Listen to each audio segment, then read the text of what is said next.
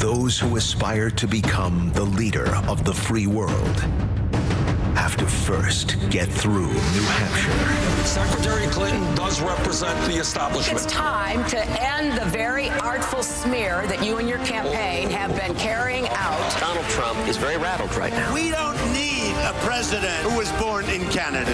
If I get elected president, head out tomorrow and buy a seatbelt, because there's going to be so much happening in the first 100 days. This election is going to be a turning point. Marco, the thing is this. When you're president of the United States, the memorized 30-second speech doesn't solve one problem for one person. It all starts now. Join me. Let's go win the nomination.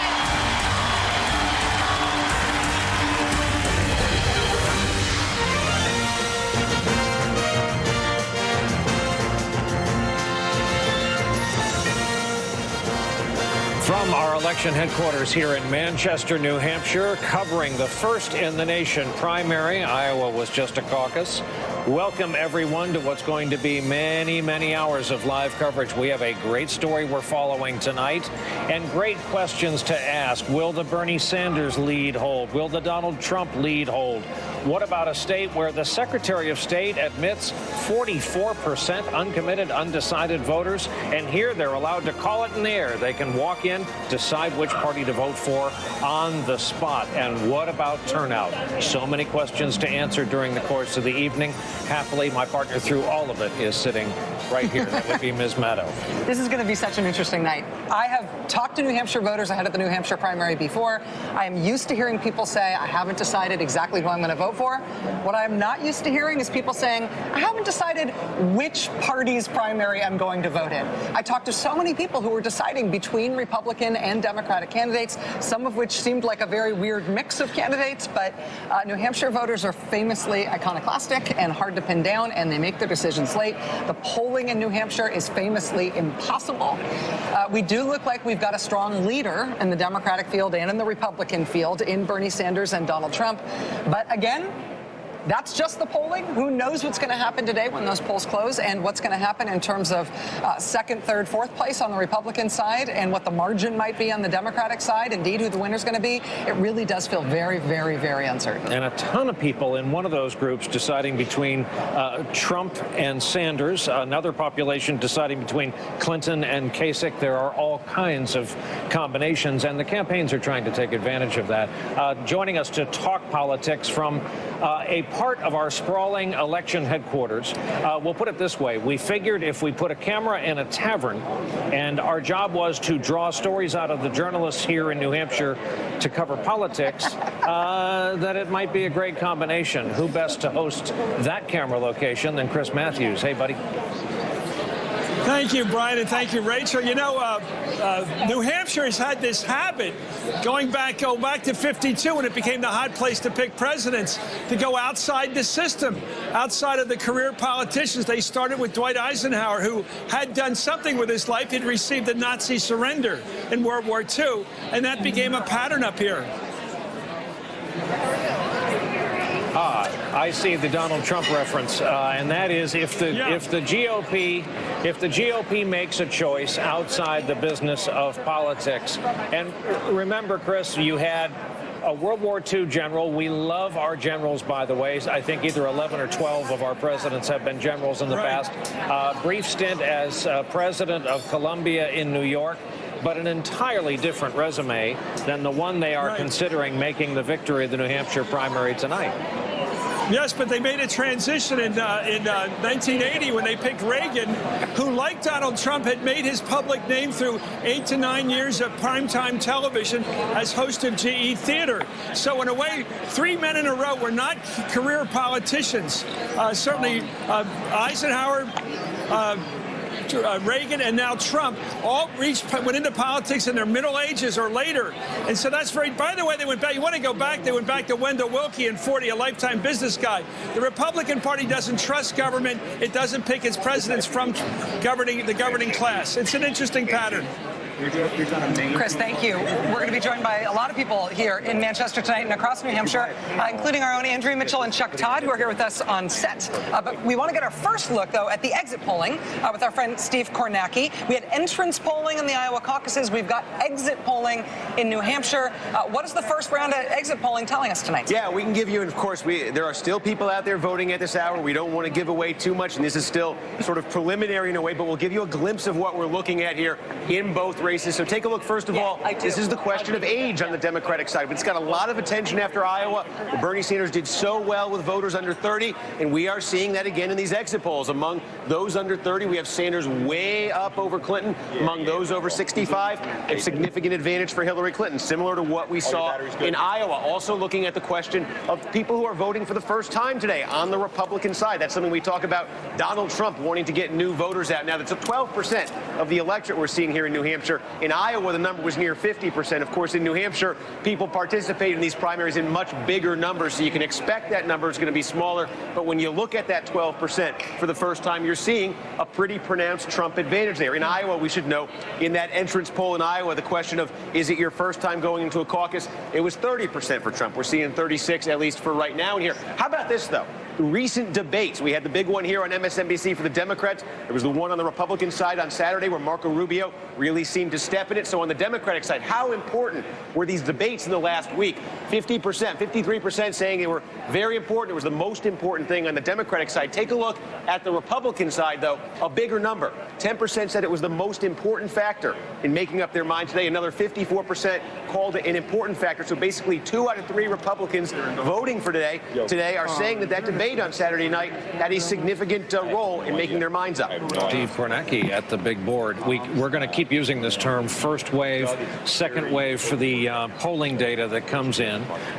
Speaking of Chuck Todd, describe first wave, second wave. Just what does the business entail? Is this a questionnaire or a live questionnaire in New Hampshire? Well, it'll be live questioning that you have. We have people strewn across all the networks. For what it's worth, all the networks share the resources to interview these folks. The first wave is that first the morning voters. So, and then your second wave is your noon voters. And the assumption is maybe the students are more likely to be voting in the second wave because they don't necessarily get up early. Folks. Nothing wrong with that. Nothing wrong with that at all. Your first wave, usually it's an older electorate in the first wave. Older voters tend to get up earlier, vote earlier. And then the third wave is when you see working people on their way home from work. And that's when, everybody has their theory of what means what. Sometimes if somebody is relying on a lot of working class voters, their numbers will improve in the third wave, and it's something to watch for. And that's obviously the one piece of exit poll data we're missing tonight. Can we put up the full screen again of showing the exit poll data about the age range for Sanders versus Clinton voters? The age range ended up being such an important part of how it went down to the wire in Iowa. In Iowa, what we saw was about a 70-point margin for voters under 30 going for Sanders. But we saw Hillary Clinton doing very well with older voters. How did those numbers tonight compare to what we saw with the age split in Iowa? Those look awful for Clinton. I'll be because she should be winning older voters by a much larger margin if she's going to be competitive. Much larger margin, and she's not there. Look, we're not giving anything away, but it's hard. Nothing so far in these exit polls make me feel as if the polling that we've seen running up to this election is somehow off. And Andrea, from your work at the Clinton campaign, is that what they're expecting? Yeah, they are expecting exactly that. But what the only bright hope that might exist for them is if independents are going for Sanders among the Democratic electorate, and she is holding on to the Democrats voting, or Democrats voting in the Democratic Well, that'll make them primary. feel better down the road. Exactly. Yeah. For down the road, most other states, especially the big states that they really care about, the delegate-rich states, Michigan, Ohio, Pennsylvania, you cannot be an independent voting in the Democratic primary. So if she's losing, if it turns out, and we don't know what these results are, but if it turns out that she loses and the edge is mostly with independents who are voting in the Democratic primary, that would be at least some comfort going down the road. So there's better ways and worse ways to lose. If you're a Democrat in New Hampshire, losing because you lost all the independents is not as devastating Did it with the as losing among Democrats. By the way, did it with the Republicans. One of my favorite stats from 2000, when John McCain swamped Bush, Bush won among Republicans that voted in that primary that day. McCain just killed him among independents. But guess what? That foreshadowed the Bush nomination. Bush winning the nomination. Just a little bit of news from the Sanders camp. They're going to go right at the heart of Hillary Clinton's minority base as they head towards South Carolina. She has, once we leave New Hampshire and Iowa, which are predominantly white, she has advantages with minority groups. He is going to be in Harlem for breakfast at Sylvia's tomorrow morning.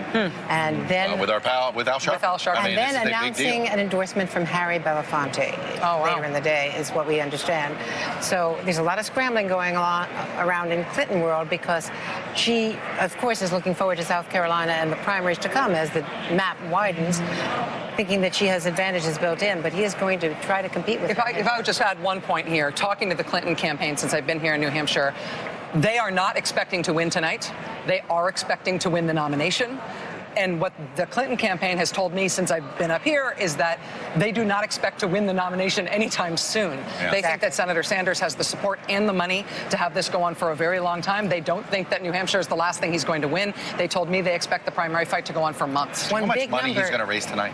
If he wins this New Hampshire primary, he's going to he outraised her in January. By $5 million, he outraised her in January. In February. We're going to get to a point where they have a financial resource problem at the Clinton campaign. This is going to be an awful 3 weeks for the Clinton campaign if everything is going the way it looks right now. Especially, it's going to make it awkward for the Sanders campaign to keep up their line of attack that she's the big money, candidate when he's slaughtering He's going to be the big money But he can always say that he's raising it online in small donations. Sure. And he's going to be competitive in Nevada. That's a caucus state. It comes before South Carolina. He's got union support. He's got some built-in advantages there. Harry Reid demanded that Nevada go third, not fourth. And in the Republican side, South Carolina is third. I think Hillary Clinton wishes that were different. Also, it's not uncommon to hear around here today is Hillary Clinton John Kasich's best friend? Is John Kasich Hillary Clinton's best friend, drawing people who think Bernie Sanders is a shoo-in over to Kasich? It's just fun to theorize. We don't have any hard numbers. Because people feel like they want to have a competitive effect in terms of their vote. If Sanders is going to win, then be in a race where it might be closer. Oh, I love New Hampshire. Much more interesting is how Sanders pulls off Killer Mike to Harry Belafonte in a matter of weeks. Musically, that's quite a playlist. That's a bank shot. That's very, very tough. That's a really good mixtape. This is going to be a fascinating 6 weeks. They are both looking for surrogates. African-American surrogates are going to be a very dominant part of this next 6 weeks on the Democratic side. You're going to see this race to get them on their side. We ourselves are going to be tracking several sample New Hampshire precincts tonight, starting with Jacob Soboroff, who's in Durham for us. Jacob, describe the polling place there and activity throughout the day and into tonight. Well, the polling place, Brian, at the University of New Hampshire is at Oyster River High School, but we happen to be on the shuttle bus between Oyster River High School and the university. How many first-time voters? These guys all just voted. How many first-time voters do we have on the bus here? We got any Bernie Sanders voters? Hillary Clinton voters? Oh, quiet. Any Republicans on the bus? Who'd you vote for? Marco Rubio. We got a Marco Rubio supporter. How about right here? I voted for Rand Paul. Rand Paul. All right, he's not even in the race anymore. Interesting. So we have Brian. Looks like a record turnout at the university, around 5,000 voters. Everybody's very excited out here, and back to you guys. All right, our first shuttle bus-based report of the evening. Thank you, Jacob. Tony DeCopel is in Merrimack, New Hampshire for us. First report from his sample precinct. Tony, describe where you are. Hi, Brian. Yeah, I'm here in Merrimack. This is the biggest polling station in New Hampshire, one of the biggest in the country, and I've got something very, very cool to show you. Everything that we're talking about, all the work the candidates have been doing, it all comes down to these machines right now in the final hour. These two young people are counting absentee ballots. Down there, voters are streaming off of the ballot booths and putting their ballots into the boxes. These machines make the final count. At the beginning of the day, they printed off a ticker tape like this showing zeros for all the candidates. In 1 hour's time, new tape will be printed. We'll have results, actual facts after all this campaigning. Back to you guys. All right, Tony, thank you. We want to let our viewers know at 6:30 Eastern, 15 minutes from now, we have the first poll closings in the state of New Hampshire. Not many of them, but it will give us the right and the ability to broadcast the first returns. They will be factual returns, raw numbers, even as people are still voting. New Hampshire contrarian in every way, including having their poll closings happen at 6:37, 7:30, and 8, just for everybody's convenience. For simplicity's sake. We call it, yeah. Let's see. We're going to a break. Our first break, a night of firsts here in New Hampshire. Much more to tell you about when we come right back. First in the nation in its own way. That's right. Is a single-digit loss a win, Secretary? You know what? I am just looking for a great election day. As many people who can turn out, express their opinions, be part of this process. And for me, that's a big reason why it's so important.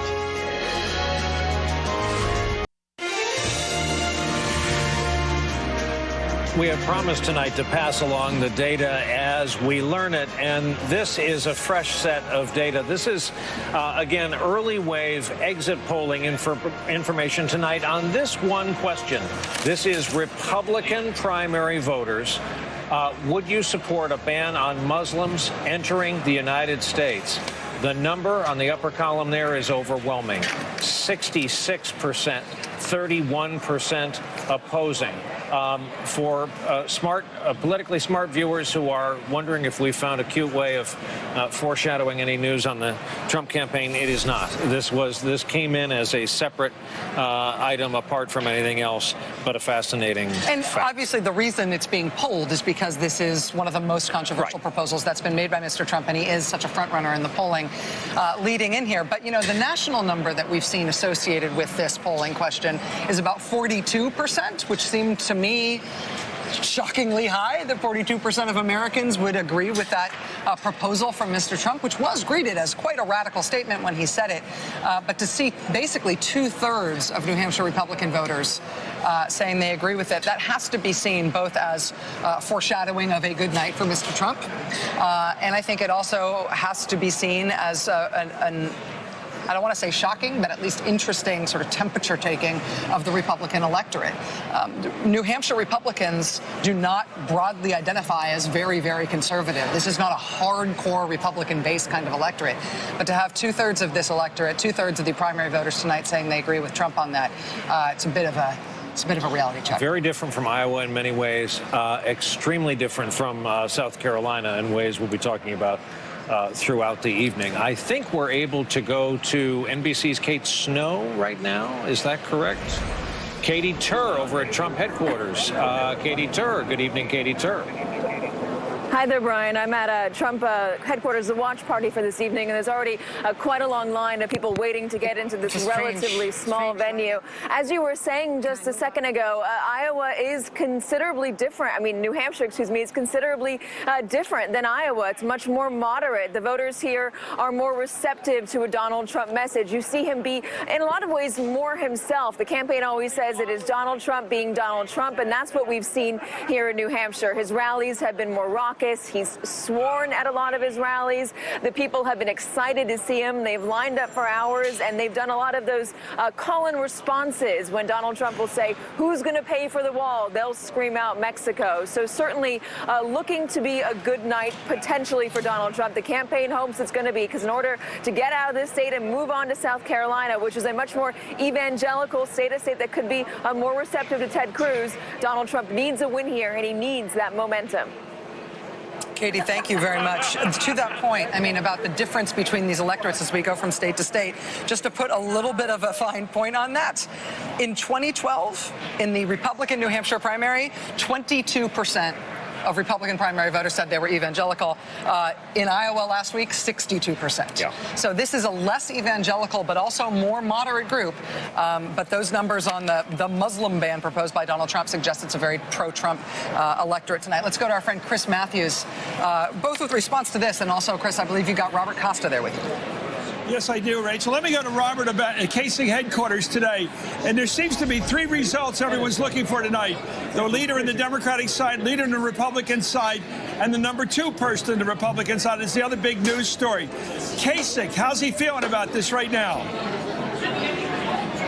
Great to be with you, Chris. The Kasich campaign feels very good about their chances tonight. They feel like they've run a unique campaign. In a sea of negativity, he's been positive. They felt the debate helped him as much as it perhaps hurt Senator Rubio. They've had over 100 town halls here in New Hampshire, and they believe his sunny persona, his moderate message is really connecting not only with Republicans here, but with independent voters. Let's talk about the retail. Many months ago, he told me, he pulled me aside into a bathroom at a meeting at the Union Leader and said, I'm going to live up here. I'm going to win this state. Tell me more about why he's connected, because there's so much competition for number 2. Kasich's connected because he has had the town hall meetings. He's almost run for governor of New Hampshire. He has put it all on the line here in the Granite State. He's 66 years old. He's a 2-term governor of Ohio, someone who spent 18 years in the House. He's always wanted to run for president. He had an aborted bid in 1999, couldn't really cut it against George W. Bush. This was his chance to come back, and he's lost a little bit of the edge he is known for throughout his political career. He's become softer, talking in human and emotional ways about the challenges many working Americans feel, and it's resonated with this group of voters who, though they may like Trump's populist message, they want someone who's a little bit more in the center. Do you think it's what often happens in politics is one candidate goes after another, like Christie went after Rubio effectively, of course, on Saturday night, but a third candidate picks up the pieces? Is that what happened here, do you think, possibly? Chris, you're dead on. When you speak to most of the campaigns, they don't see a bounce for Governor Christie coming out of that debate. Instead, they see Kasich picking up the pieces from Senator Rubio's stumble. Kasich, the one moving forward, perhaps even edging out Governor Bush. Governor Bush's people feel pretty good. They're here at the same hotel, not having a rally here, but staying here. And they sense that Bush, because of his super PAC help on the airwaves and because of his own retail campaign, he may do better than expected. It's Christie who's still burdened by his scandals in New Jersey, who doesn't seem to be in that top tier for second place. Okay, thank you, Robert Costa. Back to you, Rachel. And Brian, this seems to be 2 factors at work here. If Kasich does well, as he thinks he's doing, and that is one, retail, really saturating the state with his personal relationships with people, one-on-one, face-to-face. And secondly, winning in that strange situation where one politician brings down another politician, but doesn't look nice in doing it, so the voters look around and find somebody else they like. Back to you guys. Yeah, as you said, picking up the pieces. Sometimes you can learn a lot when a major network or publication puts one of their stars in a certain election headquarters. So if the Post has Costa over at Kasich headquarters, we'll see what that means. You know, John Kasich and Chris Christie are the 2 Republicans who have spent the most time in the state and who have done the most work in the state in terms of the most number of events. The 2 Republicans who have done the least number of days and the least number of events are Ben Carson and Donald Trump. So with Trump looking as strong as he does in the polls, including in that exit polling data that we've seen, we may be in an unusual position if Kasich pulls off what he's trying to pull off, that the number 1 and number 2 guys have absolutely opposite paths to having gotten there in terms of the attention they paid to the state and the work they did on retail politics. You're absolutely right. Chris Jensen is standing by at another of our sample precincts tonight. This one is in Bedford, New Hampshire. Chris?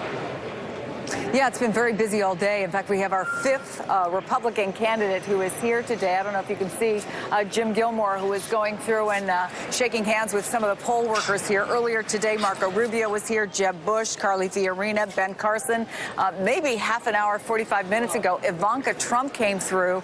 Donald Trump was expected earlier today and I guess got behind in his schedule. But this is a place where Republicans are voting 2-to-1 Democrats, and there are about 3,000 people who are undeclared. And so a lot of Republicans obviously had come to this town hoping to win over some of those undeclared to their side. And apparently they've been successful. Just about every Republican candidate has been here over the last couple of weeks and drawing big crowds. So far, we just got this number in, Brian. Almost 9,700 people have cast ballots here. They were expecting about 12,000, so they're running a little bit behind the record that they were hoping to set here. But still, when you're going to probably be up over 10,000, that's more than 2/3 of the people who are registered here. And they expect by the time this closes at 7 o'clock Eastern time tonight, 900 new people will have registered, Brian. I'll tell you, a lot of people coming here undecided, making their decision when they go into the voting booth. And a lot of Boston Bruins colors on people. Reminder, we're not in New York anymore. We're in Bruins country. Chris Jansing, thanks. We'll check back in with you. For us, however, on this first-in-the-nation primary, Iowa, as great as it was a caucus after all. These are real people walking into real voting booths and recording real numbers. We'll be back right after this.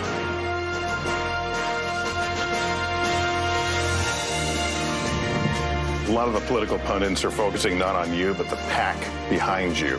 3-4 candidates who seem to be battling for second place. Is it good for you if they do well enough to stay in if the pack continues to be crowded? You know, it may be, but if they get out, I'm going to get a lot of those votes also. I mean, some of those people have people that would be with me if they got out. So it's not like you can just add them up and say, wow, they have a number that's equal to Trump or even greater than Trump. Because if they get out, I'm going to get a lot of the votes when they leave. Are you still the underdog? Well, what I think is if there is a large voter turnout, if a lot of folks come out to vote, we're going to do just fine. And it looks like there is going to be a large voter turnout. That's what democracy is about, and that's what we're looking forward to today.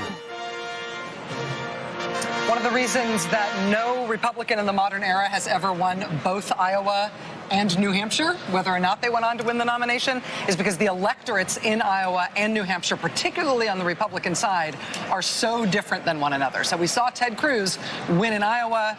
That would make it a political miracle, historically speaking, if Ted Cruz won tonight. But one, miracles do happen.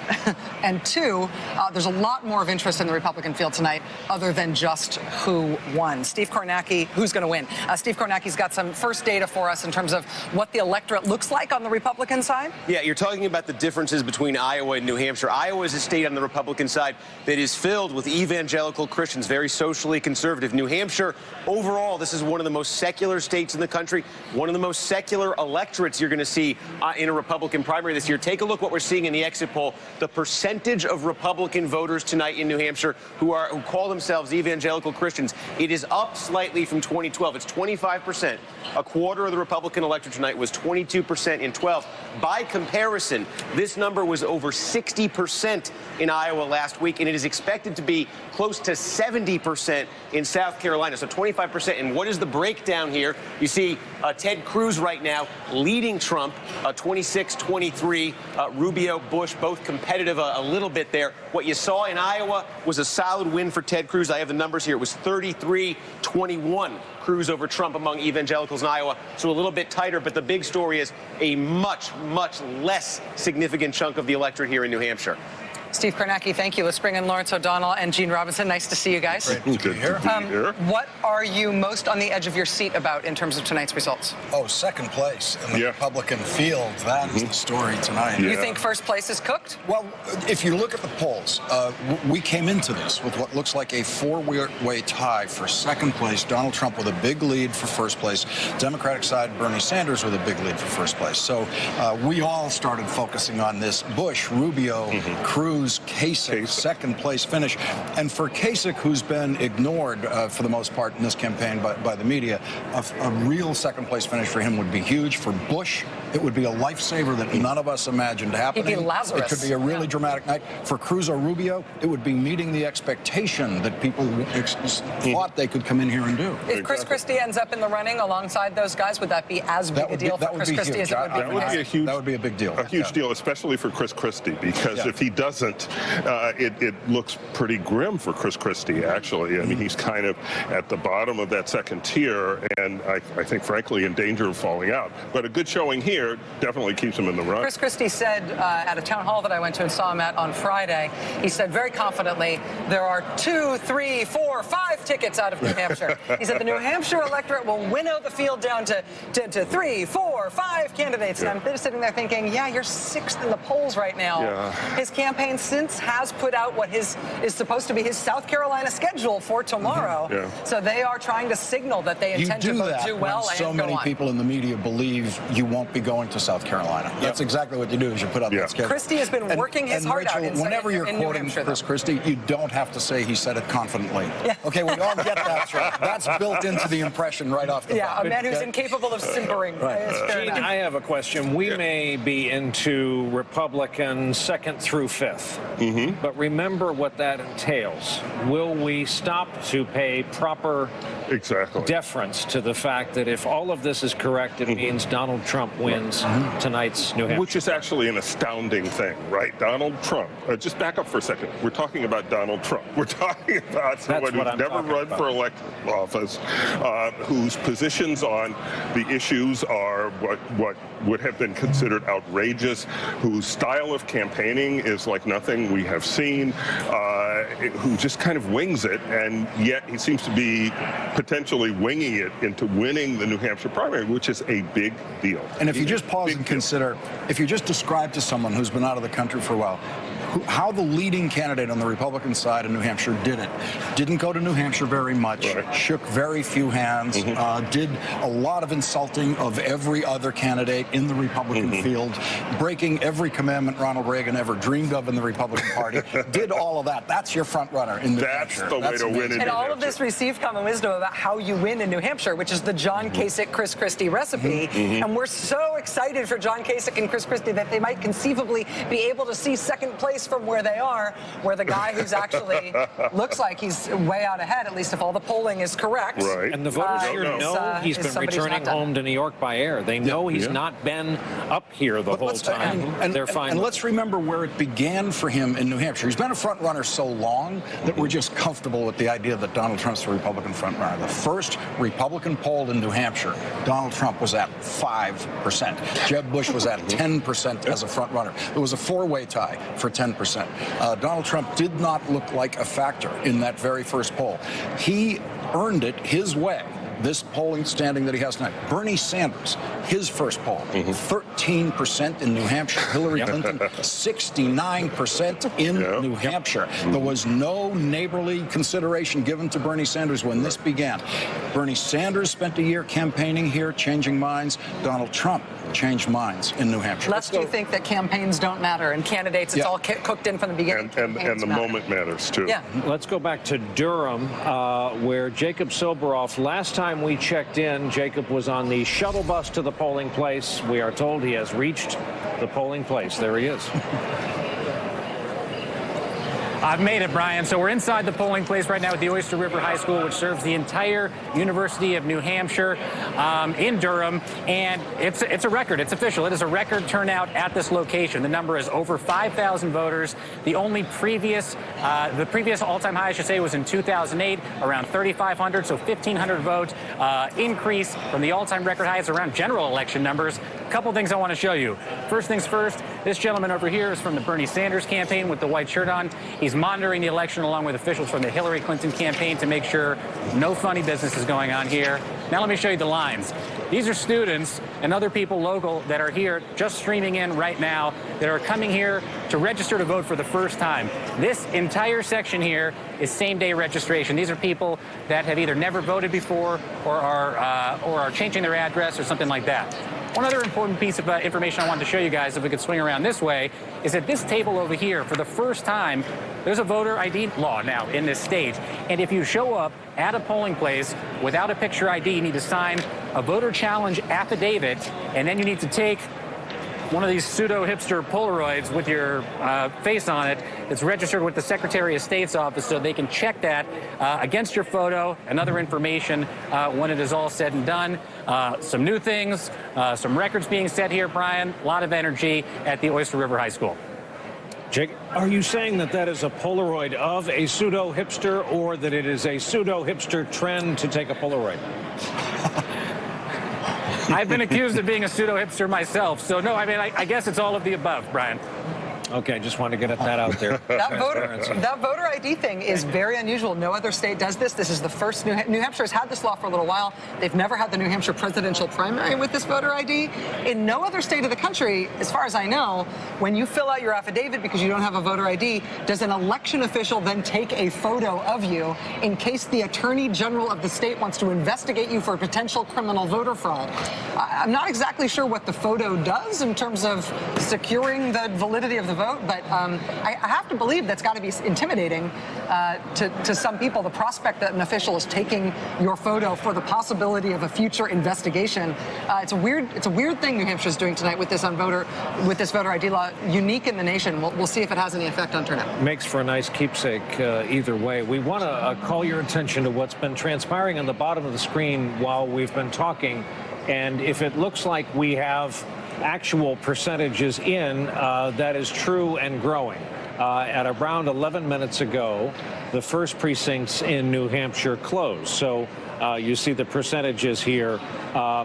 Crazy, though, with 1% of the number in that it divides 24%, 24%, 24%, top three, and then Chris Christie. So those are real numbers we want to let you know at the bottom of the screen, and they will be all evening long. Obviously, when we have major calls, we will put it full frame and jump in with that. But another break for us as our coverage continues from New Hampshire.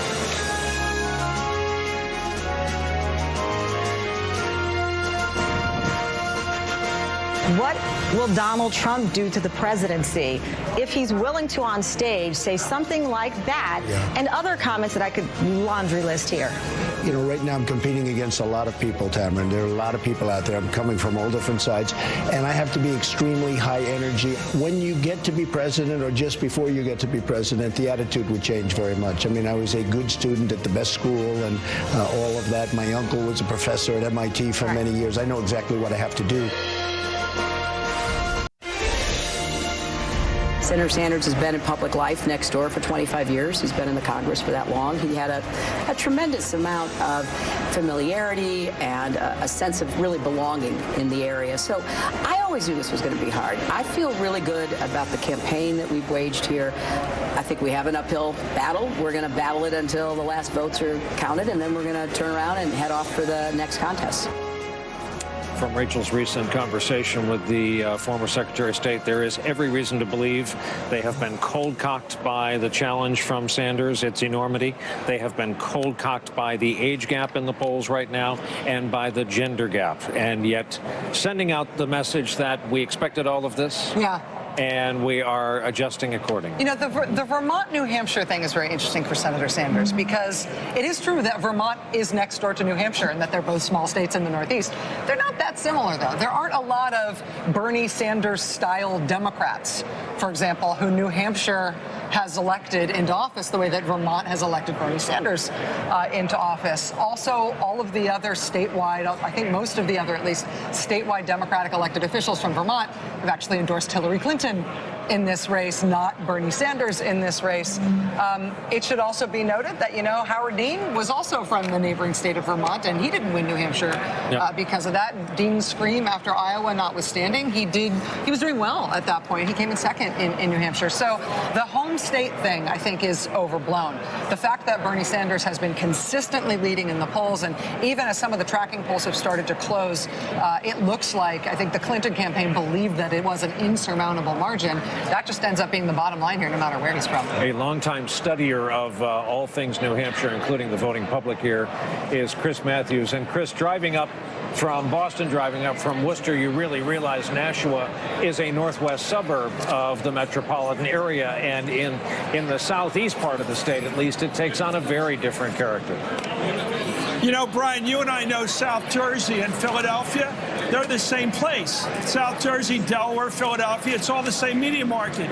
You compare, as Rachel was saying, that's to say that the states of Vermont and New Hampshire are connected is to say that Pittsburgh and Philadelphia are connected.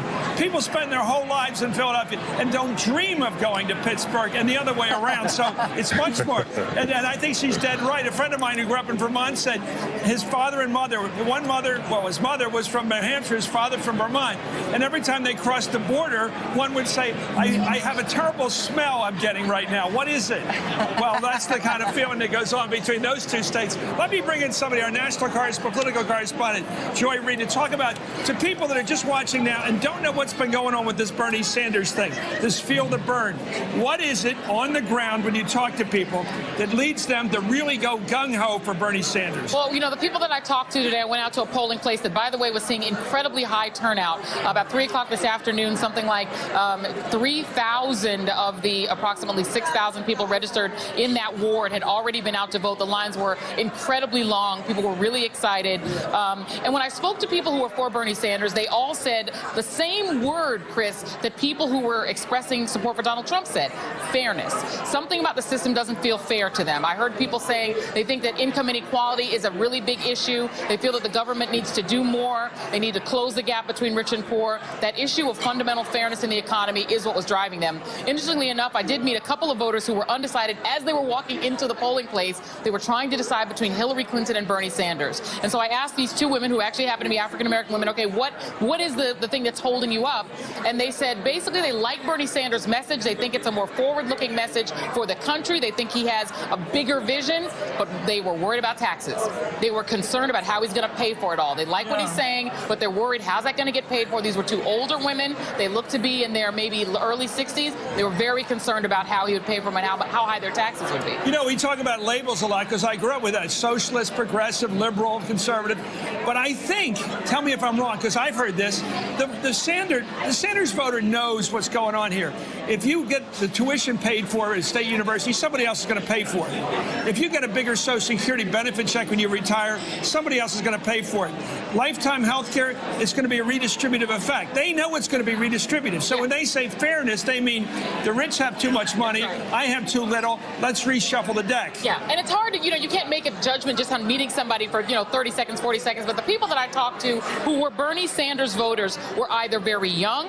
In one case, it was a very young voter who was there with her grandfather who had convinced him to vote for Bernie Sanders, so he was sort of an outlier. But you had very young voters, but you also had voters who were older but who seemed to be a more downscale Democrat, somebody who themselves was expressing their own economic wants. So remember, they're at a low marginal tax rate anyway. To them, this idea of higher taxes, that is not something they're paying attention to. It's not what they're focused on. They are somebody who wants the government to do more. And a student in college, last thought here, the first experience you have with capitalism is bad.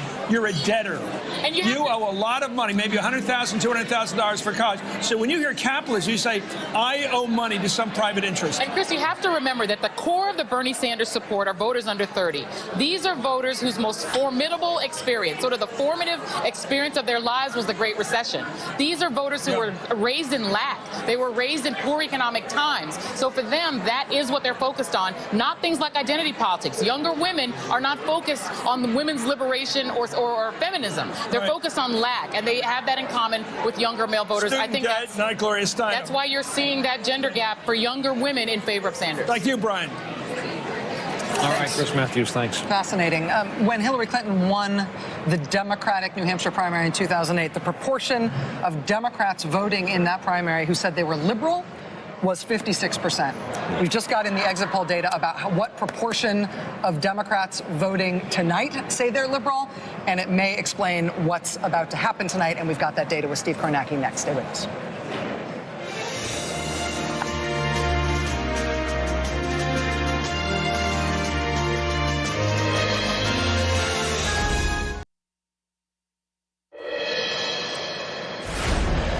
We are back from New Hampshire, and let's get to the point Rachel raised before the break about the liberal makeup of the Democratic vote tonight. Steve Kornacki's at the board with that. Yes, some more exit poll information here about the composition of the electorate. So take a look at what we're seeing here. People who call themselves on the Democratic side very liberal or somewhat liberal, it's 26% for very, 42% for somewhat. You add that together, you're getting 68%. 68% calling themselves liberal. That's the same number you got in Iowa last week. But here's the significant thing about this. Compare this to 2008. Last time we had a competitive Democratic primary, that number in Iowa was 60 in 2008. So it has gone up by 8 points over 8 years there. And in New Hampshire, it was 54 in 2008. So it has gone up by 14 points. Here's what we're seeing, in other words. In the first 2 states, and granted, these may not be the most representative states, we've seen a significant uptick during the last 8 years, during the Obama presidency, in the number of Democrats calling themselves liberals. It's gone up in each of the first 2 contests. Steve, thank you very much. Another break. When we come back, we're going to be able to go to 2 polls live with poll closings at the top of the 7 o'clock hour. We'll be right back.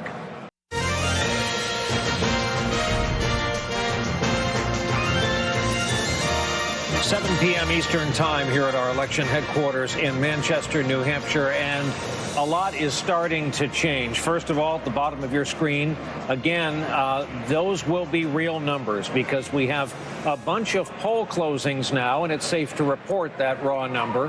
At the 7 o'clock hour, we have another wave at 7:30 and another wave at 8. But these 7 o'clock poll closings leave polls open in 23 separate communities around the state. So we will start seeing and reflecting some real numbers. However, most of the locations we've taken a look at where polls are closing, folks are still lining up to vote.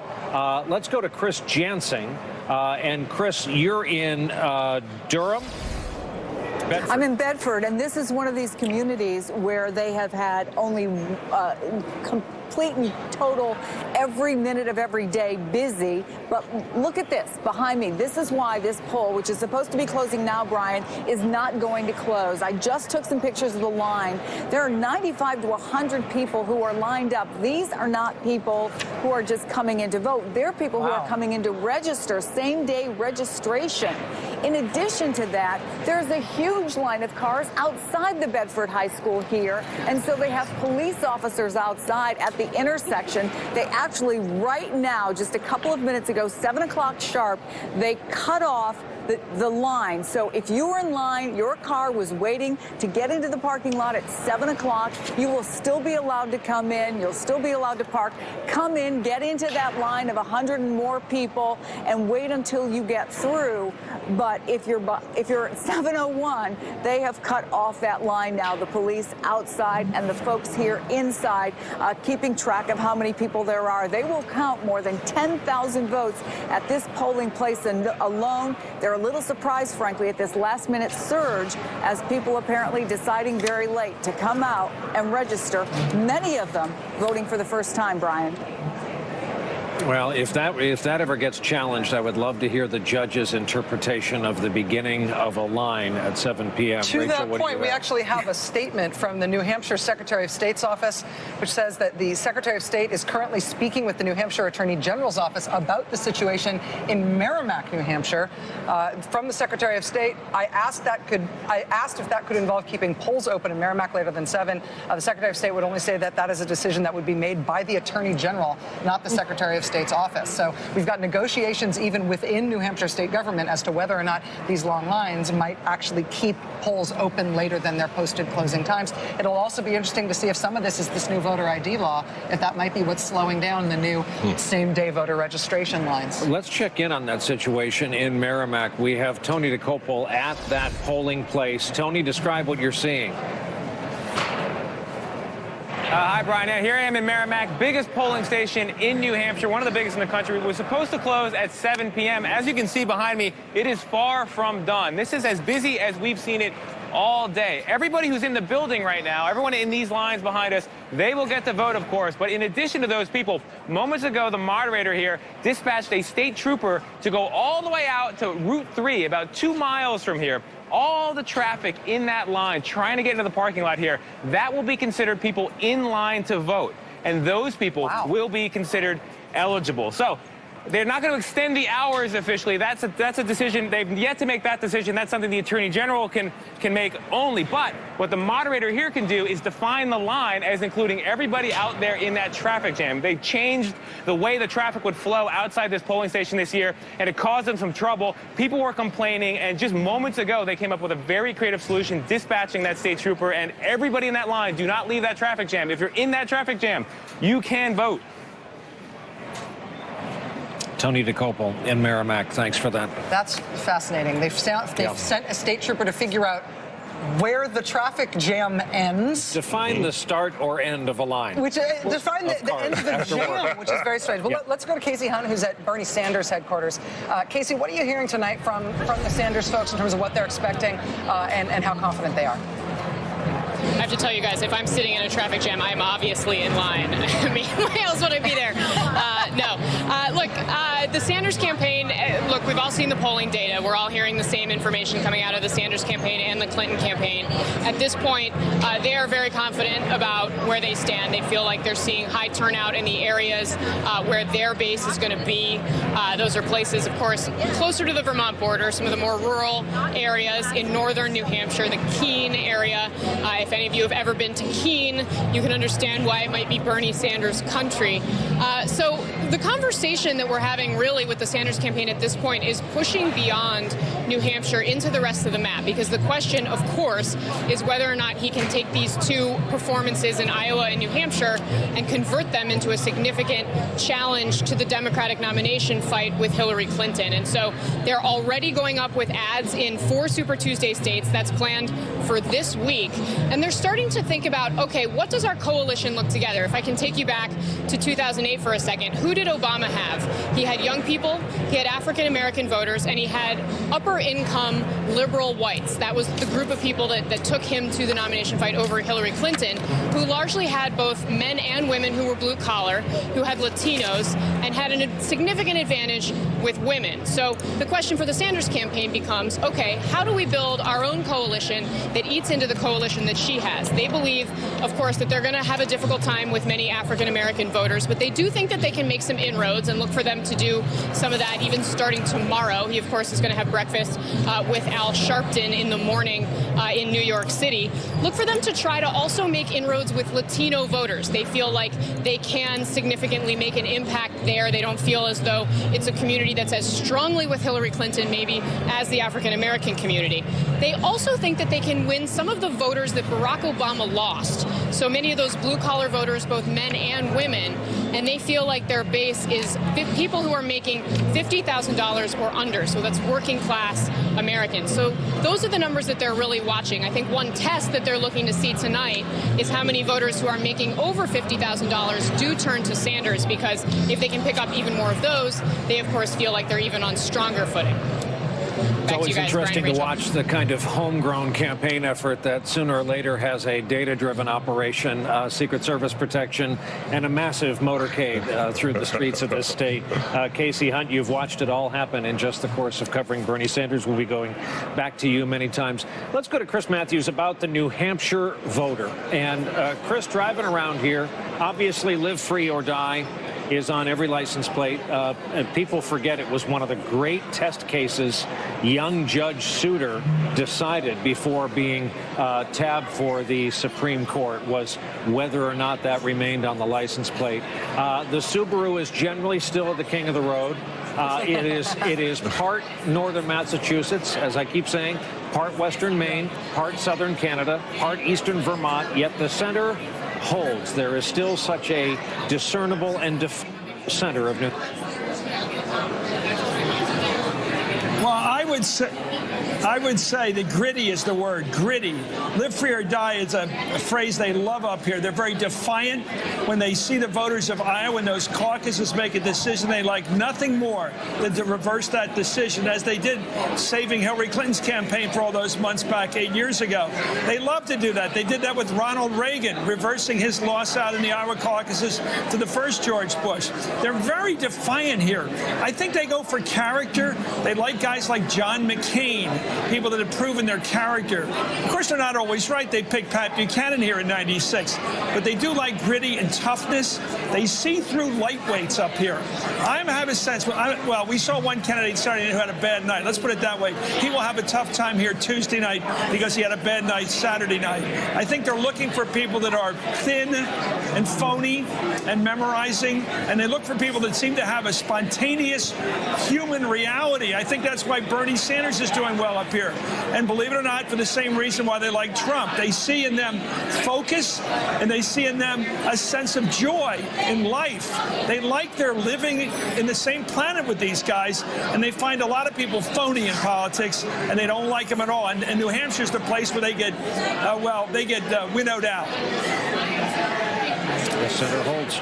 Chris Matthews, we actually got some data on exactly what Chris Matthews was talking about there in terms of what kind of qualities voters tonight say they were looking for when they went in and cast their vote. Steve Kornacki's got some of that from the exit poll. Steve. Yeah, we can take a look on both sides here, what voters, and start with the Democratic side, what they say they were looking for the most. 32% saying honest and trustworthy, 27% cares about people like me. The interesting thing is you can match some of this up with the messages the campaigns were sending out. For instance, the idea of experience is something the Clinton campaign has been really stressing in this race. The Sanders campaign, not so much. The idea of electability in November. We've heard the Clinton campaign make explicit pitches on electability. You see those two combined for 40% here. Other qualities that maybe Sanders has been stressing more, getting a little bit more. But on the Republican side, it's also striking. You can see that question of can win in November. If you have been driving around in the state, if you have been watching television in New Hampshire over the last week, and you have heard a Marco Rubio ad, then chances are you have heard him make the explicit case that only Marco Rubio can win in November. That has been the message coming out of the Rubio ads, but only 11% saying that. Tells it like it is. Obviously, that could apply to Donald Trump, but it's worth noting Chris Christie at his events has been using that tagline, the old Howard Cosell tagline, telling it like it is. But sharing my values, bringing needed change, those the most important factors and qualities on the Republican side that we're seeing here. Wow. Gene Robinson, Lawrence O'Donnell remain with us. Gentlemen, what do you make of that? Those are good-looking results for Donald Trump and for Bernie Sanders. Yeah. Both of those patterns work very well for them. That's right. Yeah, that's absolutely right. Those wouldn't have been the numbers necessarily in other years. That electability number, for example, voters in both parties are usually more concerned about electability than they seem to be this year. Remember what you're asking a voter to do when you talk about electability. You're saying to that voter, in your one moment, your one and important interaction with the democratic process, I want you to be a politician. I want you to do this the way a politician would and aim for a realistic outcome that may be a compromised outcome off of your ideal. That is a difficult thing to ask, especially idealistic voters. And the Sanders followers are definitely idealistic voters. And I've been amazed in interviews with Sanders voters. I hear more of the talking points back from them, that they're hearing from the stage, that they're hearing from television advertising. Very interesting, even if it's an attack line against Secretary Clinton. But what you hear from them also is that they were on these issues before the Sanders candidacy came along. You will run into an awful lot of young people who cared about all these, so-called banks fraud, all that stuff that Bernie talks about. That comes out of, a movement that started before Bernie Sanders' candidacy.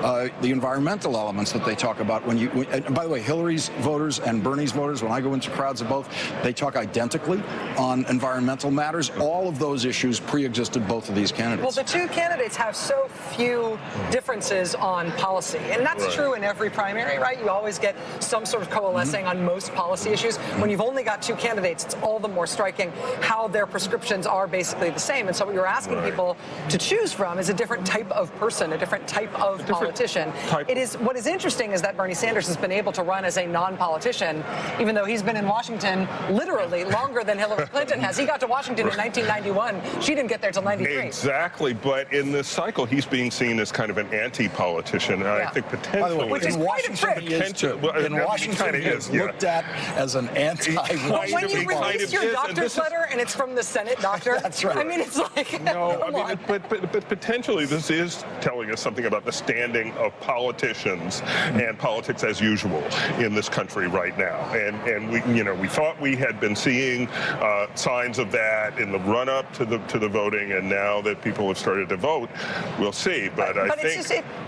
It's also not an empirical thing Ted Cruz is a professional politician. Yes, You know, absolutely. Bernie Sanders Yeah, is a absolutely. professional Yes, politician. absolutely. Marco Rubio is a lifelong professional politician. Chris Christie is a lifelong professional politician. And we talk about all these ways that they've messaged their politician-ness, and it is just political skill. It's nothing empirical about their CVs at this point. We have to take another break. When we come back, we're going to go live to polling places that have closed officially and polling places where there are still people in line to vote. In fact, polling places where state troopers are determining which cars looked like they meant to vote. This is incredible. I enjoyed making sure people understood that I'm ready to be president and Senator Rubio is not. I'm ready to beat Hillary Clinton and he's not. We cannot put another first-term United States senator as our nominee. Hillary Clinton will eat him alive. She won't eat me alive, you can be guaranteed.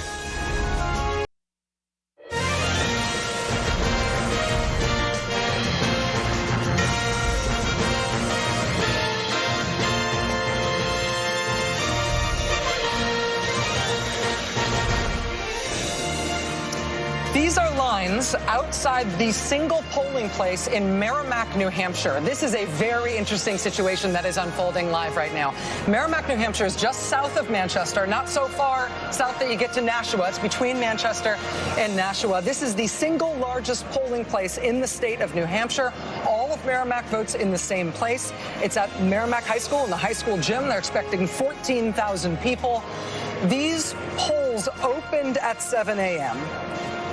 They were supposed to be closing at 7 p.m. Technically, they are closed at 7 p.m., but closed means the last person in line still gets to vote. Looking at these aerials, could you put your finger on the last person in line?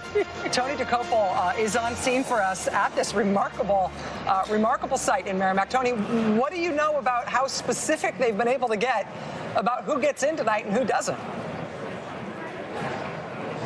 They got very, very specific, Rachel. It was a dramatic moment about 15 minutes ago. I was standing next to the moderator here, Lynn Christensen. She was talking to a state trooper, and she was saying, listen, we've got people lined up for more than a mile. All those people need to get in here. We changed the traffic configuration. We want to give those people the right to vote. What can we do? They were thinking about a solution, and what they came up with is at 7 p.m., they dispatched a state trooper to go out to the back of that line, stop letting new cars add, but to define the line effectively to include all the people you see milling around here, all the people in the hallway, all the people in the parking lot, and all the people out there all the way to Route 3.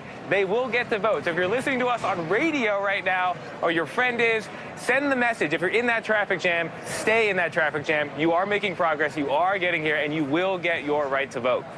Well, Tony, let me just ask you a very specific question, and I'll understand if you don't know the answer, but have they corralled traffic in such a way into this polling place that it's clear that everybody who's on the road to Merrimack High School from Route 3 is there to vote, that there aren't people who are taking shortcuts, who are trying to get into that line from other places? That I guess I'm just trying to figure out if this line can, in fact, be defined as a line. This seems like a remarkable logistical challenge. Happily, I do know the answer to that. So in years past, they had two-way traffic coming into here, and that caused problems because the parking lot couldn't handle all the flow. So this year, this election cycle, they decided to try something different. They created a one-way access road, which extends far away from the school here, more than a mile, and that access road only goes in one direction, right? So everybody in that queue can be defined as very, very clearly. You can see it from the sky. You can walk it. It goes forever. And there's a cop at the front, and there's now a state trooper at the back. So very clearly, they're able to define it, and creatively, they came up with a solution that is going to give the right to vote to all of those people desperately fighting the rush hour traffic to get here before the 7 o'clock hour. They did it. They are going to get the vote, Rachel. Tony, in terms of talking with the moderator, talking with other people there who are trying to make these logistical decisions and handle this, do they think this is happening because there's a spectacularly high number of people turning out to vote in Merrimack? I know they expected about 14,000 people to be voting there. Is the actual number turning out so much higher than that they're having this problem? Or is it because of something logistically happening inside the polling place? We do know there's some new rules in terms of how people can register to vote and having to show an ID and things like that. That's right. So New Hampshire is doing something different. This is the first presidential primary in New Hampshire history where all the voters are going to have to present an ID. And that was a controversial law that was passed. The legislature overrode a veto from the governor. People here don't like it that much, but all concerns that was going to snarl the line inside the building were overblown. The line moved swiftly all day long, and there were only about 27 people who didn't have an ID and had to go through a very strange process where, as an alternative, they got a Polaroid picture taken like this one. I went through the sample process to learn a bit about it. They got their Polaroid picture taken. It takes about 2 minutes. That was supposed to snarl the line. It did not. Turned out it wasn't what anyone thought it was going to be. The trouble here had nothing to do with the new voter ID law. It had everything to do with a good intentioned, a well-intentioned effort to smooth the traffic flow around the building here. It backfired, but luckily, just moments ago, creative solution. That state trooper is at the back of the line as we speak. Tony DeCopel in Merrimack, New Hampshire. Thank you, Tony. Stick with it. Tony, thanks. We'll be going back to you. Chris Matthews, adjacent to us with two special guests. Chris? Thank you so much, Brian. We have two people here who are very much popular in this part of the country. That's Joe and Mika, Joe Scarborough and Mika Brzezinski. So you've had a nice day in this ski weather today up here. If you don't vote today, it's because you don't want to vote. Everybody's voting. What you do today? What you learn? Well, first of all, it looks like the story of the night's going to be turnout. Those lines are beautiful. That's incredible, really. Past 24 hours, late last night, early this morning, we spent time with the Trumps, with Donald Trump and his family.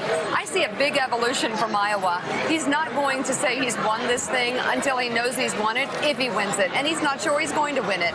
And you saw a real change in tone. Much less bravado, much more learned since the caucus, and more himself, very confident, but holding back on calling it for himself. You think he's one of those guys that's better when they're hit a little hard? The life's knocks make him better. Jerry Brown of California used to be insufferable. When his back's the up. old days, and now he's a pretty good guy. Yeah, I think he is. You know what? He is a guy from Queens who has always felt like he was treated poorly from the outer boroughs. Yeah. And he uses the bravado. But it was very interesting last night. 4,000, 5,000 people there. Any other politician would be going, wow. He looks at the crowd and he turns around before he walks out. We just completed an interview and he said, a big crowd, but I had big crowds in Iowa. Are they going to get out and vote? He said it just doesn't really matter. Yeah, do you think he understands? I mean, you were trying to get him to say this morning, did this surprise you? And in character, he refuses to get out of character, the big guy. He says, of course it doesn't surprise me. But I was thinking, does he know how good his message was going to be when he started delivering it? Yes, absolutely. I mean, look, we've spent time with him. We know him. I don't agree with most of what he says in terms of any policies that he's slightly alluded to. But I've always thought this guy knows he can win, and he knows how to evolve on the fly. There's no one helping him. It's all right here and right here. And he goes with it. And he's ripped the mask off candidates who are prepared and have people kind of telling them and polling their... Look at what happened to Marco Rubio this week. It's all because the dynamic of this race is now who can actually talk on the fly and connect with people without preparing. He's the anti-Rubio. He's the anti-politician. We were talking to him. He kept talking to us.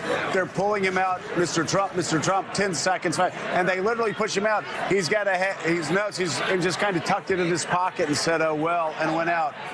But you look at what's happening on the Republican side with a lot of these exit poll numbers.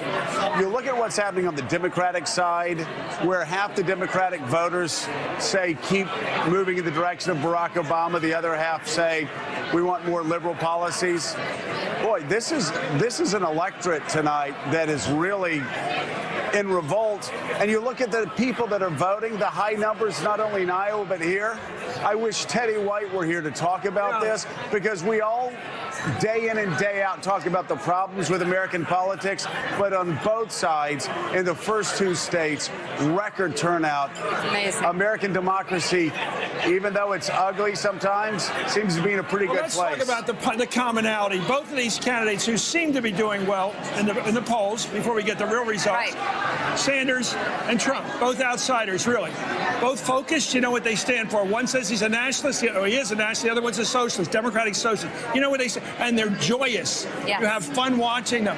But both of them are rejections of the establishment. Yeah. Absolutely. The old families of American politics, Mika, the Bushes and the Clintons are having a tough time up here. Well, I think Hillary Clinton, if she loses big tonight, has a lot to learn about the run-up to New Hampshire. She was not planning to win, but if she loses big, there is a lot to be learned. Number one, where are the endorsements from people who are main messengers on the issue of inequality? Why can't she get Elizabeth Warren? And as far as Bernie's concerned, he's real. Why? People are competitive because they're rivals. All these politicians Really? are rivals. She's gotten all the other women in the Senate. Just one, Chris. Just one, Elizabeth Warren. Well, but you know, the thing is, you look at these candidates, what do Bernie and Trump have in common? They both are against unfettered free trade.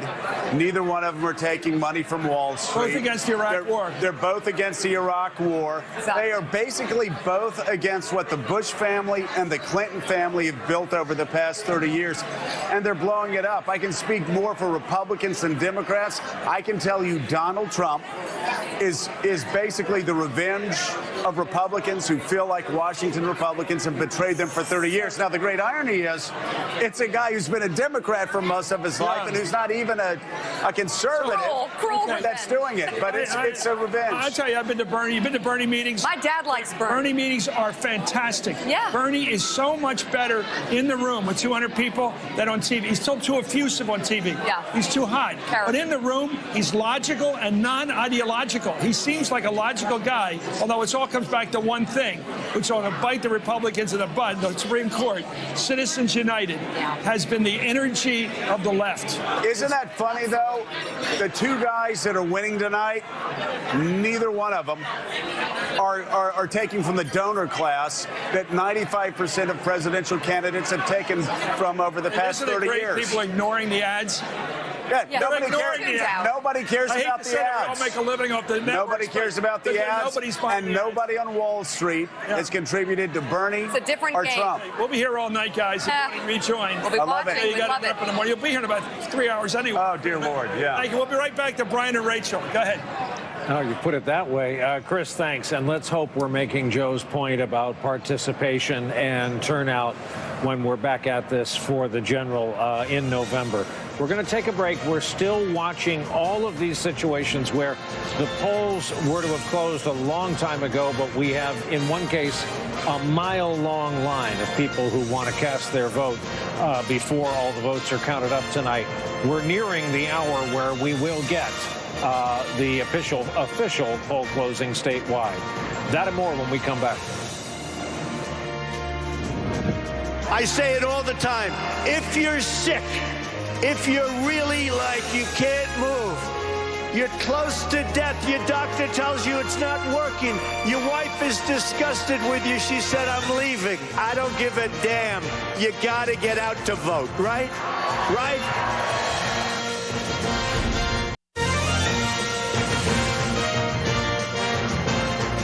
7:30 in New Hampshire. Bernie Sanders, 58%. Hillary Clinton, 38%. But upper left-hand corner of the screen is all you need to know. There's your caveat. That is after a 1% of the vote is in, a whopping figure at that. We have what really have to be called sporadic poll closings and sporadic returns. When we start getting some real hard numbers, you will be the first to know. Let's check in with Chris Jansing at another of our polling places in Bedford. Yeah, Brian, this place was supposed to close at 7 o'clock, but there are still some people who are voting. We saw those huge lines that snaked from this gymnasium down the hallway and went for 100 people or more. And then just before 7 o'clock, the poll supervisor actually went outside and with a police car went to the back of the line, determined who was actually still in line at 7 o'clock on the dot, who was trying to get through the traffic, one-way traffic coming into this parking lot that was overflowing. And he, along with the police officer, put him in line there and determined that those were people who had made a real attempt, looked around, made sure that there was nobody else who was trying to come in, and cut it off at that point. Then he came in here And he walked down that line and he started announcing the polls are closing, which was chaotic for a couple minutes because some people thought that meant since it was after 7 o'clock, they were not going to be able to vote. But anybody who was in line, and they were all people who were waiting to register, have been allowed to vote. We have just a few people who are left there now. They are finishing up. The tallies are going to start. In the end here, they ended up with 10,480 ballots cast before the folks who came in after 7 o'clock. And they think in the end, they haven't done a running count, but they think there'll be about 900 to 1,000 new registrations, Brian. Chris, 2 points here. Number one, people look happy. People on camera are smiling. They're happy to be in line. They're happy to be voting. Let's just say that several large American cities could learn a lesson from this. People can be out in public and look happy and be happily engaged in something. And point number two, aren't you leaving there to go to Bush headquarters for us later this evening? I'm on my way to Jeb Bush, but I would go beyond happy and say people were excited. They really wanted to be a part of this. Say what you will about anything else that happened in this crazy election season. It's fired a lot of people get up to get involved in the process. I'm going to go get involved in the process over at one of the wrap parties. By the way, there's a party going on here, pizza and jambalaya. Wow. Get me an address. We'll be over. Chris Jensen, can I ask you one question before you hit both pizza and jambalaya and then the Bush headquarters?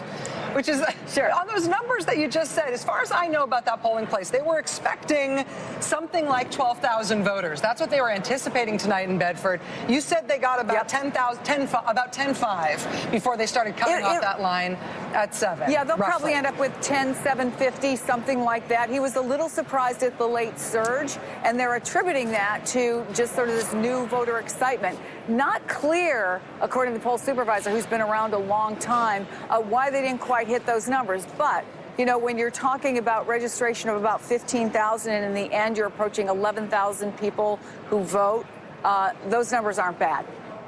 Yeah, the numbers are great, but I think I'm having cognitive dissonance here, though, because I'm hearing numbers that weren't quite as good as what they were great, but they weren't quite as good as what they're expecting, but a mile-long line, including a cop car having to go down to try to find the end of the line that might be somewhere very far away in traffic. Why did they end up with such a big, long line, people having to wait for so long, all of these logistical difficulties, if, in fact, the numbers weren't as large as they expected? That's the part that I don't get.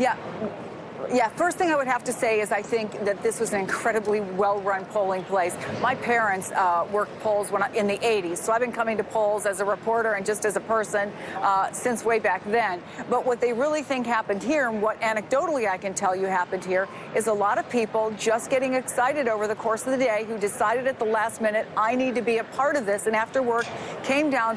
All of those late people in line, Rachel, were new registrations. These were, when he walked that line, he said, is anybody here registered already? We can take you to the front of the line. None of them were. Every single person who came in late was somebody who was a new registrant. So the only thing that they attribute it to, and what I can tell you anecdotally, is that people really wanted at the last minute to be a part of this.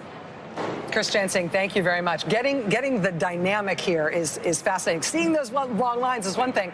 And what I'm trying to figure out, looking at these things, is are those long lines heartening? Because huge numbers of people are turning out who were never expected to turn out, and people are enduring this because of the popularity of what they're doing, or are people sort of getting put through the paces for doing something that actually ought to be normal and expected because things logistically have somehow gone wrong? I'm not sure that we've got a clear picture on that from the polling places that we're able to see, but we definitely are seeing some long lines. Let's now go to Jacob Soboroff, who's at Oyster River High School, where we know in part a lot of young people have been voting. Jacob, what's going on there now? So, Rachel, this is actually Representative Wayne Burton, who was watching our broadcast earlier in the evening from his home in this area, saw what you were saying about this, the voter challenge affidavit and the Polaroid picture that you suspected is not in any other state. And he said he wanted to come down and talk to us about it. He is a deputy ranking member of the House Elections Committee and is opposed, correct, to this photo. And why is that? Because I think it's an unnecessary intrusion that only suppresses the vote. And I think it's we should do nothing to do that at a time when democracy seems to be on fire now in New Hampshire. And these kinds of things just tend to discourage people from getting here and voting, which is the most important thing they're doing today. And I want to just say for the record, I was told only 6 people used these and were challenged. One of them, you told me, was your wife, who did it as a protest. Absolutely, and others do it as a protest as well. But that's not the only thing that is happening now. In the legislature, we've been hit with waiting periods. We've been hit with redefinitions of residence. We've been hit with all sorts of things that tend to come out of conservative think tanks trying to suppress the student vote, which was wonderful today. To see all those young people here exercising their right to vote in accordance with their conscience. There sure were. There sure were a lot of people here. And as we saw today, high turnout at this location. And Rachel, as you suspected, opposition to this photo ID here in New Hampshire. Jacob, thank you. Fascinating. Thanks to Representative Burton for coming down and telling us what's going on from watching our coverage. Appreciate that. And that is the cleave in the debate over voter identification, fixing an alleged wrong versus why would you ever put any impediments in front of someone being able. And specifically, do the impediments do anything to address the proposed or the perceived risks? And in this case, that picture doesn't, as far as I can tell, doesn't do anything except make you have to get your picture taken by an elections official at the polling place. Steve Kornacki is at the board, which usually means you have new numbers. We have some more exit poll data for you. This is on the Republican side. An interesting question they asked Republican voters: who would be best at handling an international crisis? This is what came back. Donald Trump, Republican voters saying in this exit poll, would be best, 27%. Jeb Bush at 17%. Cruz and Rubio far back in that. So Trump, at least among a plurality of Republicans here, they have the confidence he'd be best in an international crisis. All right, Steve Kornacki, thanks. We have not addressed the question of why Steve gets to dress that way. Yes, actually. Totally New Hampshire casual? Hey, did you have to get special permission or what's something? I'm going to tell the whole story. Please. Yeah. I was walking around earlier, and somebody who's higher up here said, are you going to get all gussied up for the show tonight? I said, I'm going to put my prom clothes on. We'll go, very fancy. And then took a look at me and said, actually, let's go with that. Wait, so that's what it took? You just had to look good in jeans? I don't know. Listen, I would never push too hard for this. I recognize it's a little unconventional, but once somebody gave me an opening, I took it because I got to say, I'm comfortable. Let's take an extra long commercial break. I've got jeans upstairs. J. Crew on line 2, and can't wait to find out who that senior MSNBC official is. Can I have their number? Steve Kornacki, thanks. Another break for us. 7:42 Eastern, which means we're rounding the final bend here. We have statewide poll closings coming up at the top of the hour. That's right.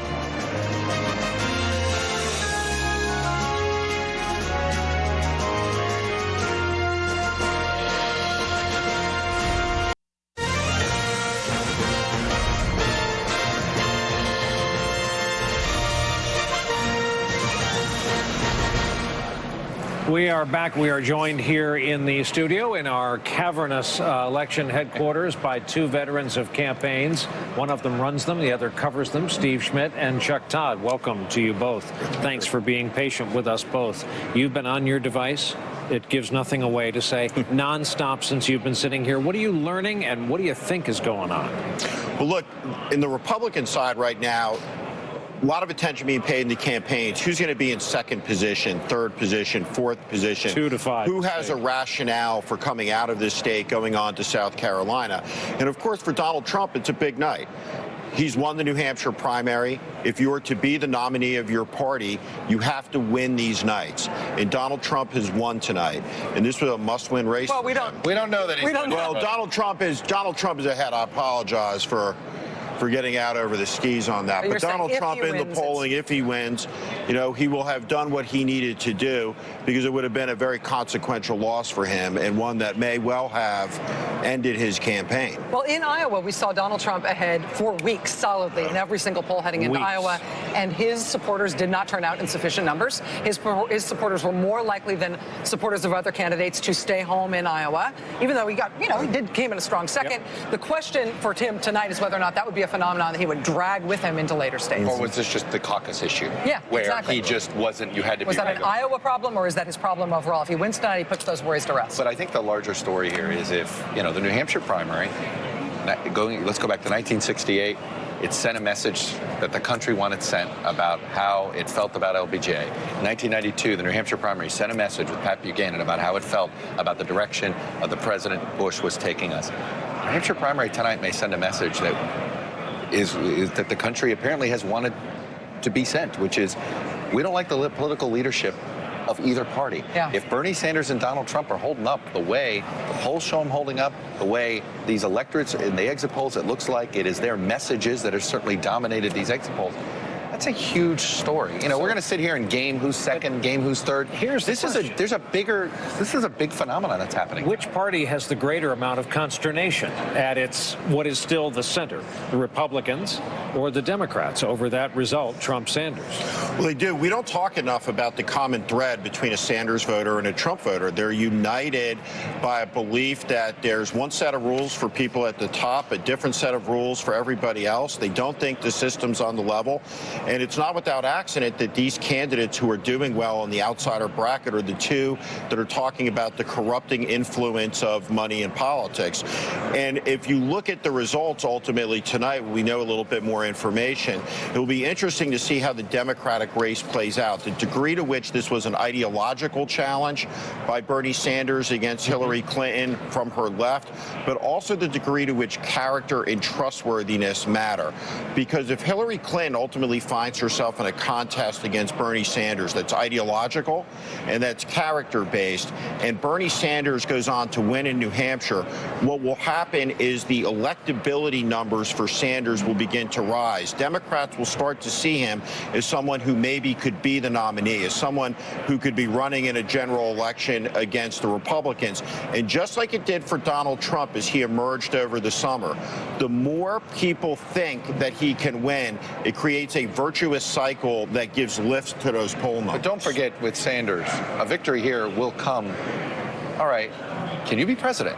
It will be a different level of coverage, a different level of scrutiny, and not just. I'm not talking about what he did 30 years ago. More the commander-in-chief stuff, which he did, struggle with at our debate. Have to get to a break so we can fit in everything we need to fit in when the top of the hour arrives and the poll closings arrive, and we'll have a word about that when we come right back. We are back from our election headquarters in New Hampshire and think it best at this point to share our homework and show our math with you. A conversation we just had in the last break with our newsgroup chairman, Andy Lack, who was here with us on the trip to New Hampshire. And that is that there is the possibility, we don't know if this is going to happen at 8 o'clock straight up, that our decision desk at NBC News will call one or both parties at least a winner in one of those races. There is quite literally a wall of separation between the decision desk and those of us who deliver the product on the air, for good reason, and going back a long time. If that is indeed the case, if we get we're going to call New Hampshire for the Republicans, we're going to call New Hampshire for the Democrats, we are looking at a situation where people, perhaps hundreds of people, perhaps dozens, are still in line to cast their votes. And we are in the position of saying this is probably going to have to go through. We would hardly be the only news organization making these calls when the models and algorithms and human intelligence combine to call a state, or in this case, a candidate. So that was probably too lengthy, but that's what I mean. And this happens, in lots of states, and it happens in lots of years where there are technically people still voting, right, even though the polls have closed. Where they go to the end of the line, you're the last one in. Okay, the polls will close, and those people haven't yet cast their ballot before there is a characterization of the race. It happens. It's unfortunate. You never want it to happen, but it may happen tonight. We won't know until polls officially close at 8. Emphasis on the fact that votes count. All of them count, even those delivered at the end of a long night standing in a long line in snowy New Hampshire. Another break. When we come back at the top of the hour, that is the official poll closing time across the state of New Hampshire.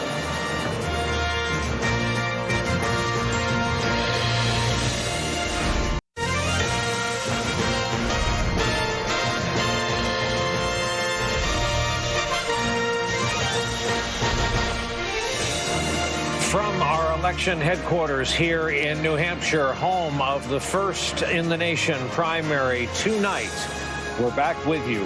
We are coming up on half a minute away from the 8 o'clock closing time. We have correspondents, live camera crews set up, obviously, at all of the headquarters tonight.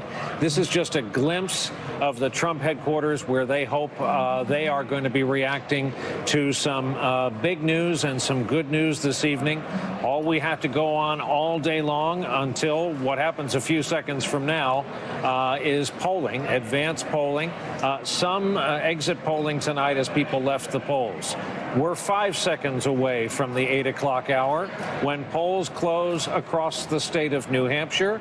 We are waiting to hear from our decision desk in the control room to see if we have news. And here is the first news of the evening.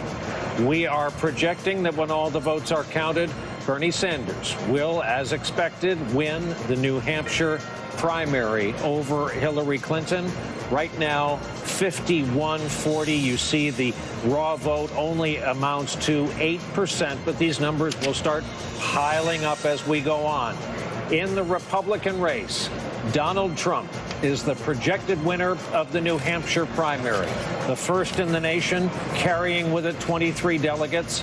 And here is how we view the race after that. With Trump the projected winner, at this hour, the next four, Kasich, Bush, Rubio, and Cruz, are vying for second place in this race. The headline, the takeaway, at 8:01 Eastern Time. Sanders, Trump, so far in the New Hampshire primary, vitally important to those who may still be in line in popular and overcrowded polling places. Every vote matters, and every place after the top of these tickets, especially in this competitive Republican race, really matters as we go on into the evening. Just to underscore that, the Democratic race, Bernie Sanders has been called the winner. That means, by definition, Hillary Clinton will be coming in second in the Democratic primary. But on the Republican side, NBC News is projecting that Donald Trump will win the New Hampshire primary, but the projections beyond Donald Trump winning are fascinating. To have, for vying for second place, that number of candidates, to have Kasich, Bush, Rubio, and Cruz all vying for second is a fascinating spread right now. And again, let us just reiterate, if you are waiting in line right now, all polls have technically closed across the state of New Hampshire right now, but we know of at least one large polling place, the largest one in the state, in Merrimack, New Hampshire, where people are reportedly still in line. If you are still in line, if your polling place has closed and you have been told you are still in line and you're going to get in, boy, is your vote still going to count. Don't let the calls for the first place in either of these primaries discourage you from sticking it out tonight. Katie Tur reminded me in our newsroom here in New Hampshire tonight, she is coming up on 8 months of having careers intertwined, covering Donald Trump, the presidential effort. That was so interesting from the start. Katie, look what you are covering there tonight. It is an unbelievable thing to be at right now. This headquarters right now is erupting in cheers. They are very excited. They feel like a lot of their hard work is paying off. He was criticized a lot for his ground game here, saying they didn't get it going until the very last minutes, that they were relying on his popularity, his name recognition, his ability to draw these big crowds, his showmanship, much more so than his ability to talk about policy, to be a leader, to be a presidential nominee. But they have been proven wrong. Those naysayers have been proven wrong, and now Donald Trump will be able to go on and say the enthusiasm that he's been seeing does actually translate into votes. Now that Iowa loss, which really wasn't much of a loss considering that in the GOP caucus history, he got the most votes in Iowa, save for Ted Cruz. He's going to go on from that with this win as well and move on to South Carolina with some serious momentum and leading in the delegate count. That is an important thing to remember, especially when you're talking about who's going to be able to overtake him after that. He's got a strong presence down in the SEC states in the South. That's where he's held some of his biggest rallies, 20,000 or so down in Mobile, Alabama, as well as other 1,000-strong rallies. I can't think of all of them at the moment, but we've been to quite a few, especially even when you go out west to Phoenix and into Nevada, which comes up right after South Carolina. So Donald Trump's path to the nomination does look good right now. He's going to face some stiff competition once again from Ted Cruz in South Carolina, but make no mistake, Donald Trump is feeling good right now. His campaign is feeling vindicated, and they expect to move on with a strong finish if they can. Katie Tur, what tells me the acceptance speech you're going to witness in that hall tonight will go down top 5 most interesting in the history of the Republican side of the vote in New Hampshire? We will come back to you for that. I'm so happy I'm seeing it in person. I gotta tell you. Of course, absolutely. We'll come back to you for that. Casey Hunt covers Bernie Sanders to the extent that Bernie Sanders hears her voice in the back of his head just about on a daily basis now. And Casey, there you are at a victorious election night headquarters. Brian, the staff here, of course, were hugging each other, and the crowd here cheering as those results were announced for Bernie Sanders. There are still hundreds of people waiting in line outside to come in here, which is why you see some gaps in the crowd behind me. So, like we've been talking about, still some kinks in that security apparatus getting people through here. But this is what the Sanders campaign has been expecting all night. They were very careful not to, of course, blow these expectations too far out of proportion ahead of this, but it was pretty clear coming out of the weekend that they knew that this was going to come out in their favor. So the question is, what next? Senator Sanders is going to be in New York tomorrow, which of course is in many ways Clinton country. He's going to be having breakfast with Al Sharpton, among other things, all aimed at attempting to close that gap with African-American voters. We could also potentially see him stop by his hometown in Brooklyn, still waiting to hear for some of the details of that, but that, of course, the location of Hillary Clinton's headquarters. So again, looking to use this as an opportunity to needle the Clinton campaign even more. And from there, it looks out onto the rest of the map. And that, of course, is the uphill battle for the Sanders campaign. This is still in many ways, while it has the feeling suddenly of a frontrunner's campaign, it's still a small one, and they have a small senior team, and they're going to have to expand very, very quickly. Now, they do have the financial resources to do that. That's one of the unexpected things here. His grassroots fundraising, over 3.5 million individual donations. That's historic. It's the most individual donations to any presidential campaign. And that's allowed them to already go up on the airwaves this week in 4 Super Tuesday states. And now, of course, those are the kind of states you'd expect. It's Minnesota, it's Colorado, those caucus states where he has potentially a better shot at doing a little bit better. But at this point, also working on trying to figure out just what coalition of voters they can pull together to try to take her on in a broad way. They're going to rely quite a bit on blue-collar voters, both men and women. So they're going to be looking into the data to see if they have a shot at building on that in an attempt to take her on across the map. But for now, a lot of celebration here. Sanders himself, I was told, received the news that he was likely to be the projected winner earlier tonight. And of course, they'll be on their way over here shortly to give a speech. Brian. Casey Hunt, thanks. There is no fundraiser in politics quite like victory. We have so many people we want to talk to who have been patient watching this. Steve Schmidt's here in the studio with us, Republican Politico who knows this feeling. Andrea Mitchell is here with us. Chris Matthews is about 50 yards from us, but we'll go there first because, Chris, I want to hear what you think it is. One thing to talk about, perhaps Donald Trump winning New Hampshire. It is quite another to see the full screen graphic with that little check mark next to the peacock and say, how does it feel now that Donald Trump has won the New Hampshire primary?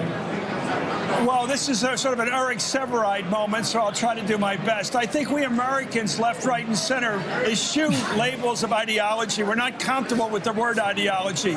But here we have 2 winners tonight who definitely have ideologies. Donald Trump, when you add it all up, his trade policy, certainly his immigration policy, certainly his policy about banning Muslims coming here in the short term. These policies, including his policy about go it alone in foreign policy, are nationalism. He is selling nationalism. On the other side, Bernie Sanders, without any shame, he's selling democratic socialism very strongly. It is redistributive. It's very powerful and very compelling, especially to people in need and young people. So we have made world news tonight. I expect now the morning papers are being put together in Europe right now and around the world, in Japan and Australia. They're saying American politics has taken a shaking move, a lurch to the right in the Republican Party, to the left in the Democratic Party. It won't bother them because they're used to that. European socialist and social democratic parties like the SDLP in Ireland, which I know pretty well, will be happy to see that a socialist is running. The right-wing people like Le Pen in France and the right-wing minor parties in Germany and Belgium and places like that, they'll seek a kinship here with Donald Trump. So it's world news tonight that America has at least begun the process, which may lead by May to the nomination of ideologues, a nationalist, there he is, Trump, and a self-described social democrat or democratic socialist, Bernie Sanders. This is news, big news.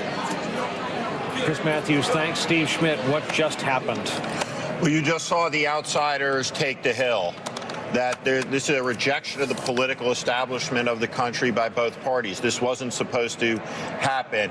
When Donald Trump entered this race, he was dismissed as a clown, as a joke. His slogan, "Make America Great Again," has tapped into something deep in the Republican psyche. Republican voters believe to their core that the country is not great anymore, that Barack Obama has succeeded, that he has changed America, that he has won, and that he has done it over a complicit, corrupt Republican Congress. And so Donald Trump, in speaking to those voters, has captured their imagination. That it was Obama's goal to make America not great? Well, he has succeeded at that? That seems he crazy. has Barack Obama. Republican voters believe Obama has succeeded, that he succeeded in his mission of changing America. Of ruining America, making it no longer great? And that he has wrecked it. And that he has wrecked the country. And he was deliberately trying to wreck it? That is what these Republican voters believe, whether his motive is good or not in the eyes of those Republican voters. They believe that these 7 years have transformed America, have changed the country, have wrecked it, that the country is on the edge. 3 out of the 4 wheels are hanging over the cliff. I got to say, I don't think that's Donald Trump's message. I think Donald Trump is saying that George W. Bush also ruined the country, and that when he talks about what's wrong, he's talking about the Iraq War. He's talking about other things that happened that preceded Barack Obama. He's got an It's not an anti-Obama message. It's both parties. Yes, that's exactly true. It's not an anti-Obama message the way that, say, Marco Rubio has an anti-Obama message. But these voters believe to their core that the country is on the edge, and he has captured their imagination because of both parties. And for a long time, people in Washington scratched their heads trying to figure out what was the power of Trump's message. And the power of that message, make America great again, the 3 parts of it. We were once a great country. We are not anymore. We're at our last hour to be one again, has captured the imagination of millions of Republican voters. This nationalism that Chris is talking about is spot on. Donald Trump is an American nationalist. Ted Cruz is a conventional ideological conservative. And now we wait tonight to see who the third candidate will be, the establishment candidate that emerges out of the ones that are left that eventually winnow this down to a 3-person race. Andrea Mitchell. The Democratic Party, meanwhile, is completely splintered. Bernie Sanders has taken on the establishment. Hillary Clinton had the Democratic Party establishment. She still has their endorsements, but he has outraised her in January. He now will have a ton of money on those online contributions in February. And the Clinton team anticipated this with this 3-page memo. Is this normal? Is this a normal thing that campaigns do? This shocked me when we got this. This was pretty shocking because it is a 3-page memo from the campaign manager defensively explaining how they can come back and win the nomination in March with a delegate-rich first 15 days in March. 1,875 delegates in those first 2 weeks. Hold it up and show the nice people at home. And this was all prepared for release. We've had this for about a half hour. It was released at 8 p.m. because they embargoed until 8 o'clock. They sent it out ahead of time. They knew they were going to lose. They knew that they were going to lose. Here's how to cover this tonight and write your stories for tomorrow. And here's what we're going to do. We're going to go and get African-American voters and Hispanic voters in the states in the first 15 days in March. We're going to win in South Carolina. We're going to win in Nevada. And we're going to outperform him with the Democratic base. The problem with that, Bernie Sanders is already aggressively, as Casey reported, going to Harlem in the morning, announcing endorsements. She tonight is announcing endorsements from African-American mothers in favor of gun reform. It sounds like an ad hoc group, but it does include Eric Garner's mother. And they're going to be competing head-to-head for African-American endorsements in these next What's interesting to me about this release, Andrea, is not only that it exists and that we got this, and you're absolutely right, 3 pages of defensive explanation for why they still think they've got it a shot at the nomination. Right. Amazing. Sent out ahead of the poll closing. They knew it would be a poll closing call. But I think they're actually downplaying their chances in Nevada and South Carolina. After splitting the first 2 contests, an outcome we've long anticipated, attention will inevitably focus on the next 2 states, Nevada and South Carolina. We've built good organizations. We feel good about our prospects there. At the same time, though, it's important to understand why we're investing so much time, energy, and resources in the states with primaries and caucuses in March. And then the whole rest of that first page is all about March. It's downplaying Nevada and South Carolina. Because they are going to be challenged by Bernie Sanders. It's a caucus state in Nevada. He's got union support. It's going to be tough in Nevada. And it was difficult in Nevada between Barack Obama and Hillary Clinton in 2008. And in South Carolina, the head of the Democratic Party there, who is a protege of Jim Clyburn, the grand... He's an impressive guy, that South Carolina chairman. A very impressive guy.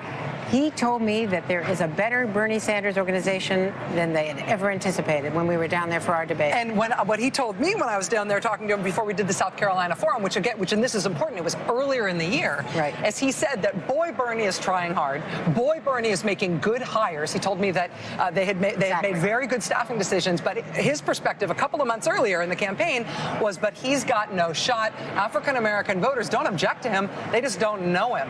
And if the Sanders campaign has toppled that, if they have made themselves known enough in South Carolina, it's not going to be a kind of race that we saw in the early polling. 65% of the Democratic electorate there, the primary electorate, is African American. Yeah. Steve, you're a veteran of the campaign business. I can remember on days like this getting a phone call from either the candidate or their right hand. I can remember short statements that try to walk the media into here's why tonight's okay losing territory.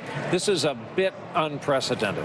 If you go back to 2008, of course, the Democratic contest became this long march, the counting of the delegates, until that day came where it was no longer mathematically possible. So it's remarkable to see the former frontrunner for the Democratic nomination, Hillary Clinton, putting out a long memo saying that we will win the long war of attrition, counting delegates and secure them enough to get the nomination. I was struck by the image from Sanders' headquarters in the sense that a picture's worth 1,000 words. So he's performed very well in these homogenous white progressive states, and we saw in the Democratic Party, a party that has such diversity in it, we see an all-white crowd essentially standing on those risers, and this will be the last state now in the Democratic contest where that's the case. So as this race goes south now, the great political question that hangs in the air: can Bernie Sanders, the 74-year-old socialist, Democratic socialist from Vermont, can he appeal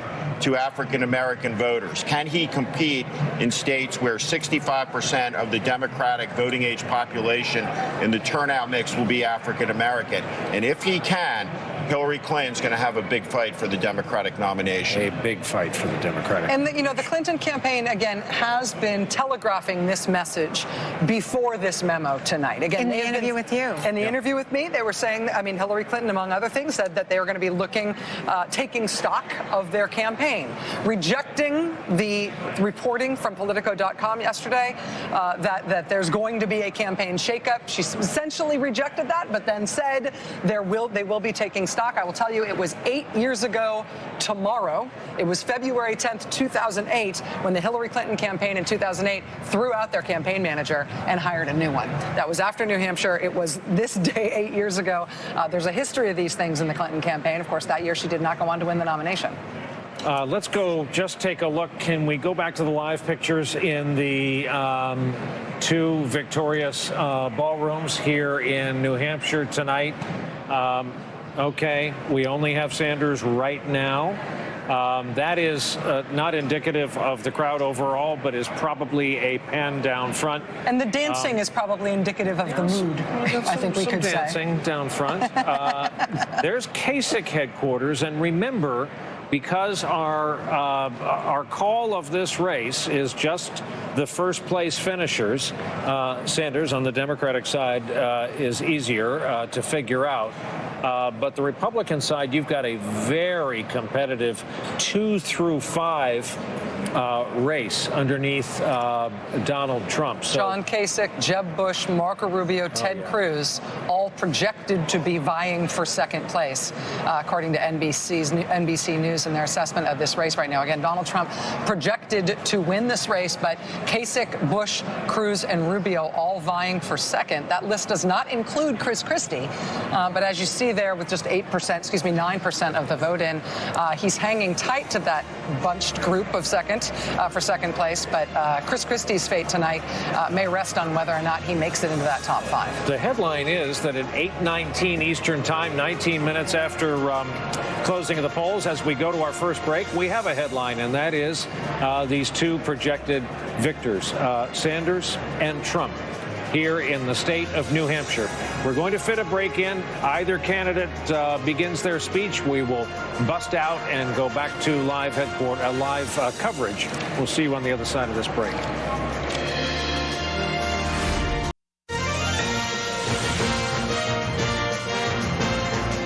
We are back, still within the first half hour of the closing of all the polls here in New Hampshire. There is your projected winner on the Democratic side. Bernie Sanders of the neighboring state of Vermont, projected to win the New Hampshire primary. And Donald Trump, New York businessman, expected to be the winner when all the votes are counted of the New Hampshire primary tonight. It is the rest of the Republican card that is gathering so much of the guesswork and attention. Has there indeed been a late surge by John Kasich, who was, as of this afternoon, a veteran of 106 town hall meetings across this state? Kasich and Christie probably spent the most time in New Hampshire. We're also, and this is the hour of the evening when the most data is coming in, we have exit poll information about this Sanders victory tonight. This is very interesting. According to our NBC News exit poll, key groups of voters supporting Bernie Sanders tonight included 85% of millennials, 72% of independents voting in the Democratic Party, 2/3 of gun owners, and those who say they are very liberal. Just an incredible collection of different data points for Bernie Sanders. The Bernie Sanders-Hillary Clinton split is it's more like an ideological squiggle than it is a straight liberal versus moderate or liberal versus, they tried to make this fight over who was a progressive and who wasn't.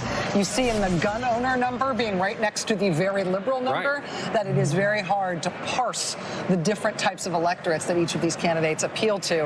In the debate that Chuck and I moderated this past week, they had that incredibly hot fight over what it means to be a progressive and who has the right to be called a progressive. And then for Sanders to be winning very liberal and gun owners, I don't know if they're going to keep having that fight, but boy, is that a lot of grist for the mill if they're going to. And remember the E word getting thrown around, establishment. Yeah. That was almost spat out when it was mentioned. Right, and on a night that Donald Trump and Bernie Sanders are the two winners in the New Hampshire primary, the idea of the establishment, I think, could be safely thrown away and dug back up in 100 years to see if it's still ticking. I think so. Andrea Mitchell, you have something? Just the fact that Bernie Sanders is winning the women's vote. I don't just mean the young women's vote. According to the exit polls, he's winning the women's vote so far. Not just that he's doing a better than expected number with women, but he's actually winning more women voters than Clinton Now, is. according to our decision desk, the exit poll shows that he's winning the women's vote 53-46, according to the exit poll. Well, that could be a sign of a shift in the gender dynamics in the race, or that could be the sign of a Sanders landslide. Because when you win by a huge margin, you win everybody. You end up winning every demographic. We'll have to wait till we get more data in terms of the size of this win. Let's bring in Chris Matthews, our colleague Chris Matthews. Chris, in terms of what we're learning about how Bernie Sanders put together this victory, it's starting to feel like even though we might have expected Bernie Sanders to win, we might not have expected him to win this way with this particular coalition.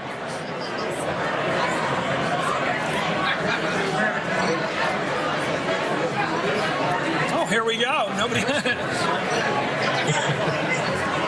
I guess for going to me. Thank you, Brian. Let me go to John Howman and Mark Halpern, the experts who are on, with all due respect, every night on MSNBC. If you had to explain what happened tonight, clearly we have two winners, Sanders and Trump. To someone who hasn't been around for, say, 3 or 4 months, not 10 years, but 3 or 4 months, Mark, how would you explain Sanders? The Democratic Party is unhappy with the status quo. They have found a messenger who, if he were in a European democracy, would fit right in.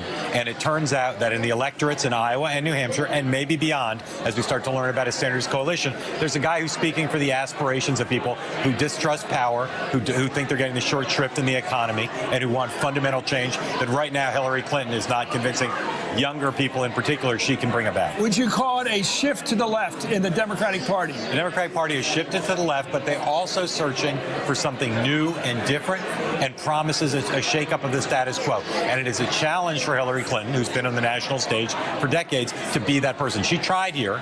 She tried to compete with Sanders to say, I'm a change maker. I know how to bring about real change. This electorate, particularly the younger people, that 85% obviously stands out. They don't buy right now in this electorate that she can bring the kind of change they want. Well, let me ask you about her. We stick with this. Hillary Clinton is a huge name in the world. Everybody knows who she is. She still needs the national polls, or is at least close. She's been offering incrementalism. If you ask her what, so in other words, I'll get to where Bernie's going, but a little slower. And it reminds you of the guy driving ahead of you in traffic that won't even go the speed limit, right? Why would that work as a compelling argument? I will be almost as good as him sometime, but not now. Well, it's an efficacy argument, right? It's that I can get these things done. She tried to make this argument. The things he wants to do are pie in the sky. But what will she get done? She won't give free tuition. She won't get rid of your student debt. Well, she'll get you a single payer. She'll give you the preserving the Affordable Care Act. She'll give you preserving Dodd-Frank. She'll give you locking in the gains of the Obama era. That's her argument, Is right? that exciting for a voter? It's apparently not, at least not from what we've seen so far. He is genuinely, I think, as much an idea as a candidate. Yeah. He does not speak of, in this whole campaign, he doesn't talk about his biography. He doesn't talk about his experiences. Yeah. He doesn't talk about his political history. He doesn't talk about things he's gotten done. He talks about an argument. He argues about the oligarchy. He argues about big money in politics. He takes a bunch of ideas that are fundamentally about transformation and make, well, again, so far it has. And I'll tell you what else he has. One other thing that he has authenticity. And it's an overused word sometimes in our politics, but he has been saying these things his whole life. He believes them. He means them. Okay. He's 100% consistent. And that is a striking contrast sometimes with her. People have been talking tonight, Chuck Todd, about getting more scrutiny of this guy because he is emerging, perhaps as the front runner. Every time you pick up political literature, paper literature, on the back page, it says who's the guy he married to, where he grew up, what he's done in his career. Does it matter anymore, that last page, Mark? It does, but he's going to be able to fill that out. I think he's going to start tomorrow when he goes to New York and makes a big splash to try to introduce himself to the country.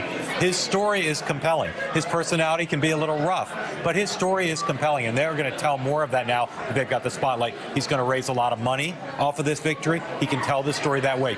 Hillary Clinton has the card to play of national security and of competence, but it's not clear which electorate's going to buy that. We'll get back to Brian. Brian Williams, back to you. All right, Chris Matthews, thanks. We're here with Steve Schmidt and Andrea Mitchell. Steve, I've said this before, but the one industry that is taking a huge hit with tonight's result is punditry. Every soundbite for hire, every professional opinionist is being called on the carpet. No one a year ago saw this coming. We live in a time, Brian, where trust has completely collapsed in the country between the American people and most every institution. The exception to that is the U.S. military. And when you live in a country where trust has collapsed to the degree with which it has in the United States, you get a result with Bernie Sanders and Donald Trump winning, respectively, for their parties, the New Hampshire primary.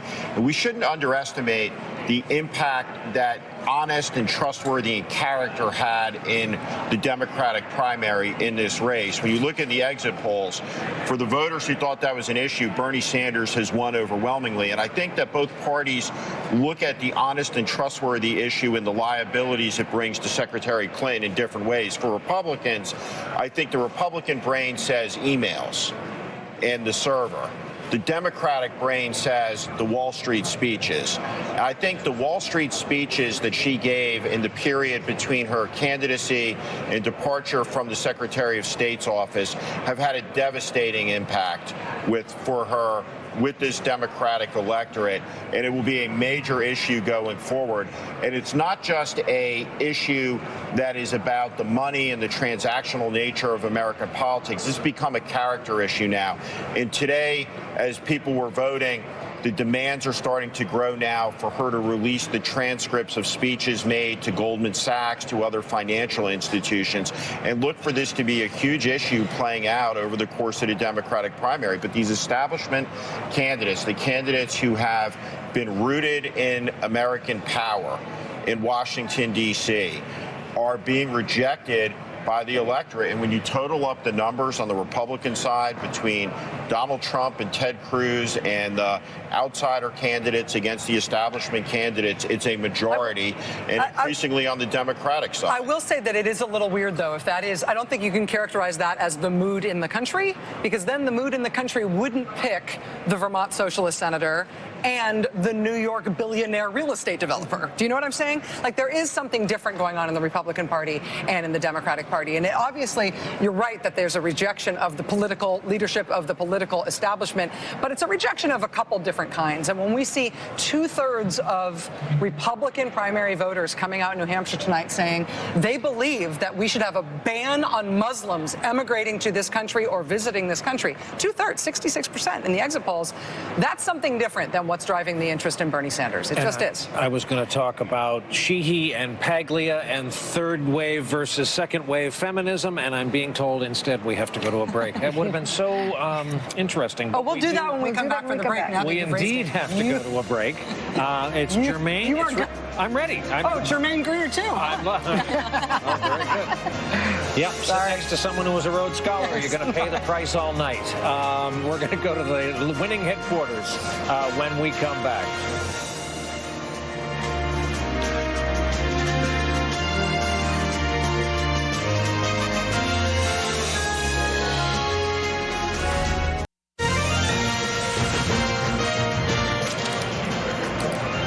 We are back. That is tonight's result. Bernie Sanders, the projected winner in New Hampshire primary on the Democratic side, 15% of the raw vote in. On the Republican side, this is where the race is. Donald Trump at the top of the hour was the projected winner, but it's everything from there. It's Kasich, it's Bush, it's Cruz. Show the next. It's Rubio, it's Christie. That's the interesting race tonight. Still on the move. Still moving pieces. And you look at Chris Christie, which is the dividing line from double into single digits for this man who placed it all, moved all his chips to New Jersey and spent from New Jersey here, spent so much time in New Hampshire. The single-digit result is a crushing result for that campaign. Let's go to Katie Tur, who covers Donald Trump. She is at the Victorious headquarters. Any guidance or indication as to when we might hear from the winner of the New Hampshire Republican primary?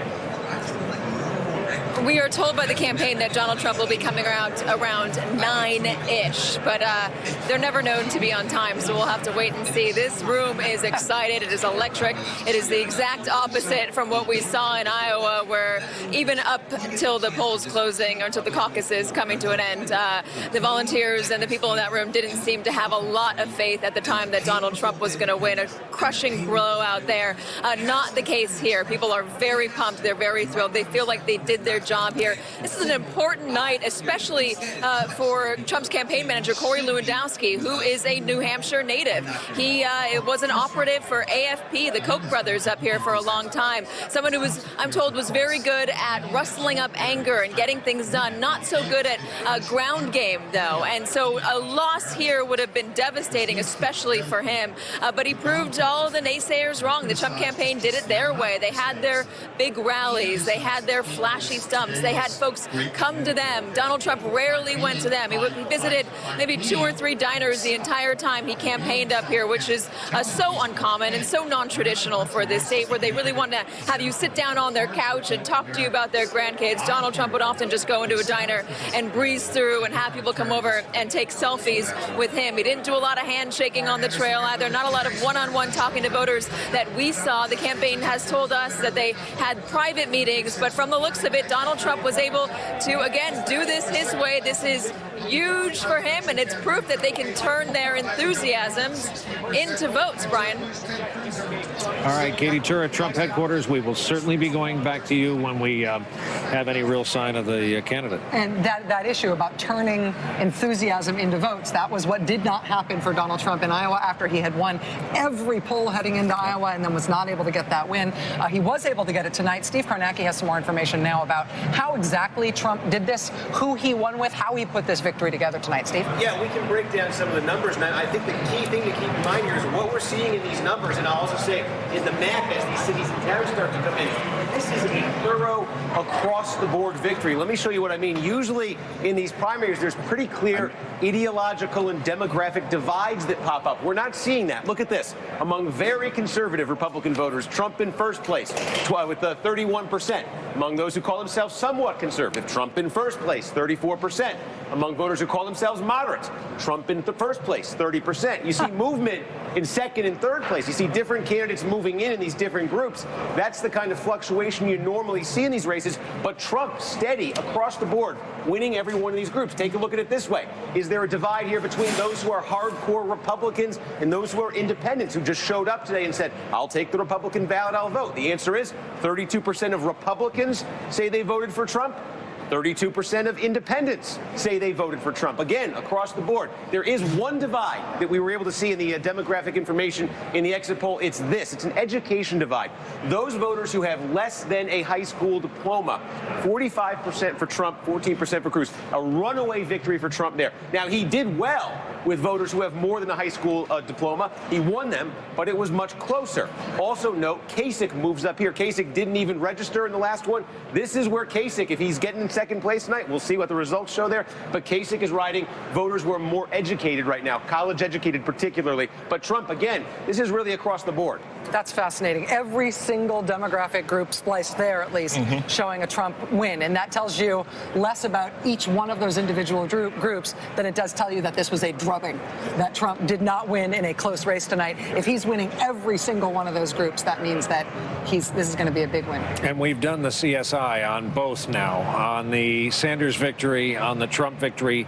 The data are only going to get better as the night goes on. Casey Hunt is down at Sanders headquarters. Casey, what's the guidance and or sightings of the candidate there? We did actually have a brief sighting of the candidate, Brian, at least a few of us. He is actually backstage behind me. We're in a high school gym. There's another gym behind here, and he is shooting a few hoops with his 7 grandkids, 2 sons. His 2 daughters and his wife are in the room, although they were not also shooting baskets. His phone was ringing off the hook, so he at some point had to stop to take a phone call. But the Sanders campaign obviously feeling very good, not just about the fact that it's a victory here, but the margin of victory is where they wanted it to be. So they feel pretty strongly that they can take this into a coalition building type of exercise across the map. That's, of course, going to be the main challenge for Sanders now. They're going to be going up on the air this week with new ads in 4 different Super Tuesday states, and also turning their focus particularly to Nevada, a caucus state where they feel like they have a better chance of a strong performance than they might in, say, South Carolina. I have to correct you. Sanders calls that state Nevada. And about shooting hoops, in his parlance, who knew?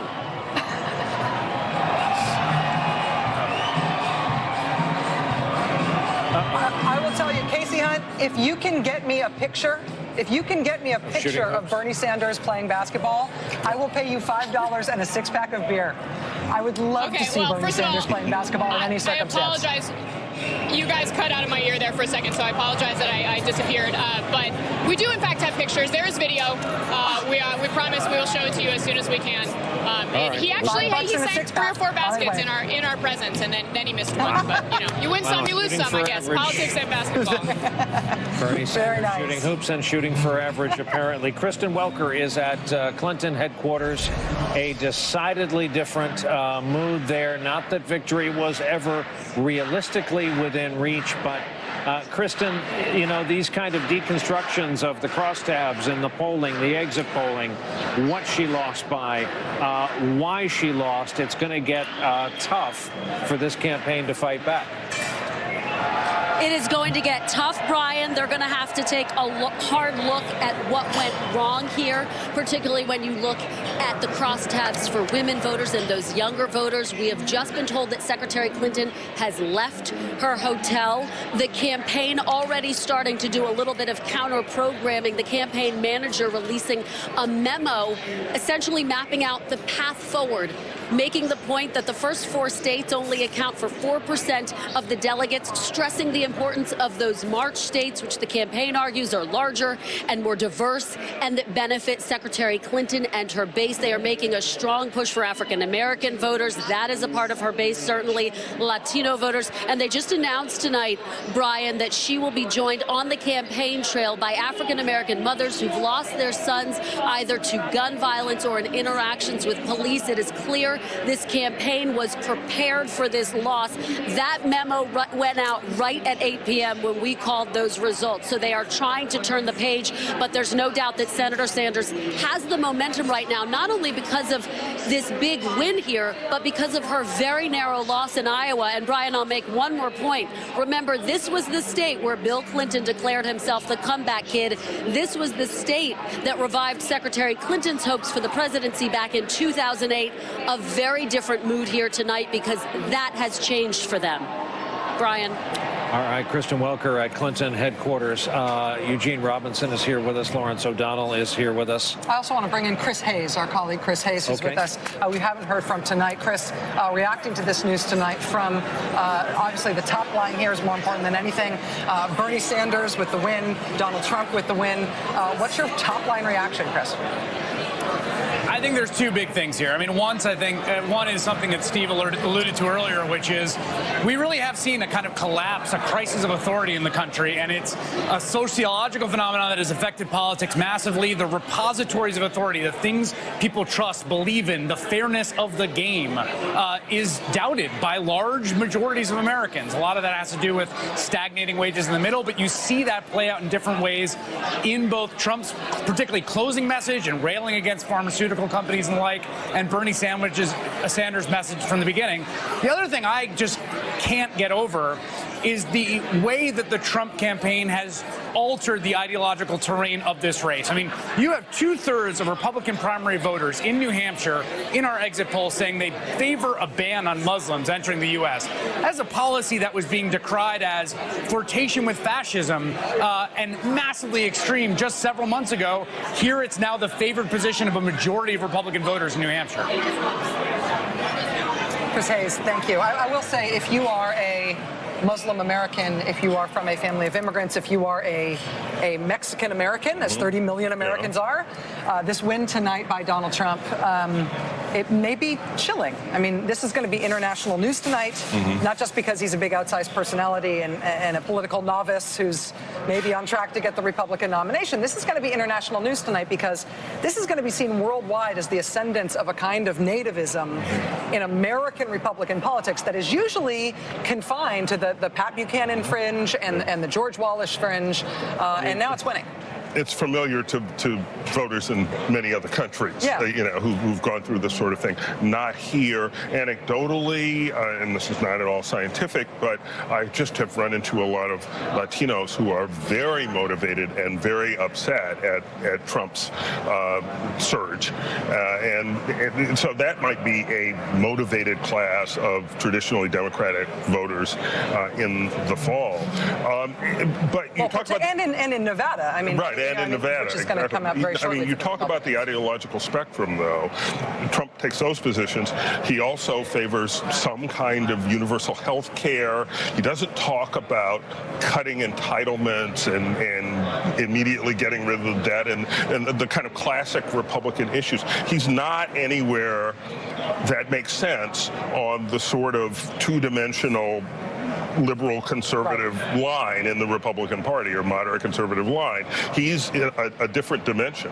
And let's not let the world make the mistake that the state of New Hampshire tonight has validated Trumpism. Donald Trump is going to get fewer votes than Bernie Sanders. Bernie Sanders is going to get a good, clean win, a majority vote. Donald Trump is going to come in first place by getting 1/3 of the vote on the Republican side of this. And the fascinating thing about that exit poll, saying that 2/3 of the Republican voters agree with Donald Trump on banning Muslims, 2/3 of those Republican voters voted against Donald Trump. So they may share that opinion, but they're also opposed to his candidacy. The other thing that we should know about the Donald Trump vote that has been revealed in previous polls, it might not be a question in tonight's exit poll, it should be in every exit poll. Do you believe Barack Obama is a Muslim?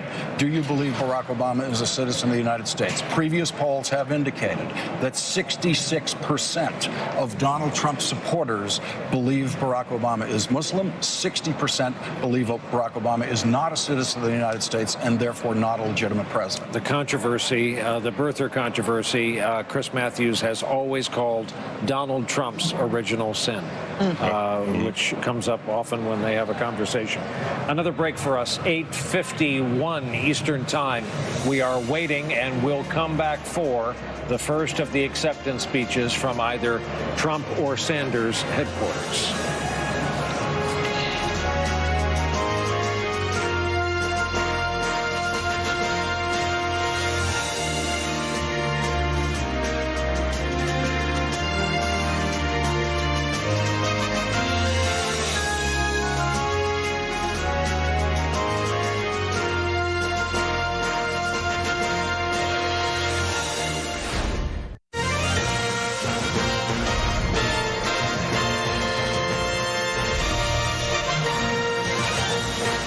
6 minutes before the hour, welcome back. And at this point in the evening, it becomes about logistics and some strategy and some kind of time-worn political rules of Hoyle. And that is who gets to go out first, who by rights should go out first.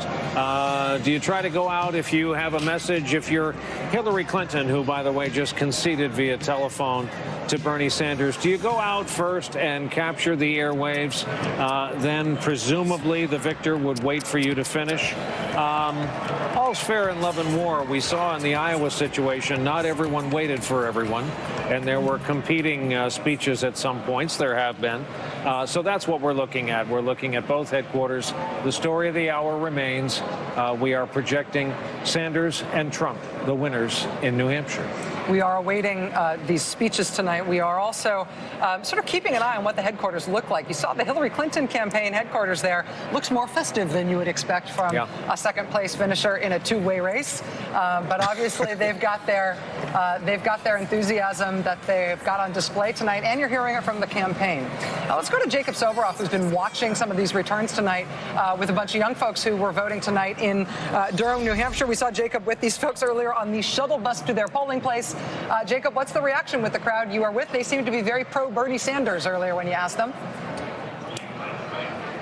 That's exactly right, Rachel. Another enthusiastic crowd. In fact, the reason I'm here is because some of the folks I met on the shuttle bus invited me here to Sawyer Hall in Durham at the University of New Hampshire. Lots of Bernie Sanders supporters here. Guys, we got any Bernie Sanders supporters here? A lot of Bernie Sanders supporters here. How do you feel about the big projected victory tonight? I'm so happy. He is so worthy of it. Anybody else here Bernie fan?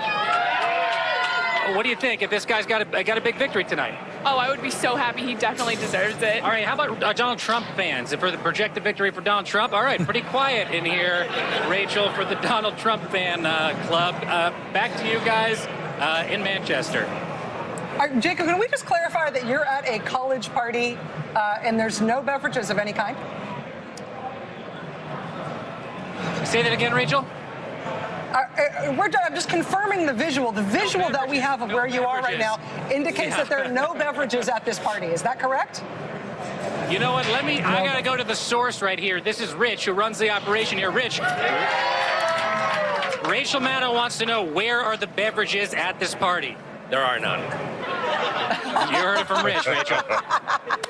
Very good. Well, I just wanted to confirm that. Thank you, Jacob Soboroff. Bummer for them, great for Rich. It's an unusual college. Yes, it is. An unusual environment. Gentlemen, welcome back.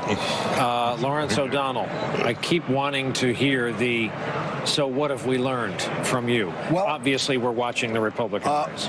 On the Democratic side, the Clinton campaign is at a crossroads they've been at before. This situation developed before. Within the last week, there's a first poll come out that shows a national tie within 2 points, Bernie Sanders, Barack Obama. Bernie Sanders, Hillary Clinton. 8 years ago, that crossroads came a little earlier in the campaign cycle, but the track was exactly the same. Hillary Clinton started way ahead. She sloped down while Barack Obama sloped up. One thing that has never happened as a result of a Hillary Clinton campaign is her poll numbers going up. They've never gone up. What she started at in her first poll in New York running for Senate was where she finished, basically the same number, didn't go up a point. Her re-election to the Senate started at 67, ended at 67. Nothing she did made it go up. Nothing she did in her 2008 campaign made her number go up. They know that. In the Clinton campaign, they've tracked those numbers. They know a Hillary Clinton campaign has never increased her share of voters. You've seen Donald Trump campaign and increase his share of voters. You've seen Bernie Sanders campaign dramatically increase his share of voters. So now that we have at least one poll indicating a tie nationally, something that the Clinton campaign saw 8 years ago, they know their candidate has never before made numbers go up. This is a very, very difficult night for them. They have real concerns going down the line. Yeah. We're 40 seconds away from the top of another hour, but I would add another parallel in both of those Clinton races. Late in the game, you saw an exasperated and exhausted former President Bill Clinton getting angry and or losing his temper at a live event, kind of in disbelief, like we're losing to him. Exactly, and it was totally counterproductive in 2008, and remains to be seen how his intervention will play going forward in the Sanders-Clinton campaign. You know, Bernie Sanders is not Barack Obama, so it's easy to get carried away with history repeating itself or rhyming or whatever. I think what the Clinton campaign should be thinking about is how not to create a self-fulfilling prophecy that doesn't have to be. And if they react in the exact same way that they reacted to Obama's surge, as they kind of seem to have done thus far, at least initially, with Bill Clinton getting angry, putting out the memo saying, this doesn't matter, you know. Possibility of staff changes. All that we heard about how, you know, he's from the next door state, so of course this one kind of doesn't count. None of that worked. All of it was tried, but none of it worked in 2008. Looking back at 2008, is it clear now in hindsight with all of the post-mortem that was done in that race what she should have done instead, though? I mean, could she have beaten Barack Obama with a different strategy in 2008? It's not clear. I don't think she ever had a chance of beating Barack Obama. Right, exactly.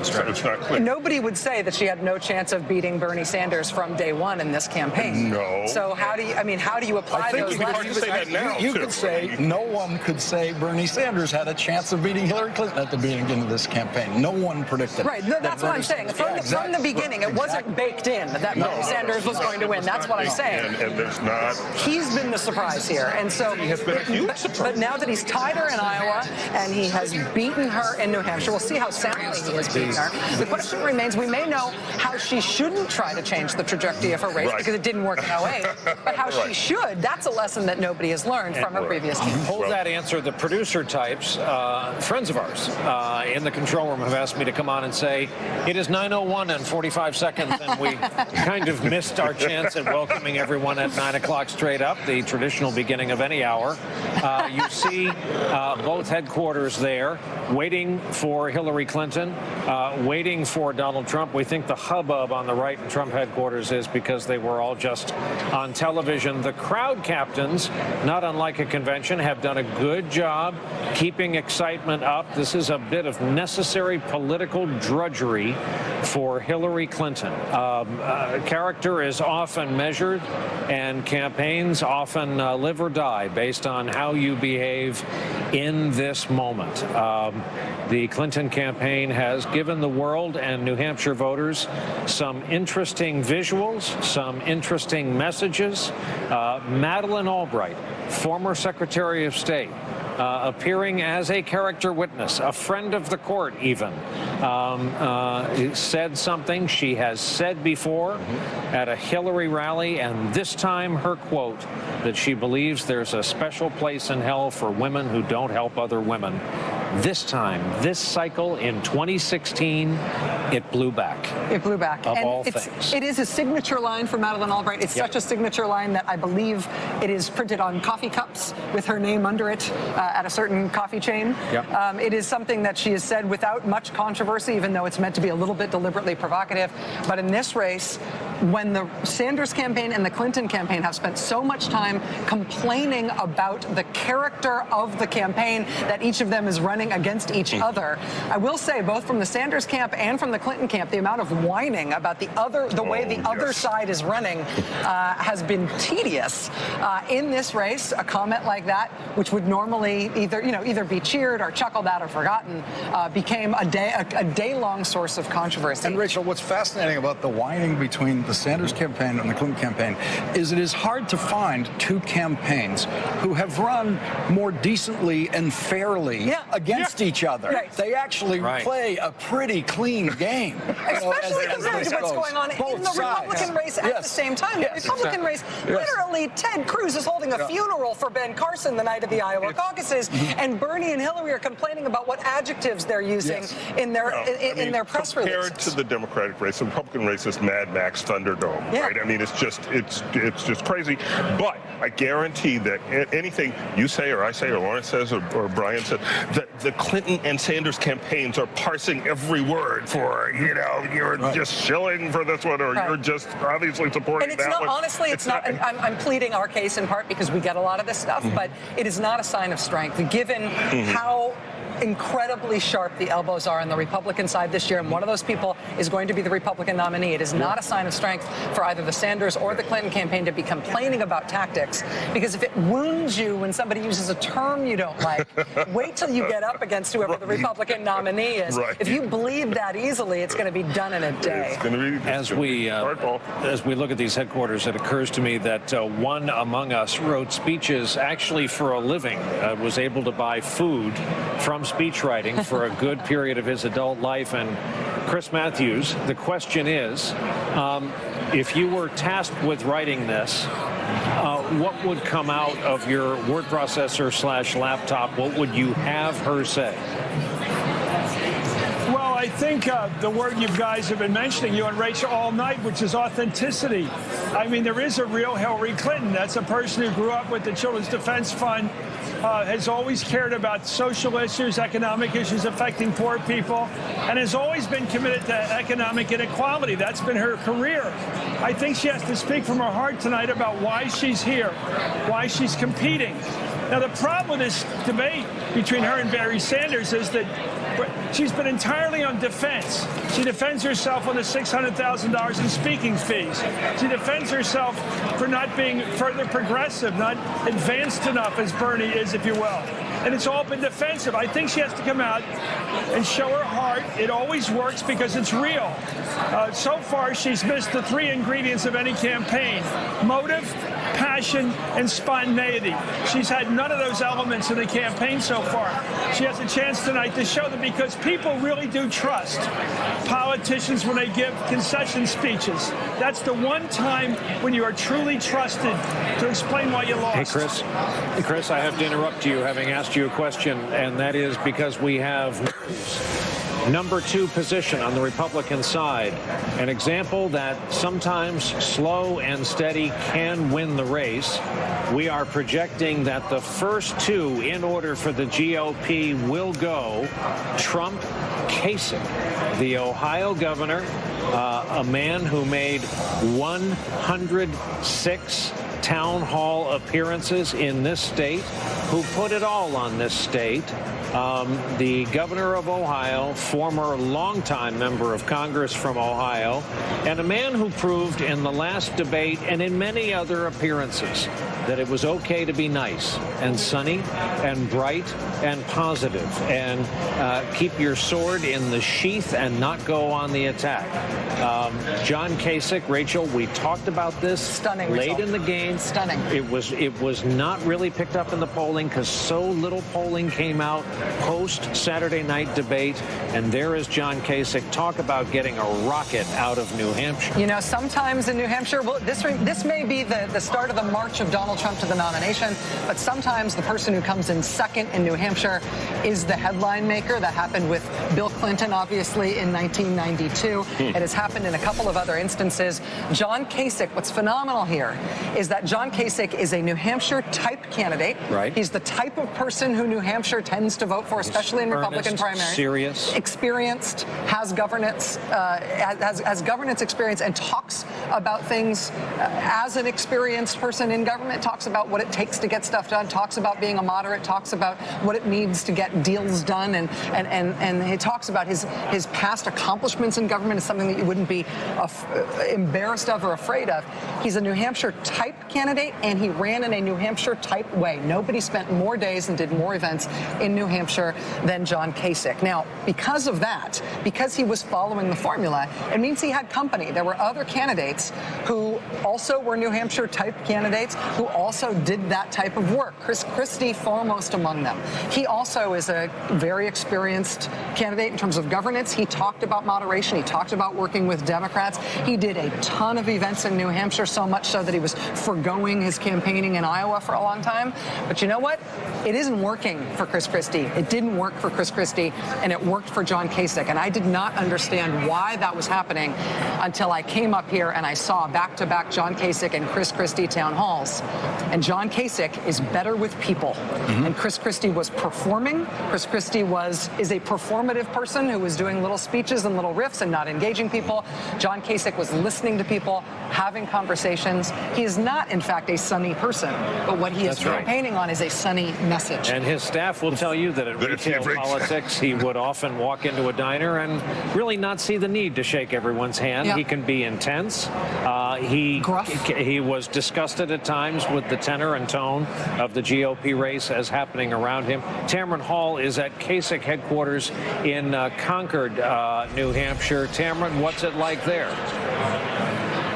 You know what? It is exactly what Rachel described, Brian, about John Kasich, the governor, really focusing in on New Hampshire and what they like here. You talk about town halls, 106 town halls.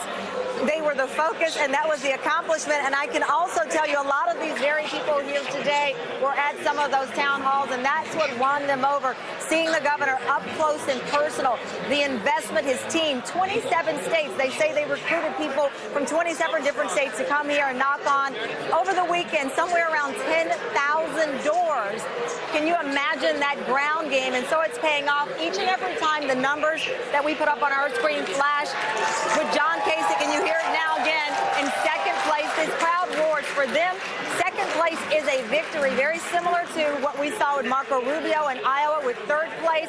Second place means they can go on to South Carolina, pick up that ground game, and perhaps they've carved away with this positive message. Governor Kasich won't take the bait when he's been pushed, when he's been challenged. He keeps the high ground. And for these supporters and a lot of the late deciders in New Hampshire, that was the message they wanted. A stark contrast, though, to what they heard from Donald Trump, still with that huge lead from Trump. But this message is starting, as his campaign strategist told me, a simmer, and they hope to turn it into a full burn.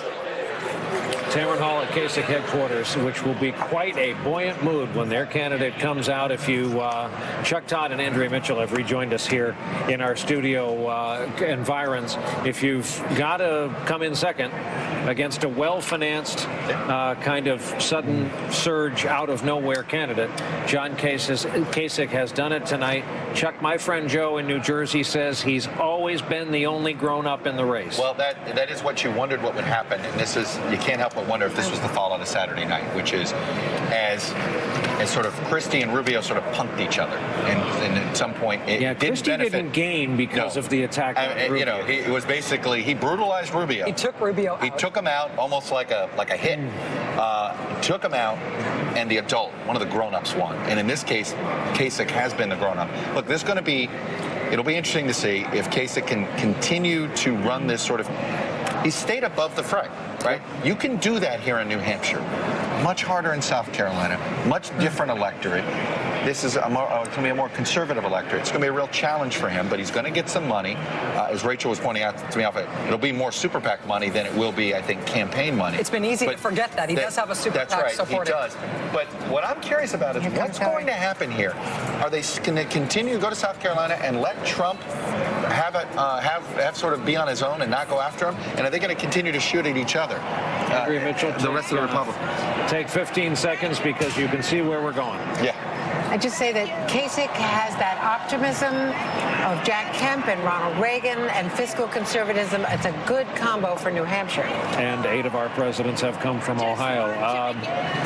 Here's Hillary Clinton, her husband, the former president, her daughter, off to your side, camera right. Let's listen in. Very, very much. My goodness. I don't know what we'd have done tonight if we'd actually won. This is a pretty exciting event, and I'm very grateful to all of you. I want to begin by congratulating Senator Sanders on his victory tonight, and I want to thank each and every one of you, and I want to say I still love New Hampshire, and I always will.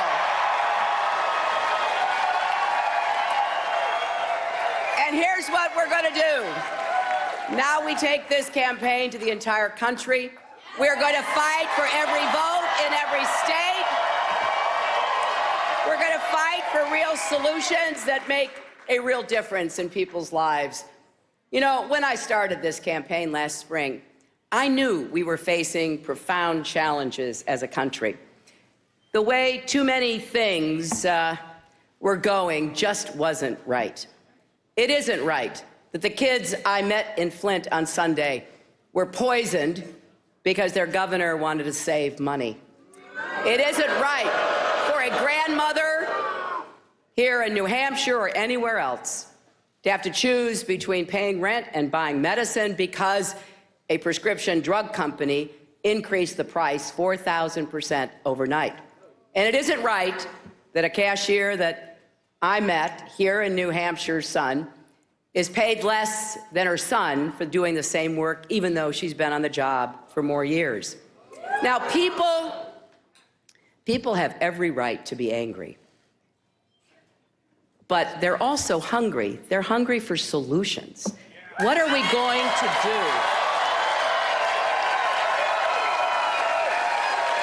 And that is the fight we're taking to the country. What is the best way to change people's lives so we can all grow together? Who is the best change maker? And here's what I promise.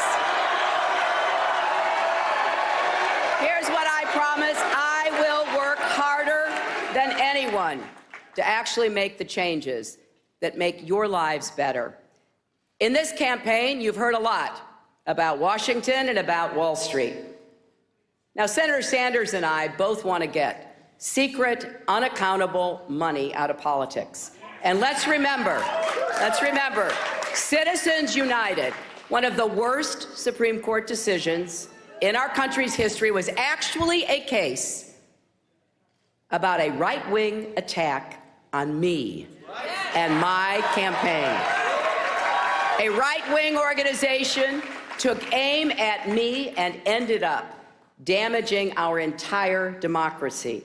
So yes, you're not going to find anybody more committed to aggressive campaign finance reform than me.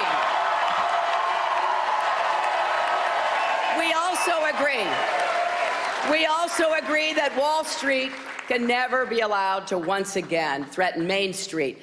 And I will fight to rein in Wall Street. And you know what? I know how to do it. So when I tell you, no bank can be too big to fail and no executive too powerful to jail, you can count on it. Now, the real differences in this race are truly over how do we create a future of prosperity, opportunity, and security for all of us.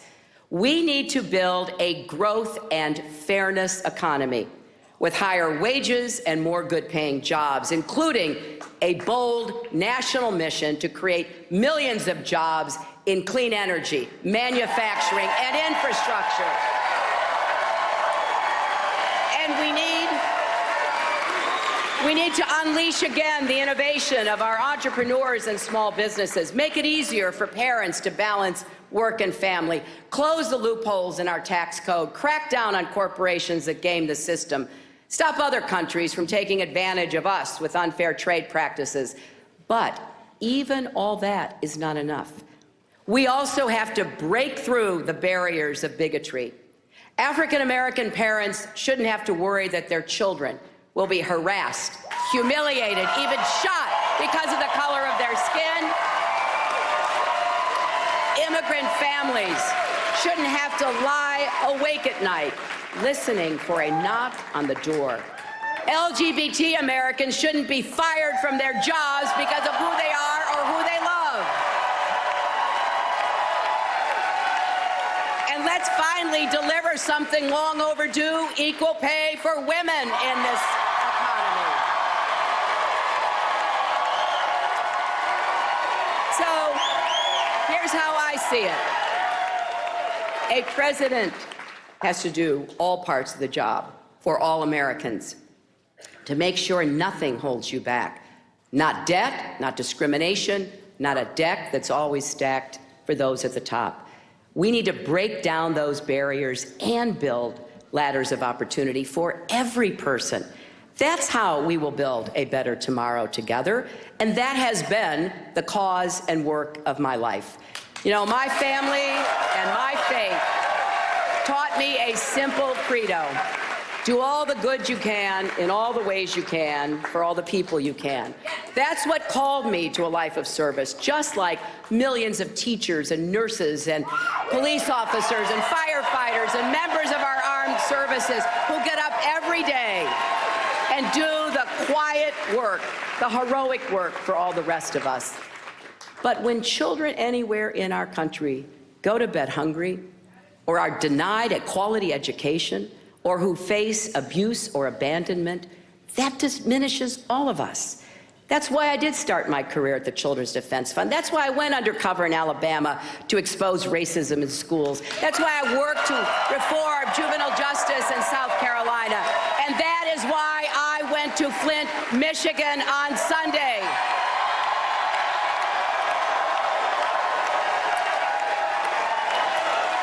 When people anywhere in America are held back by injustice, that demands action. That is why I believe so strongly that we have to keep up with every fiber of our being the argument for, the campaign for human rights as women's rights, human rights as gay rights, human rights as worker rights, human rights as voting rights, human rights across the board for every single American. Now that is who I am. That is what I've always done. That is why I am in this race. I know I have some work to do, particularly with young people, but I will repeat again what I have said this week. Even if they are not supporting me now, I support them. Because I know I've had a blessed life. But I also know what it's like to stumble and fall. And so many people across America know that feeling. And we've learned it's not whether you get knocked down that matters, it's whether you get back up. So my friends, please join me in building on the progress we've made under President Obama, pushing forward every single day for as long as it takes to break down those barriers that hold us back. We've got to believe in the basic proposition of our country when all Americans have the chance to succeed, when each of us has the opportunity to live up to our own God-given potential. Then and only then can America live up to its potential as well.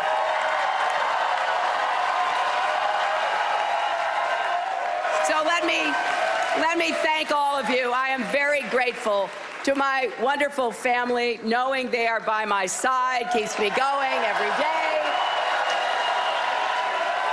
To the thousands of volunteers and organizers who called neighbors and knocked on doors in the New Hampshire snow. To everyone who went to HillaryClinton.com to give what you could, more than 700,000 people have contributed to this campaign. The vast majority giving less than $100. I know that doesn't fit with the narrative. I know there are those who want to deny the passion and the purpose you all show every day for this campaign. But you are the reason we are here, and you are the reason we are going to win the nomination and then win this election together. Thank you all. Thank you so very much.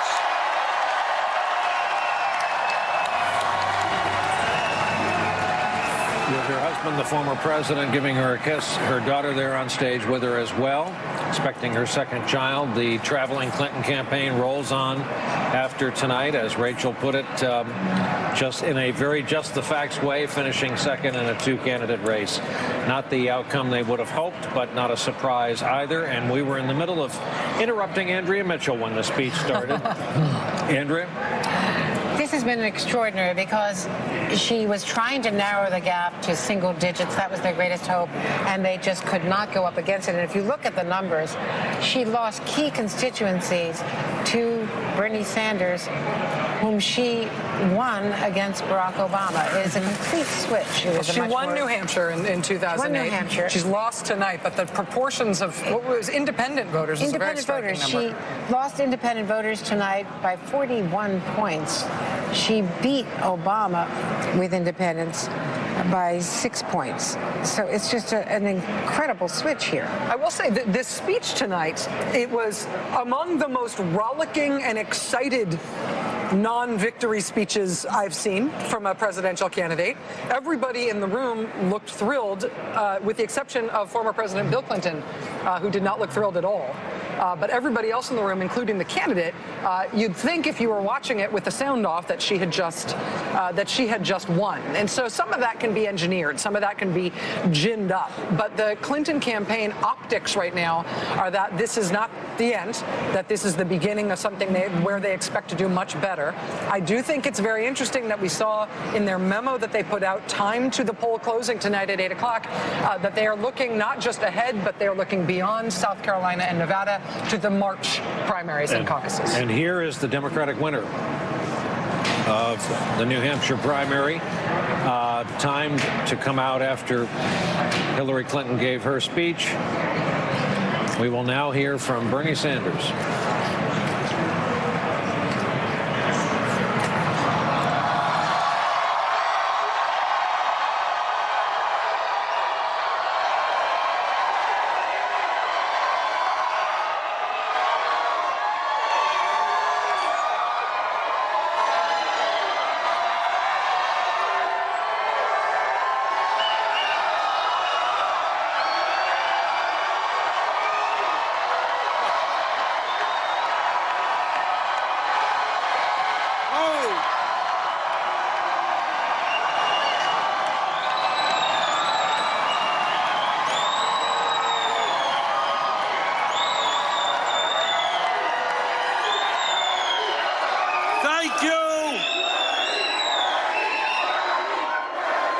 Thank you, New Hampshire.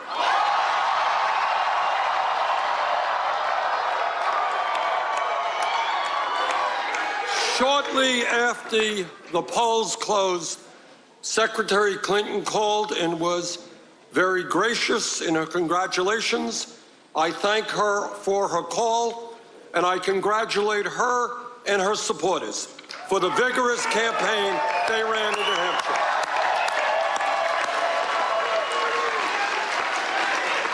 And let me take this opportunity to thank the many, many thousands of volunteers here in the Granite State who work so tirelessly.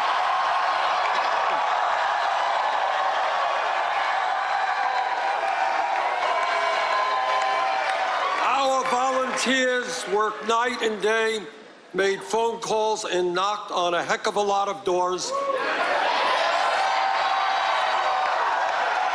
And we won because of your energy. Thank you all so much.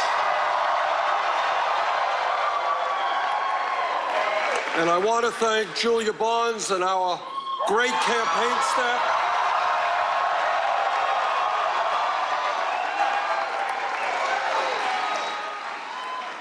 Together, we have sent the message that will echo from Wall Street to Washington, from Maine to California.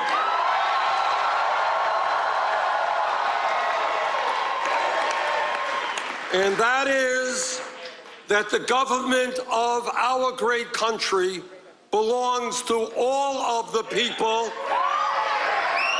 and not just a handful of wealthy campaign contributors and their super PACs.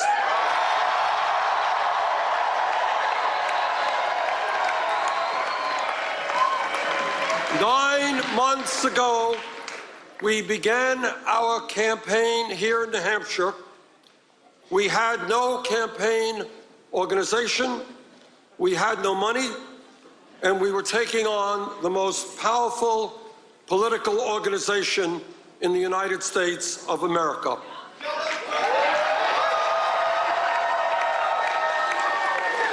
And tonight, with what appears to be a record-breaking voter turnout,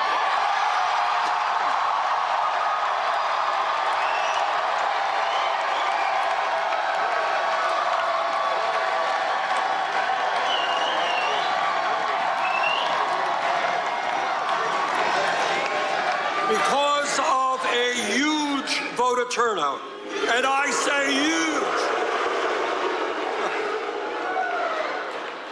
we won because we harnessed the energy and the excitement that the Democratic Party will need to succeed in November.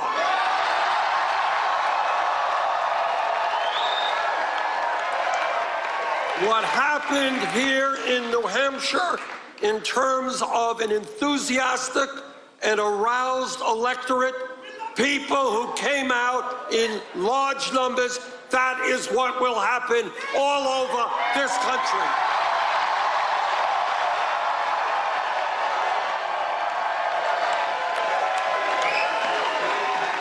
And let us never forget, Democrats and progressives win when voter turnout is high. Republicans win when people are demoralized and voter turnout is low. Tonight, we serve notice to the political and economic establishment of this country that the American people will not continue to accept a corrupt campaign finance system that is undermining American democracy, and we will not accept a rigged economy in which ordinary Americans work longer hours for lower wages, while almost all new income and wealth goes to the top 1%.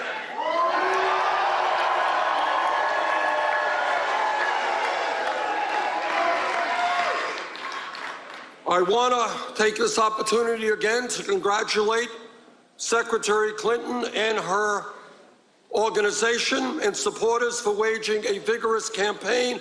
I hope that in the days ahead we can continue to wage a strong, issue-oriented campaign and bring new people into the political process.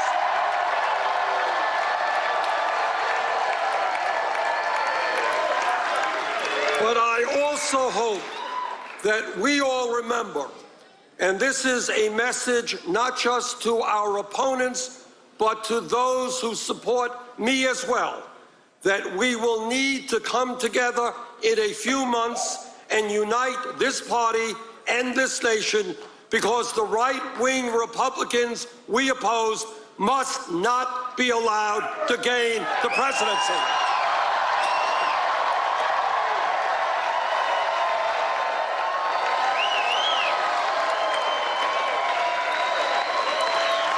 As we all remember, the last time Republicans occupied the White House, their trickle-down economic policies drove us into the worst economic downturn since the Depression of the 1930s.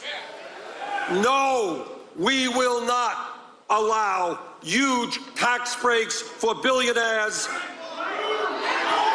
We will not allow huge cuts to Social Security, veterans' needs, Medicare, Medicaid, and education.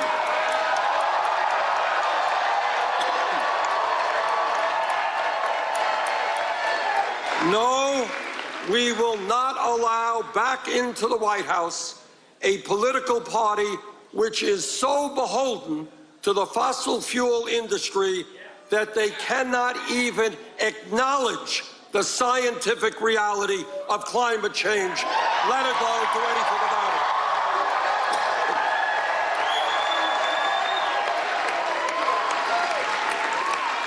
The people of New Hampshire have sent a profound message to the political establishment, to the economic establishment, and, by the way, to the media establishment.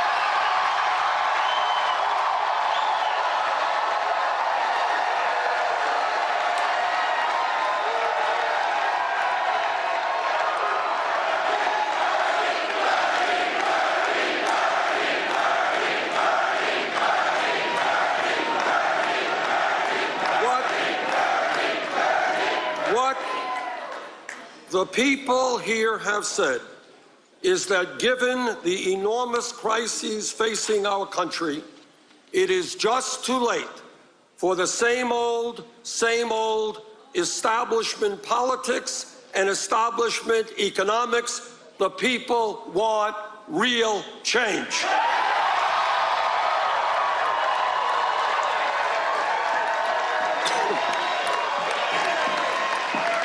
What the American people are saying, and by the way, I hear this not just from progressives, but from conservatives and from moderates, is that we can no longer continue to have a campaign finance system in which Wall Street and the billionaire class are able to buy elections.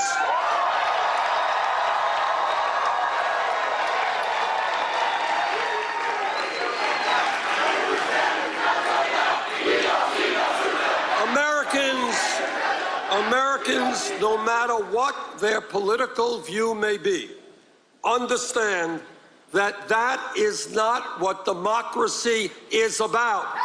That is what oligarchy is about. And we will not allow that to continue. I do not have a super PAC, and I do not want a super PAC.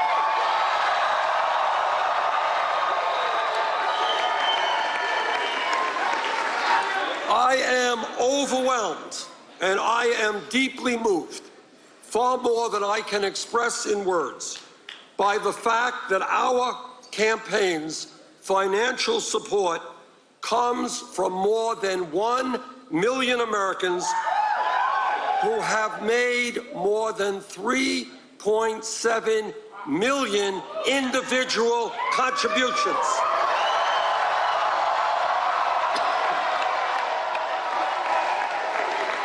That is raised more individual contributions than any candidate in the history of the United States up until this point in an election.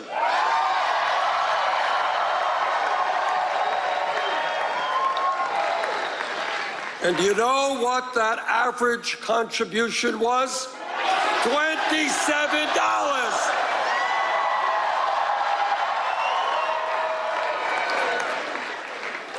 I am going to New York City tonight and tomorrow, but I'm not going to New York City to hold a fundraiser on Wall Street. Instead, I'm going to hold a fundraiser right here, right now, across America. My request is, please go to BernieSanders.com and contribute.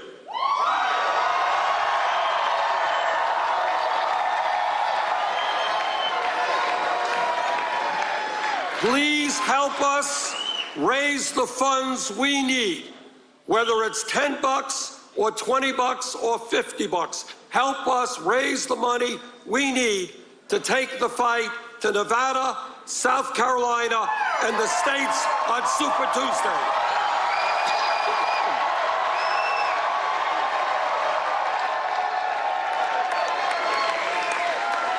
So there it is. That's our fundraiser. Pretty quick. Now, what the American people understand is that our great country was based on a simple principle, and that principle is fairness. Let me be very clear. It is not fair when we have more income and wealth inequality today than almost any major country on earth, and when the top 0.1% now owns almost as much wealth as the bottom 90%. That's not fair. It is not fair when the 20 wealthiest people in this country now own more wealth than the bottom half of the American people. So you guys ready for a radical idea?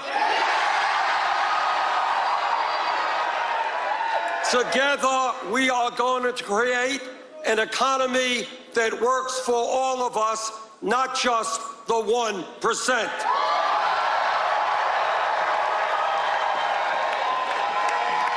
And when millions of our people are working for starvation wages, yep, we're going to raise the minimum wage to $15 an hour. And we are going to bring pay equity for women.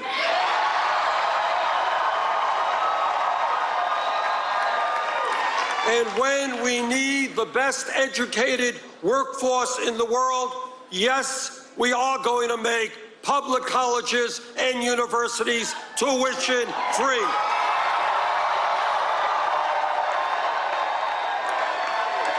And for the millions of Americans struggling with horrendous levels of student debt, we are going to substantially ease that burden.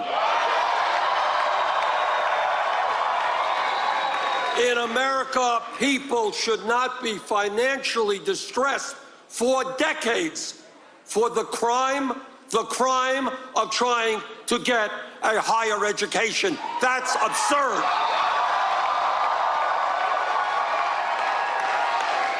Well, my critics say, you know, Bernie, that's a great idea. You're into all this free stuff. How are you going to pay for it?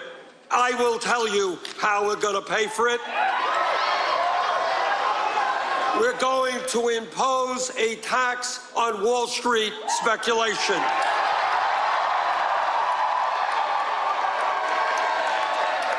The greed, the recklessness, and the illegal behavior of Wall Street drove our economy to its knees. The American people bailed out Wall Street. Now it's Wall Street's time to help the middle class.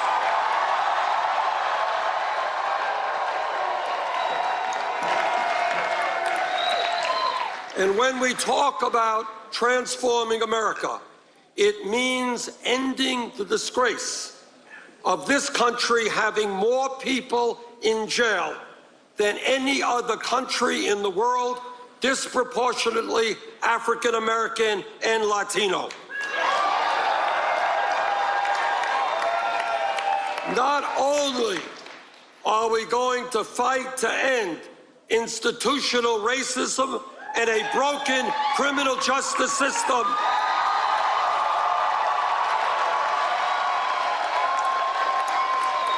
we are going to provide jobs and education for our young people, not jails and incarceration.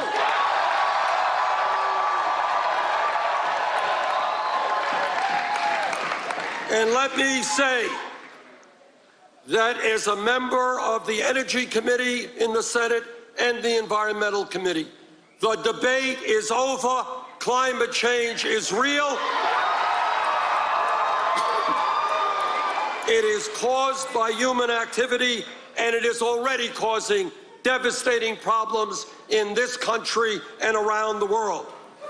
We have a moral responsibility to work with countries throughout the world to transform our energy system away from fossil fuel to energy efficiency and sustainable energy.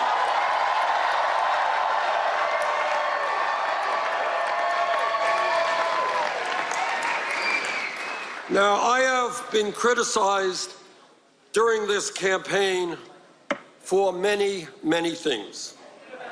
Every single day, that's okay, that's all right. They're throwing everything at me except the kitchen sink, and I have the feeling that kitchen sink is coming pretty soon as well. But what our campaign is about is thinking big, not small. It's about having the courage to reject the status quo.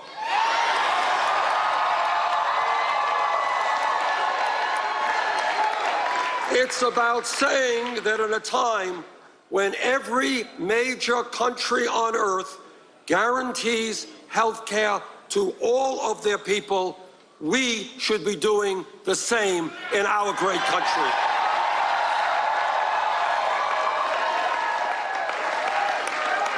In my view, under President Obama's leadership, the Affordable Care Act has been an important step forward, no question about it.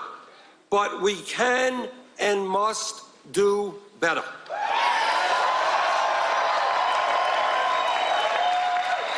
$29 million Americans should not remain uninsured.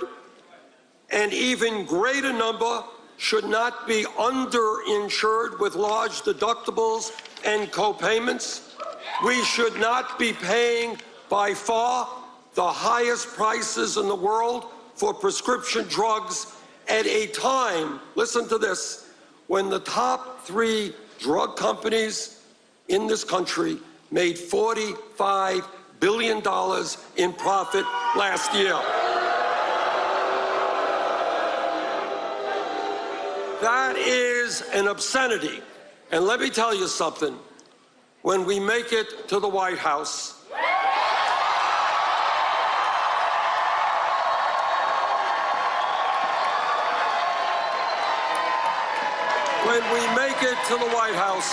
the pharmaceutical industry will not continue to rip off the American people.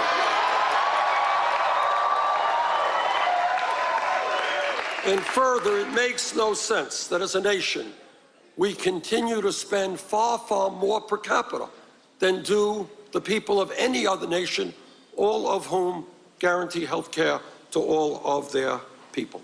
And that is why I believe in a Medicare for all single-payer program.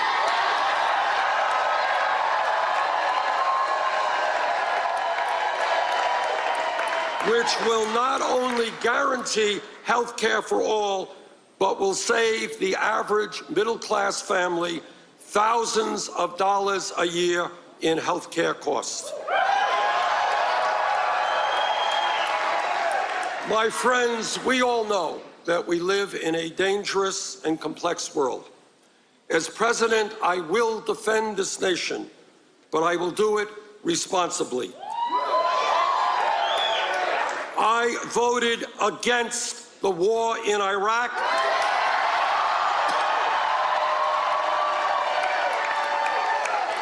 And that was the right vote.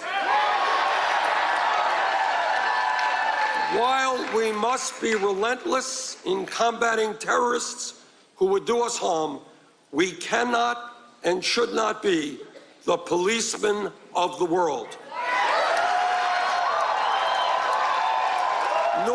Nor should we bear the burden of fighting terrorism alone. In the Middle East, the United States must be part of an international coalition sustained by nations in the region that have the means to protect themselves. Together, we must and will destroy ISIS, but we should do it in a way that does not put our young men and women in the military into perpetual warfare in the quagmire of the Middle East.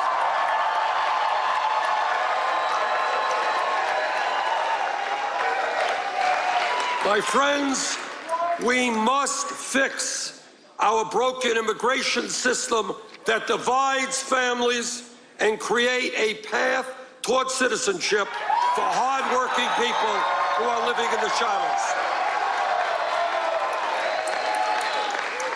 We must strengthen and expand Social Security and increase the benefits that seniors and disabled vets receive so that people can live in dignity in their retirement.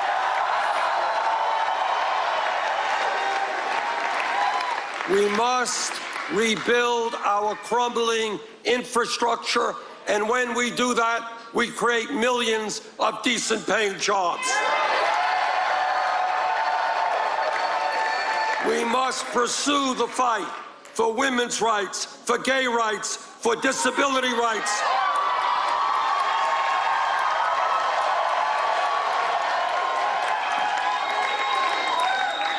We must, against stronger and stronger opposition, protect the right of a woman to control her own body.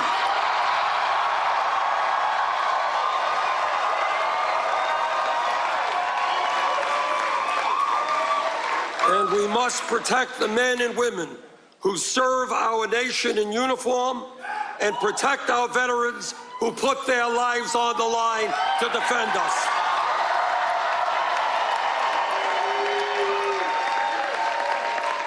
My friends, we must tell the billionaire class and the 1% that they cannot have it all at a time of massive wealth and income inequality.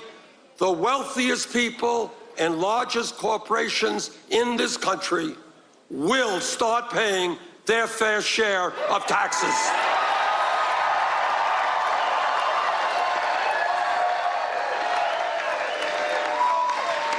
My friends, I am the son of a Polish immigrant who came to this country speaking no English and having no money. My father worked every day of his life, and he never made a whole lot. My mom and dad and brother and I grew up in a small 3.5-room rent-controlled apartment in Brooklyn, New York. My mother, who died at a young age, always dreamed of moving out of that apartment, getting a home of her own, but she never realized that dream. The truth is that neither one of my parents could ever have dreamed that I would be here tonight standing before you as a candidate for President of the United States.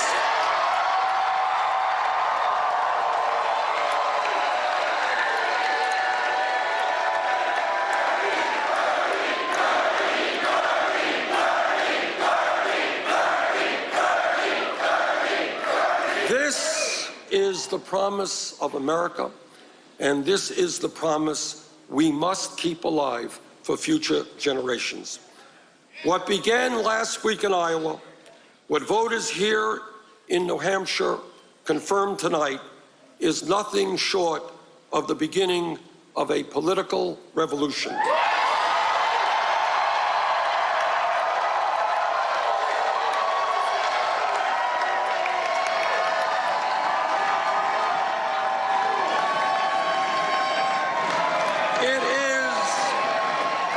It is a political revolution that will bring tens of millions of our people together. It will bring together working people who have given up on the political process. It will bring together young people who have never participated in the political process. It will bring together blacks and whites, Latinos, Asian Americans, Native Americans, straight and gay, male and female, people who were born in America and people who immigrated here. We will all come together to say loudly and clearly that the government of our great nation belongs to all of us, not just a few wealthy campaign contributors. That is what this campaign is about.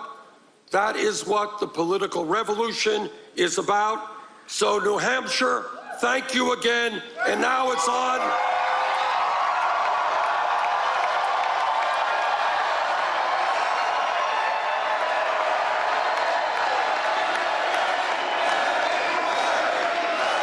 Thank you, New Hampshire.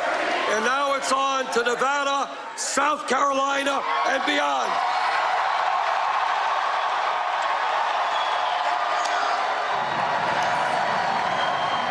Bernie Sanders, after a solid victory in New Hampshire, a rousing, if a bit long speech. The upside, he got uninterrupted primetime television exposure tonight. Downside it was red. It was probably on the long side. Hillary Clinton before him. Upside went first, was able to control the message. Downside used a teleprompter, felt the need to tell her life story again. You know, if I could just say here, just as a second, as a self-proclaimed liberal, you can say anything you wish.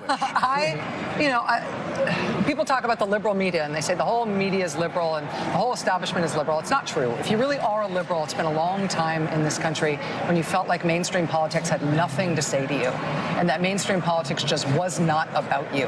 And I look at all these young people in particular out at this Bernie Sanders event. I was 19 in 1992. When Bill Clinton was running on the Democratic side, and at the 1992 Republican convention, Pat Buchanan got up there and gave his culture war speech, where he basically declared a crusade against minorities and particularly against gay people. And as a gay person watching that in 1992, I didn't feel like Bill Clinton had my back, right? I didn't feel like the Democratic Party had my back. He was talking about agreeing with Ronald Reagan that government was the problem and all this stuff. If you are a liberal, you are not a majority of this country, and you know it, and it always feels that way. But this Democratic race with Hillary Clinton and Bernie Sanders campaigning this way against each other, that happened because Bernie Sanders got into this race. And all these kids who are enthused about this race, whether or not they're supporting Bernie Sanders directly, are never going to feel like mainstream politics isn't about them. Wow. And because so much of life is about timing, let's go to Trump headquarters and his acceptance speech.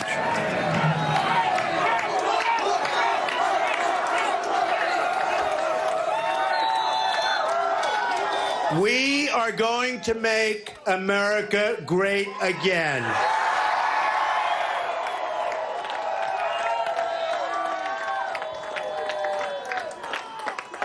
So I want to thank everybody, but I really have to begin by paying homage to my parents. Mary and Fred, they're up there, they're looking down, they're saying, this is something very special.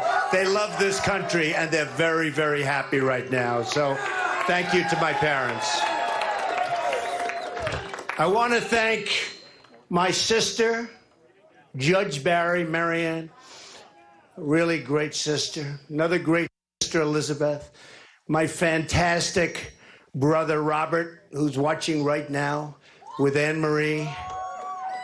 And I want to thank my brother, my late brother, Fred. What a fantastic guy. I learned so much from Fred. Taught me more than just about anything. I'm just probably about even with my father. A fantastic guy. So I want to thank Fred. He's up there and he's looking down also. And we can go right down the line, but we have to start with Melania, what she puts up with. Oh. She said right from the beginning, you know if you run, you know you're going to win. And she said that from day one. So, Melania, thank you, honey. Thank you. And Don and Vanessa, thank you so much. And Ivanka, she was out. She made 7 stops today at the polling areas. So, very, very special. And Jared is a very, very successful real estate entrepreneur in Manhattan, but he likes this better than real estate, I think. So, Jared, thank you.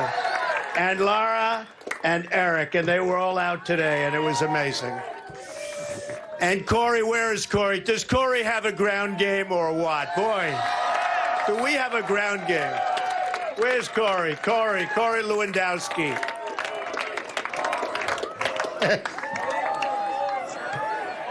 You know, we learned a lot about ground games in 1 week, I have to tell you that. And the entire staff, and Hope Hicks. This is Hope, this is Hope, this is Hope. Nobody takes more phone calls, I think, in a day than Hope. So thank you, Hope and Corey, and the entire group, the entire staff. Incredible job. Get over here. Come here. What a job you did. It's the man.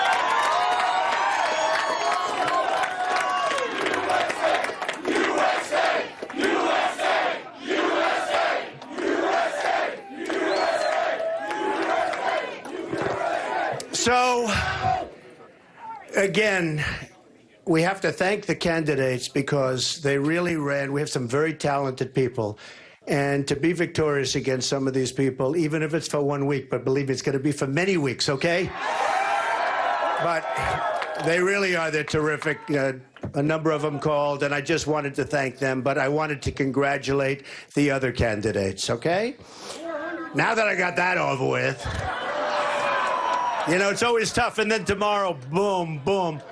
But that's the way it is, and really, you have some real talent. We have some real talent in the Republican Party, and the RNC and Reince, we want to thank everybody. Thank you very much. Yeah, right. Well, I'll tell you what. What do we really want to thank, right? We want to thank the people of New Hampshire, right? Do we love the people of New Hampshire? You know, I said it, and I said it even a year ago. I said, I think I'm going to do really well there because I'm here a lot, and it's so beautiful, and I love it so much, and I love the people. And I said, I actually think they like me a lot.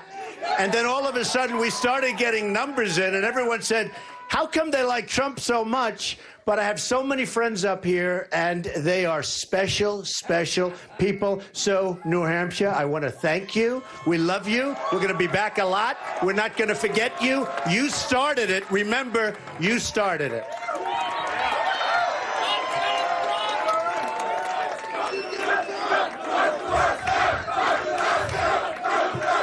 You did start it.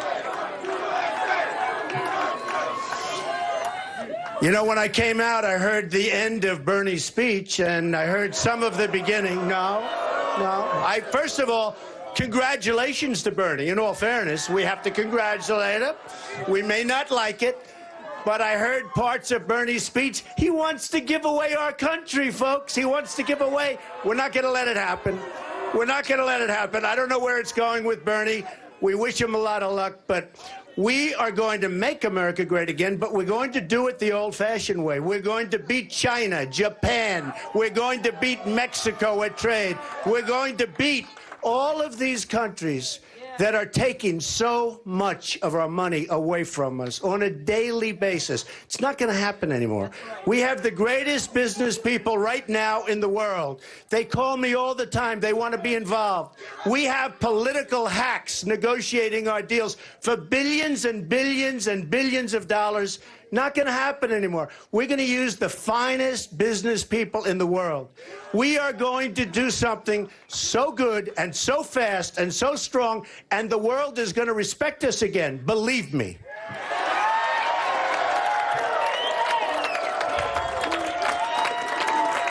We're going to... Do we love our country? Do we love our country?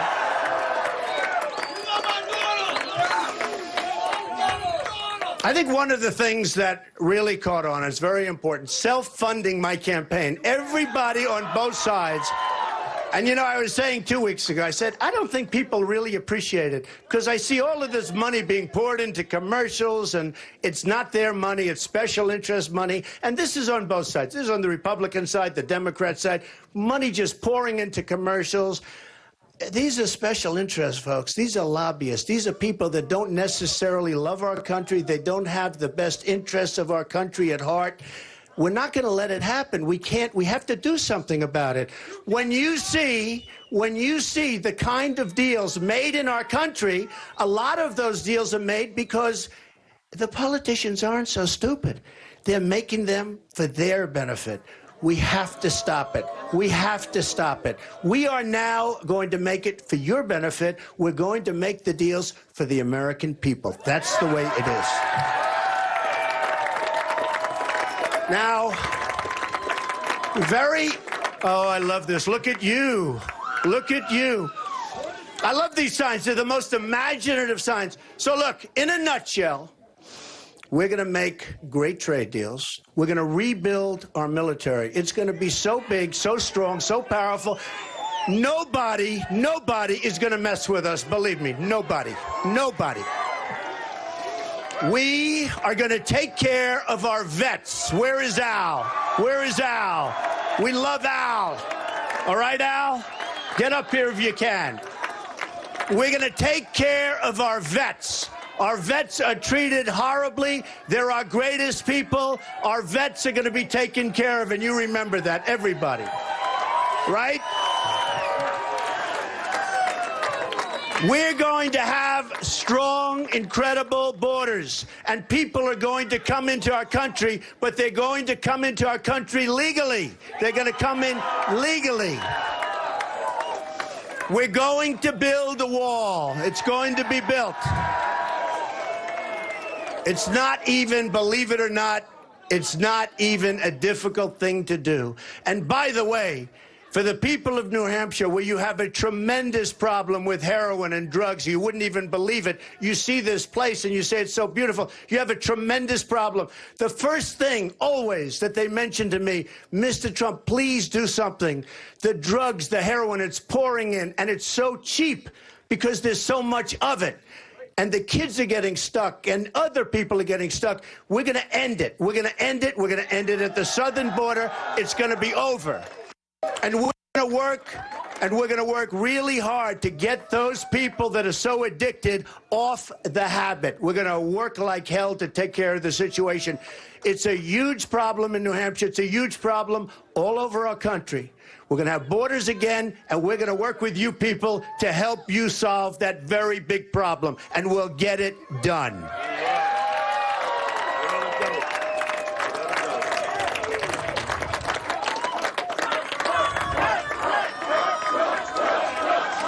That's so beautiful. What a group of people. You know, and on top of this group, we have thousands of people outside that can't even get in. That's what we have. Thousands of people. Healthcare. We're going to repeal and replace Obamacare. It is a total disaster. We're repealing and replacing Obamacare. It's gone. We're getting rid of Common Core. We're going to educate our children locally. We educate our children locally. We are going to preserve our very sacred Second Amendment. There's not going to be any more chipping away at our Second Amendment. If we had protection in California recently and so many other places, you could even look to Paris. Paris has the toughest gun laws in the world. France has the toughest gun laws in the world. These animals go in, they start shooting 1, 2, 3, 130 people, with many people horribly wounded right now in the hospital. If there were bullets going in the other direction, believe me, it would have been a whole different story, folks. But nobody had protection.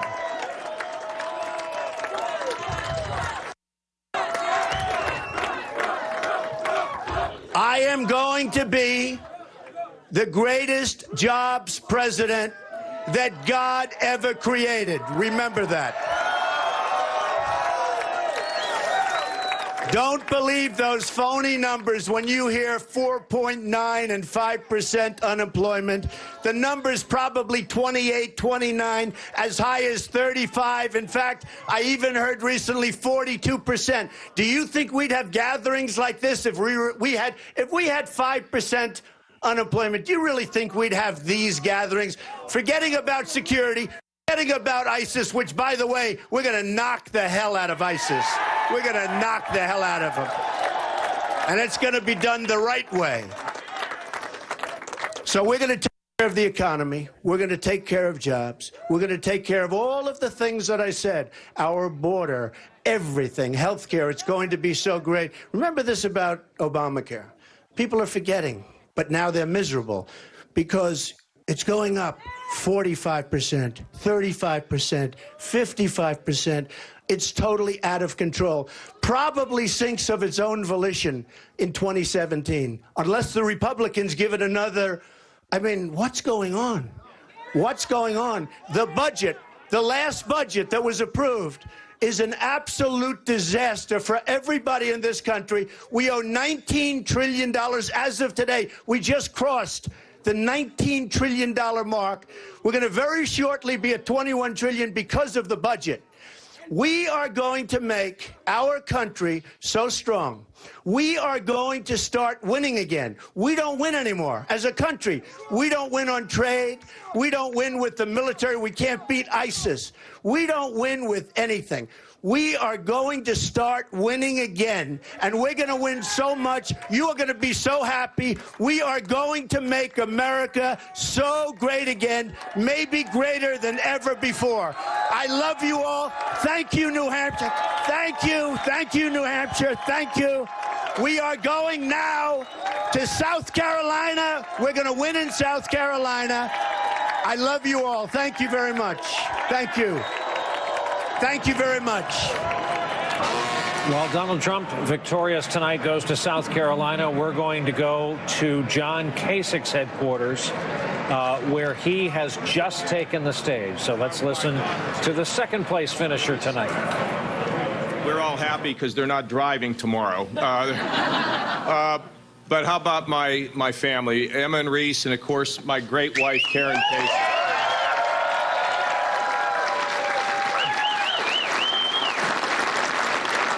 And here in New Hampshire, I have to tell you, there's no way I would have gone forward with this campaign if it wasn't for John Sununu, the great Senator John Sununu. He's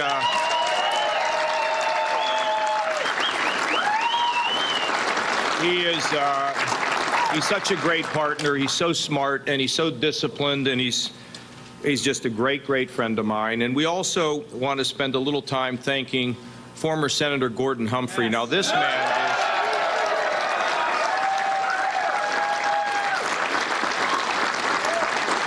We were 1% in the national polls, and people are like, how can you ever win? And then, things are just, we're walking in a total obscurity up here.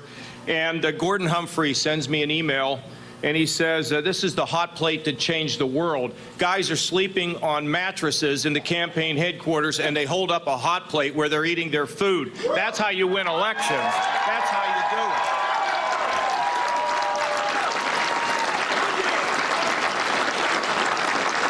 And, of course, our great friend Tom Rath, the former Attorney General. He's been one of the best guys I could have. Where is Tom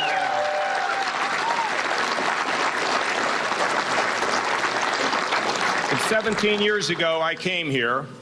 And, you know, I thought things were going okay. You know, I wasn't getting a lot of attention, and was standing in the kitchen, and I was talking to this lady, and I'm thinking, I got myself a town chairperson here. I mean, this lady really, really likes me.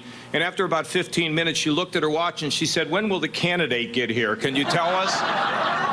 But the guy that stuck with me for 17 years, Bruce Berkey. Where is Bruce?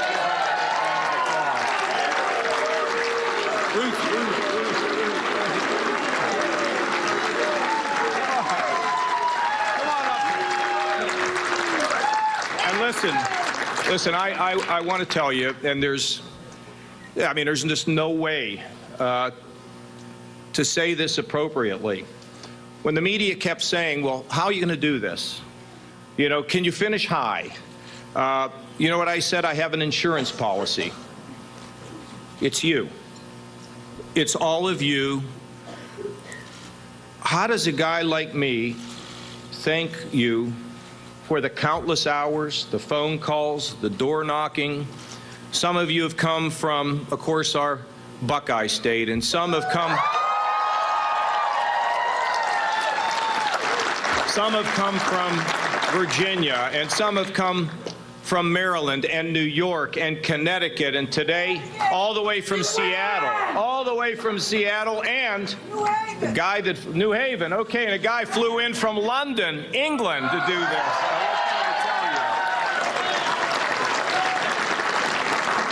But you know, there's something that's going on that I'm not sure that anybody can quite understand. There's magic in the air with this campaign because we don't see it as just another campaign.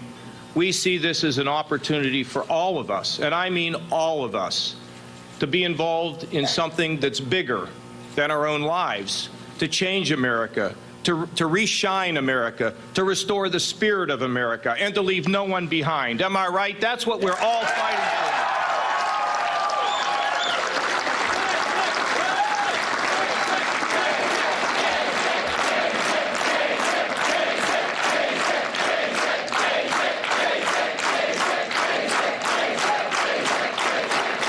You know, something big happened tonight. And let me tell you what it is. We have had tens and tens of millions of dollars spent against us with negative advertising, okay? We've had tens of millions. See, that's the old politics. We never went negative because we have more good to sell than to spend our time being critical of somebody else.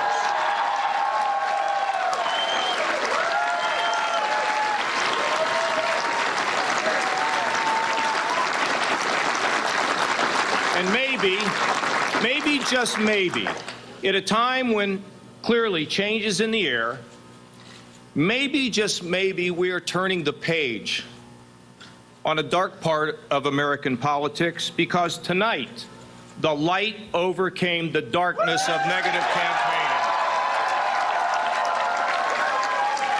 And you made it happen. You made it happen. You made it happen. You made it happen.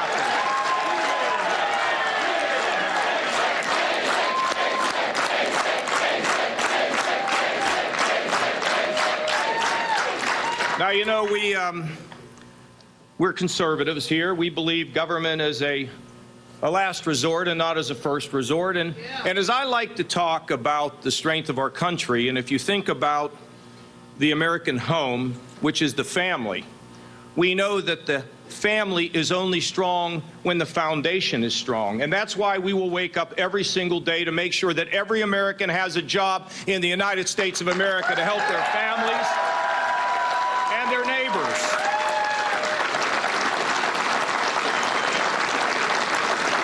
And when I'm President of the United States,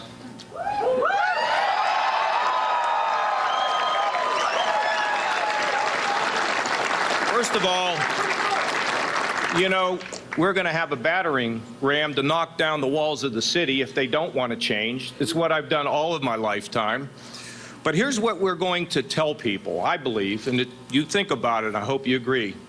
We're going to solve the problems in America not by being extreme, not by being first a Republican or a Democrat, but reminding everybody that we are Americans dedicating to shining up America and fixing our problems. Fixing our problems.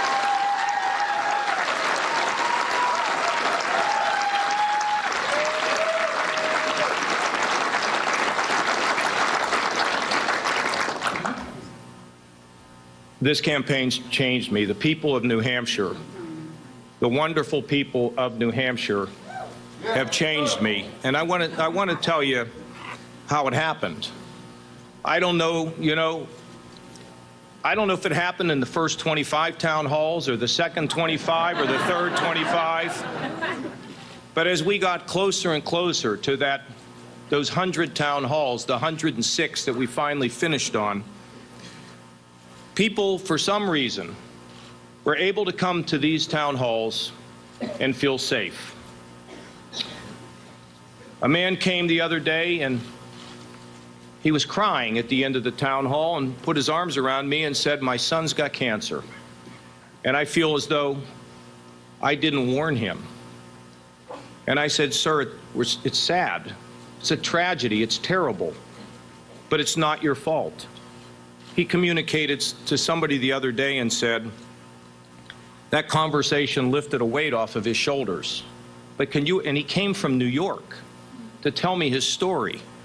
And some of you remember the woman that was sitting way up in the seats, and she told the story of her daughter who had been sick from being a child, and she felt all alone. And I asked her to come down, and I hugged that woman, and we all cried a little bit that night. And not long ago, at one of the big town halls, a lady sitting in the back, after we had gone through the mechanics of fighting drugs, she brought in the real flesh and blood. And she talked about her 31-year-old daughter, who had been 11 months sober. And I looked around the room and said, can you imagine how hard it is to be a mom who at one point just held that little baby in her arms, to have to wake up every day and ask the good Lord, and the good Lord is listening, to have her daughter recover. Now, when you are in settings like that, you begin to learn something. There are too many people in America who don't feel connected. They've got victories that no one celebrates with them. And they have defeats and pain sometimes that they have to absorb themselves. I'll tell you what I really think we need. We need this economic growth and the job creation. But at the heart and soul of the United States of America, the America that I grew up in Little McKee's Rocks, where my father carried mail and stuck his nose into everybody's business and brought some joy at a time of triumph, and was able to be on the step and cry with them when they lost somebody they loved. You see, that's the America that I know, where we slow down our lives. We slowed down our lives, and let's just leave this hall tonight, and I would ask you to just reflect on this. Because you see, we're all made to change the world. We're all made to be a part of the healing of this world.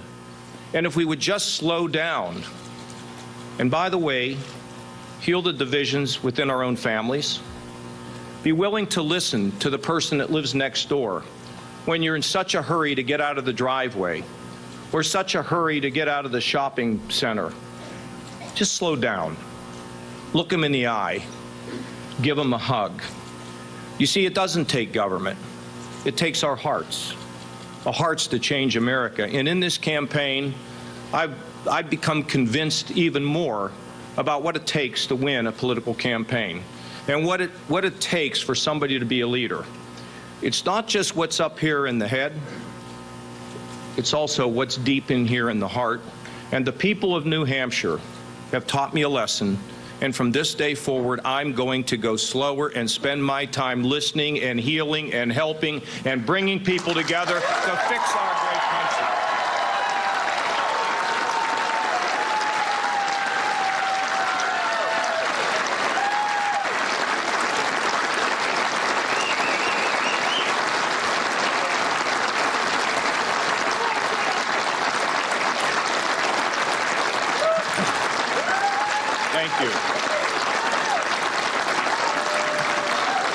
Now,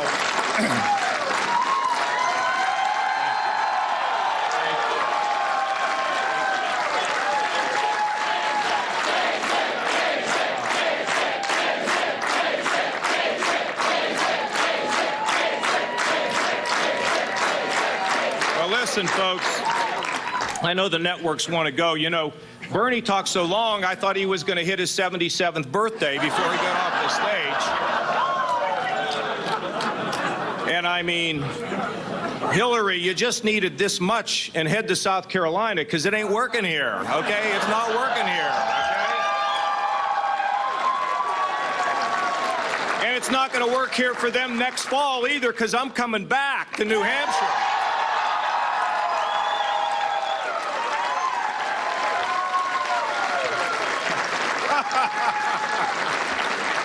Well, how could any man be so lucky, huh? To have all of you, to be so happy about life and family and the fact that the Lord's blessed me. We are at the beginning of this campaign season. Tonight we head to South Carolina, and we will move through South Carolina all across this country, and we'll end up in the Midwest, and you just wait. Let me tell you, there's so much going to happen. If you don't have a seatbelt, go get one. We're going to shake this country from top to bottom. Thank you all very much, and God bless you. Only one candidate asked people to go home and reflect on an idea tonight. Only one advised us to slow down, take more time, have more meaningful interactions and relationships. John Kasich, a decidedly different candidate, a decidedly different message that did its share of hearkening back to a country that many of us don't find recognizable anymore compared to the portrait of his childhood and his father, a letter carrier all his life.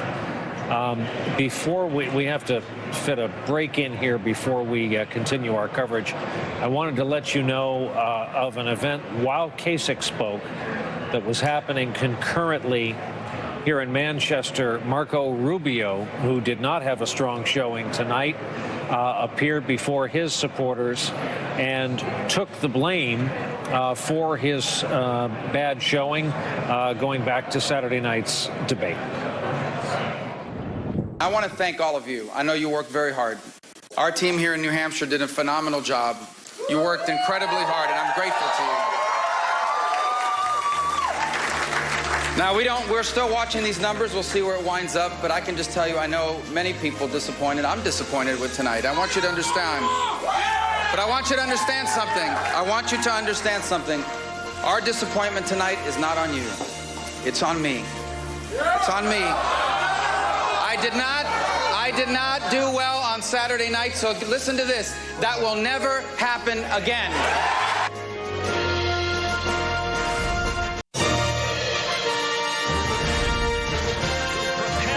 To an outright victory in Iowa and to a far stronger result and outcome in New Hampshire than anyone had predicted.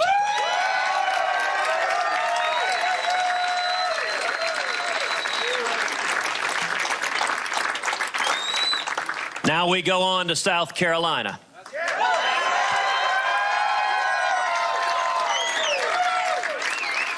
The Palmetto State. And you know, Washington liberals may find South Carolina far less hospitable environs.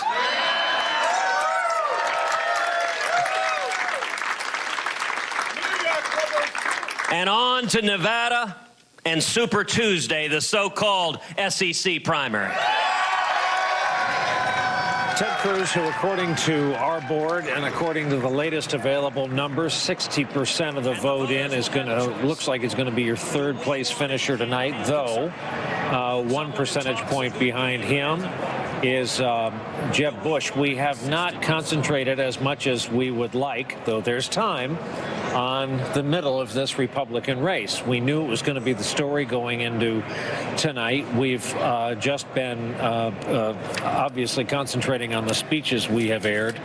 Chris Christie, 8%. That's painful for him, having put all of his chips in New Hampshire. Carly Fiorina, Ben Carson at 2%. No one would have predicted that a couple of months back. Anyway, we've interrupted several people here tonight. We interrupted you last time. Before that, we interrupted Andrea. Before that, we interrupted Steve Schmidt. I think we've even interrupted Chris Matthews tonight, where we should probably begin, because we haven't heard from Chris in quite a while. Chris, sum up what you've heard and witnessed.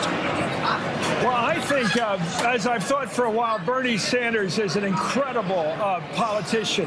His ability to string together connected elements, Wall Street, of course, Citizens United, the plight of the working family in this country economically, it all strings together. It's as Howard Feynman, my friend, says, it's like a 1960s teach-in. It's very academic, very logical. Of course, when he gets to political revolution, it probably will scare some people. But what really, I think, rings true with so many voters in the middle and even on the right is Citizens United. One of the great unintended consequences of that terrible court decision is that it has roused up the people, enraged them, because we do believe in one person, one vote. And that's an attack on that's so serious. And I think he really gets that. When you can listen to his crowds like tonight, that's what gets them. Hillary Clinton is on defense now. I'm not knocking her. It's been a hard fight for her. She's a formidable public personality. But she's on defense tonight. The way she's strung together her causes, LGBT, of course, a good cause, the Human Rights Campaign, all the different things she talked about, African Americans, the allusion to Black Lives Matter, was an attempt to hold together the Democratic or Clinton coalition, but it was a defensive move. There wasn't any overarching statement of what her campaign is about. Of course, quickly now, Donald Trump talked about himself. No surprise. It's a one-man, man-on-horseback campaign. It's about him and how he's going to save America. He talked about himself. I did like Kasich, maybe because I've known him a long time. And I'll say, when it comes to authenticity, he's John Kasich. What you just saw with the schmaltz, the appeal to better behavior with each other in a non-governmental way, whatever you think of it, it's the way he looks at life. He's lost his parents in a tragedy. He's become very religious. He's the real thing. And so I thought tonight was some good speeches. I thought that Trump was Trump. Kasich was Kasich. Hillary was okay, but it's got to get better. And Bernie Sanders is a powerhouse. He is not to be stopped till somebody stops him. And I'm not sure Hillary Clinton can do it with the speech we saw tonight. Brian? Wow. So that's sobering. That's why we go to Chris Matthews. That's why we go to Chris Matthews reviews. for that. Yeah. I will just say this, the historical context here matters. There has never been a Republican in modern times in a competitive year who has won both New Hampshire and Iowa. Okay, now we know that's true again this year, check. But there's also never been a Republican nominee who didn't win one of them, who didn't win either New Hampshire or Iowa. So that means that historically speaking, if history is a guide, it's going to be Trump or it's going to be Cruz. That's almost impossible to imagine from, I think, a Republican establishment perspective. I think the Republican establishment, if they can be said to say anything, it would be anyone but those two guys. Those are the two guys, historically speaking, who are in contention at this point. We're also just getting word, I should mention, that Chris Christie, who had said previously that there's 3, 4, or 5 tickets out of New Hampshire, right now it looks like he may be running in approximately 6th place. We'll see. He had also talked about going to South Carolina to start campaigning tomorrow. Now Chris Christie is planning to go home tomorrow. He will be going to New Jersey. Quote, we'll make a decision on our next step forward based upon the results that come in here. He says it matters whether he is in 5th or 6th place. Yeah. That's pretty ominous for his campaign. I talked to him yesterday and today, and they seem pretty upbeat because I think the polling was just too imprecise about how this group under Trump was going to fall out. So there was a lot of hope there. But saying that he's going home to reevaluate is suggestive that things may be coming. And we should be clear. I mean, NBC has projected the winner on the Republican side as Donald Trump and the second place finisher as John Kasich. There are no other projections as far as NBC News is concerned in terms of who's going to come in 3rd, 4th, 5th, and below. But Steve, if the Christie campaign is making a decision based on 5th versus 6th place, is that a rational grounds on which to make that decision? Look, either 5th or 6th place, the governor of New Jersey, I think, is pragmatic politically. He said over and over again he'll stay in the race so long long as he sees a path to nomination. Very, very difficult conversations likely taking place around Governor Christie tonight. There's really no path going forward. And you can't answer the question which you have to ask, where do you win next if you didn't do well here? For Ted Cruz, who came in third here, and you look at Santorum, Mike Huckabee, the last two winners of the Iowa caucuses, who performed very poorly in New Hampshire. Ted Cruz is on track to have a very respectable performance. Possibly Typically, third. the evangelical candidates do not do well in New Hampshire, but Cruz is occupying that conservative lane, that conservative bracket right now, and he's moving into a part of the country now where he can do very, very well. And so you have to look at this race right now. The two Republican frontrunners are Donald Trump, Ted Cruz, and then we have room in the race for an establishment candidate to begin to fill the bracket. As a visual aid, can we please put up the full screen that shows all of the Republican candidates all at once in terms of what their percentages are right now and how much percentage of the vote that we've got in? Obviously, we know 1 and 2 are Trump and Kasich. Behind that, we do have this bunch of candidates, literally a bunch of them. Can we put them all up at the same time? Can we put up the one board that has everybody? That would be awesome. Yes. There we go. God bless you. I'll buy you all something nice. Bears repeating, we've called just the first two. In fact, a check mark belongs next to Kasich that is not there. Right. Donald Trump will be the projected winner. John Kasich projected to be in second place. But behind that, look at how tight that is. 12, 11, 11, and 8. And this is with 65% of the vote in. I think we can clearly see that right column is a bottom tier, right? Mike Huckabee no longer in the race. Rand Paul no longer in the race. Ben Carson, Carly Fiorina, people like that are going to be making some hard decisions. On that left side, though, below Donald Trump and John Kasich, that's a very interesting grouping. In terms of what we just saw from Marco Rubio, taking essentially responsibility, Andrea, for this finish tonight, saying I performed poorly on Saturday night. That will not happen again. What did you make of that? That was pretty unusual, because it's one thing for a candidate to take responsibility for the overall, quality of the campaign.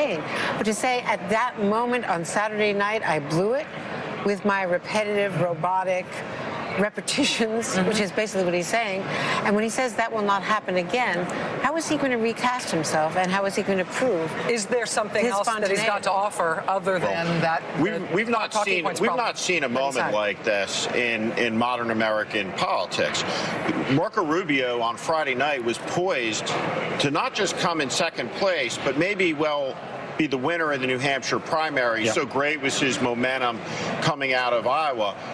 Perhaps the most disastrous debate performance since Dan Quayle against Lloyd Benson. And the practical effect of it is it's ended Marco Rubio's chance to be the Republican nominee, in my estimation. This is it, you think? I think it's it. Where does he go next? And it appears tonight, that he will be at best in fourth place, but could be lower. And certainly if he finishes below his mentor, Jeb Bush, the rationale for his candidacy collapses. So if you look at Jeb Bush, he certainly has done well enough tonight to go forward now into South Carolina, which has always been his strongest state of the early states.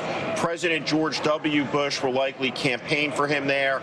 He's immensely popular in the state of South Carolina, but Jeb Bush goes into South Carolina to make his last stand. In South Carolina, when you listen to John Kasich talk, John Kasich has run a positive campaign. I think you saw in that speech a unique man, the inherent goodness of the man.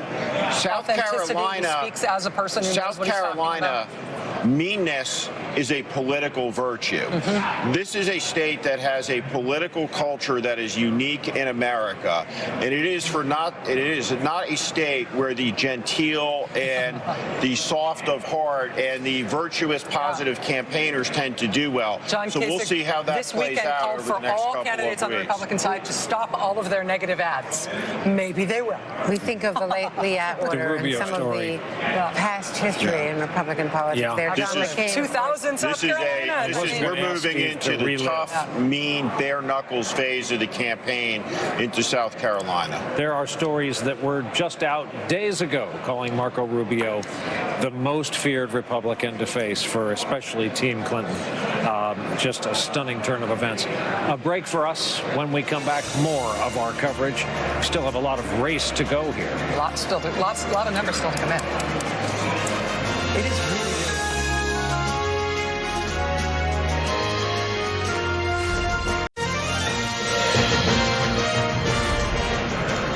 Quarter to 11 on the East Coast. As we've been saying all evening, we have only called, our decision desk has only called 3 positions. Winner in both the Democratic and Republican primaries, second place finisher John Kasich. Our decision desk, in its decision brilliance, never making fun of the decision desk, of course, has its latest pronouncement is tight race for third with Cruz, Bush, Rubio all vying for third. Think about what that also means, though, decision desk, and Chris Christie telling his supporters, waiting to see if he's 5th or 6th, indicating that 6th would mean the ultimate bad decision for him. So our decision desk telling us only Cruz, Bush, Rubio vying for third. There is the decision desk. It's a collection of desks and incredibly smart people. Yeah, do not speak ill of the decision desk. They will cut you. Oh, I know where my bread's buttered. First and second, That's again, Mr. projected. Decision desk. Yes, that's exactly. Mr. Decision Desk, sir. Yeah. So first and second have been projected, but with Cruz, Bush, and Rubio vying for third, eventually that will be 3rd, 4th, and 5th. And as you pointed out there, Chris Christie will be pushed to 6th. We're going to go now to Steve Kornacki in order to basically answer the geographic question here, which is who's winning where and how Donald Trump put together this victory that he put together tonight in New Hampshire. Yeah, I mean, here's the Republican map. And look, it's pretty self-evident here when you see all the green. The green is for Donald Trump. Donald Trump, you see green all over the map. But that in and of itself is kind of amazing. Donald Trump winning in every region of the state. A couple things we can point out here. Look, if this was going to be a better night for Ted Cruz, a really good night for Ted Cruz, you'd be expecting to see a lot more of that. Ted Cruz's the brown color on here, tan. You'd be expecting to see that. Well, that's a bit too big of a circle, but about up here, the North Country. This is where Ron Paul won in 2012, and that was a big point of emphasis for Cruz. Could he win over those Ron Paul voters? How about John Kasich? He gets second place, it looks like. If you wanted to do better tonight, though, you could have been looking in this area of the state, the Connecticut River Valley along the Vermont border. And if it was Marco Rubio, if he was going to be having a good night, he was targeting right down here. These are the 2 counties, the most densely populated counties in the state. About half the Republican vote, 55% of the Republican vote coming out of this area, particularly in here. This is where at the start of the week, Rubio was thinking he'd do well. Right in those bedroom communities on the Massachusetts border, you got college-educated, commuter-class Republicans there. They're very anti-tax. They're a little bit more socially moderate. That was the target, at least, at the start of the week. But you're seeing Donald Trump winning in every one of these regions, a couple places, too. You just point out for Donald Trump, the capital city, Concord, pretty liberal city. You'd expect if John Kasich is having a good night, he'd be winning there. That's the kind of place John McCain won. Donald Trump has carried it. Portsmouth, probably the most liberal city, one of the most liberal cities in the state. That even holds true among the Republicans. Donald Trump carries it. And, of course, Donald Trump wins Manchester, wins Nashua, and we're even seeing in these Connecticut River towns that are more liberal, Donald Trump winning them as well. The conservative anti-tax area, the college towns, the liberal city of Concord, Donald Trump, Donald Trump, Donald Trump. Wow. When it comes down to that, that makes it pretty clear what it's going to be. I mean, we don't know what the margin's going to be, but that's pretty overwhelming. Yeah. Again, some of the impact, the momentum here is going to be how big a margin Senator Sanders has, how big a margin Donald Trump has. With geographic data like that, it looks like the margin's going to end up being really, really big. So Lawrence O'Donnell and Eugene Robinson, what changes that? What changes? We were talking earlier that you can't draw a red line from tonight through to the convention. But what changes that voting pattern? What changes is getting to a one-on-one race. Donald Trump is taking first place tonight with 34% of the vote. He will probably actually come in third in this state in actual votes, counted votes. He will probably get fewer votes than Hillary Clinton. He's definitely going to get way less votes than Bernie Sanders. If you take the total Republican returns and you make this a two-person race with the top two, with Trump and Kasich, if you give Trump Cruz, if you give Trump Carson, if the rest of them go over to the Kasich column, Kasich's at 50, Trump's at 48. Trump will thrive as long as everyone stays in this race. You know, there's one interesting piece of data that we got tonight, which I think bolsters that and creates a very interesting question for the rest of the Republican field. Donald Trump won the night, but New Hampshire Republicans, when you ask them would they be satisfied if Donald Trump won the Republican nomination, these are New Hampshire Republicans tonight, 48% say they would be satisfied, 49% say they would be dissatisfied. The 49%, so he's winning by a big margin. That 49 would go with Kasich tonight if they could one-on-one. And they could go with Hillary or Bernie in the general. So Lawrence is absolutely right about if it were a two-person race, Donald Trump would be at a disadvantage. My question is, how does this change the dynamics of the race? In other words, does this give him a boost going into South Carolina where he was already leading? Now, there hasn't been a whole lot of frequent polling in South Carolina, so we don't know exactly what's been what do you think happens if we see people drop out tonight? Let's say we're going to see people like Christie and Fiorina. I have no information that suggests that, but theoretically, if the field winnowed, would that help or hurt Trump? Well, I think to the extent that I don't think there are a lot of Chris Christie voters in South Carolina, to tell you the truth, or Carly Fiorina voters. So I don't think it has a big impact there. I'm wondering, you know, the sort of big Mo question, whether a big win in New Hampshire, and this is a big win by Trump, and again, raw vote total, not huge, but way past any of his competitors, that could give him a little rocket fuel in South Carolina. And if you get another big victory there on this scale, or perhaps even larger, that sets him up for others, you know, for the SEC power. And let's just remember how irrelevant South Carolina turned out to be last time. Newt Gingrich won it. It couldn't have been more relevant. It was my happiest day of the year. In prior years, it was very relevant. On that note, and at a great time, let's go to a break. We'll be right back.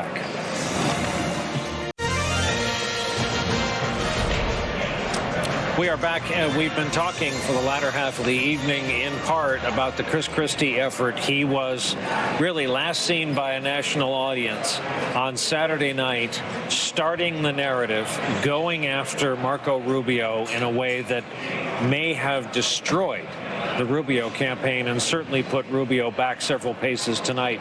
For himself, analysts have pointed out Chris Christie did not get a commensurate boost for his own efforts here.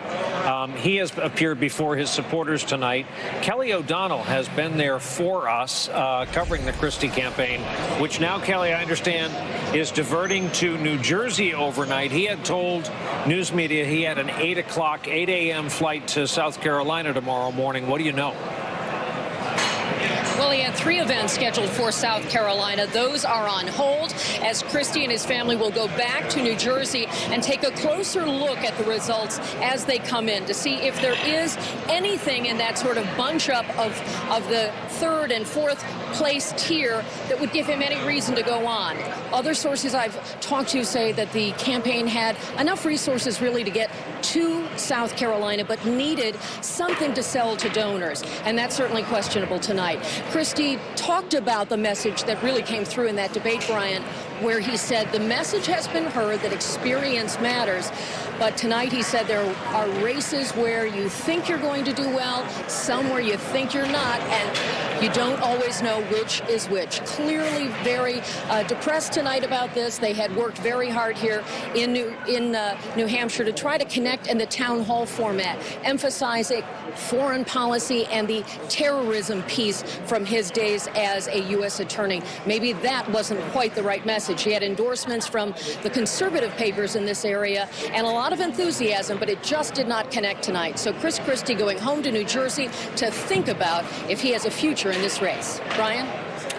Kelly O'Donnell, thanks. The Christie campaign, and this happens from time to time, made a strategic decision to put all their chips here That's right. in New He really Hampshire. stayed out of Iowa and stayed here in New Hampshire instead. You know, the Union Leader, which is the largest paper in New Hampshire, endorsed him, earning the ire plus of Donald Trump. Did they have to defend that? Boy, did they have to defend that. And it was, he spent, the only person who spent more time in New Hampshire than he did is John Kasich. It just worked better for John Kasich than it did for Chris Christie.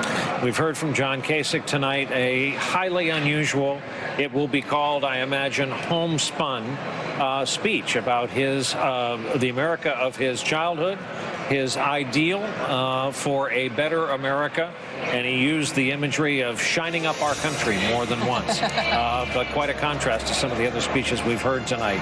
This will end this hour. We'll see you at the top of the next hour as our coverage continues from New Hampshire.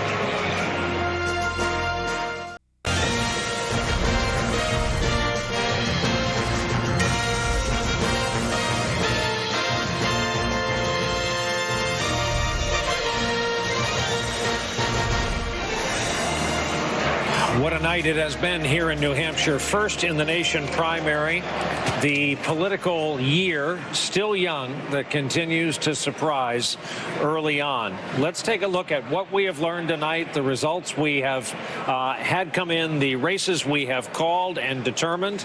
This was the first call of the night, the projected winner for the Democrats, Bernie Sanders, as expected. If you want to anger the Sanders campaign, add just as quickly from a neighboring state of Vermont. 60 to 39, the percentage, with 69% in. The numbers will change as we go throughout the night. Bernie Sanders addressed an uproarious crowd at his headquarters. Together, we have sent the message that will echo from Wall Street to Washington, from Maine to California.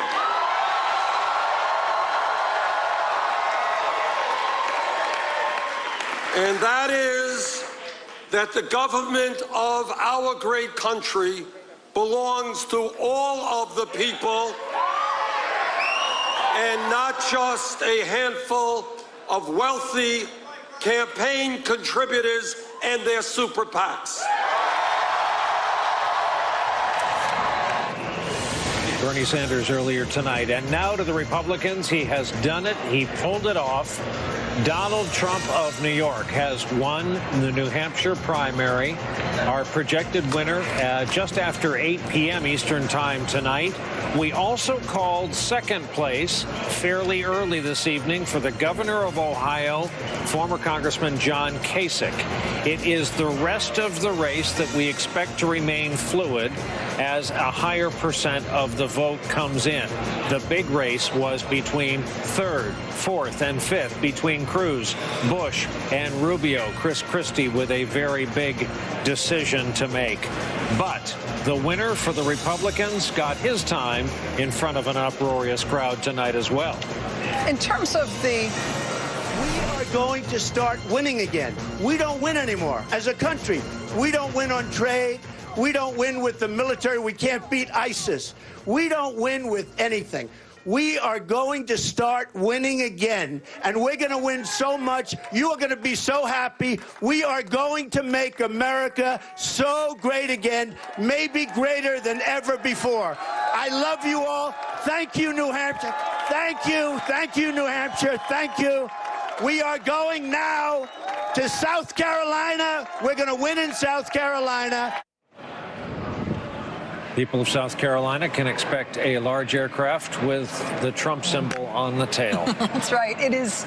I mean, there's still stuff to learn tonight. Obviously, what happens down that ticket on the Republican side is going to be fascinating. And for some campaigns, it will be determinative tonight.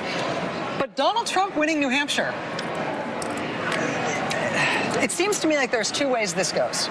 In 1996, Pat Buchanan won New Hampshire, shocked the Republican establishment, beat Bob Dole with a combination of populism that sort of defied ideological structure, pitchfork populism, and xenophobic nativism of a very, very hard right cast. And he won in New Hampshire. And then he didn't win another single thing the whole time, and Bob Dole became the nominee. That could happen. That could be what Donald Trump winning New Hampshire is. or this is the start of it for Donald Trump.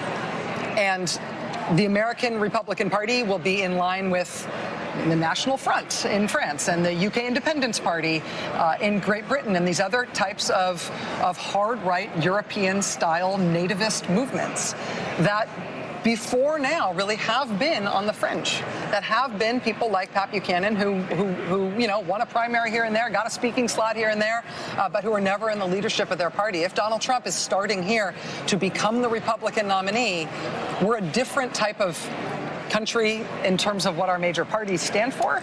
And I think we're a different kind of country in terms of where the mainstream and the fringe find their media. And it's a big deal tonight that he's won. That's why his victory tonight is an international news story. It is. And I think that a lot of the European press in particular, I don't want to predict for them, but I think they will see it through the lens of their own nativist movements, which, again, don't usually become ruling parties in their parliamentary systems. But when you get a big win, it can really change your perception of who you are as a nation and who your politics represent. You know who have covered a few elections between them? Andrea Mitchell and Chuck Todd. Indeed. Absolutely. They're here at the end of a long night. Just thinking about the foreign policy implications and also the economic implications for America. Donald Trump, Bernie Sanders. You are the business leaders, the business establishment, mostly Republican, and the business roundtable, let's say, CEOs. And you're looking at these results, and you cannot find a space there for yourself. You thought you were in charge of America. Now, that is exactly what Bernie Sanders is running against. And Donald Trump, not so much, and he may move over to the center in terms of their business proclivities. But most of those leaders, those whom I've talked to, do not think much of Donald Trump.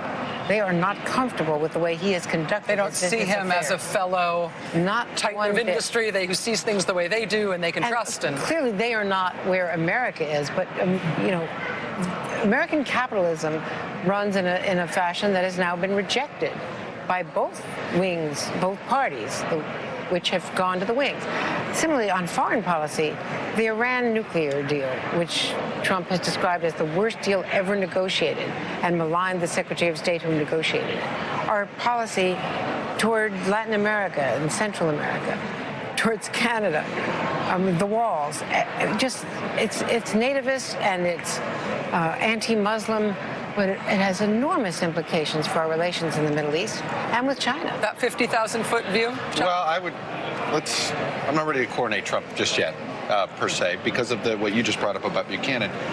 Look, if you add up all the sort of the establishment figures, Rubio, Kasich, Bush, and Christie, I'm leaving out Cruz here, they'd be at 46% tonight. So that would be a winning number tonight.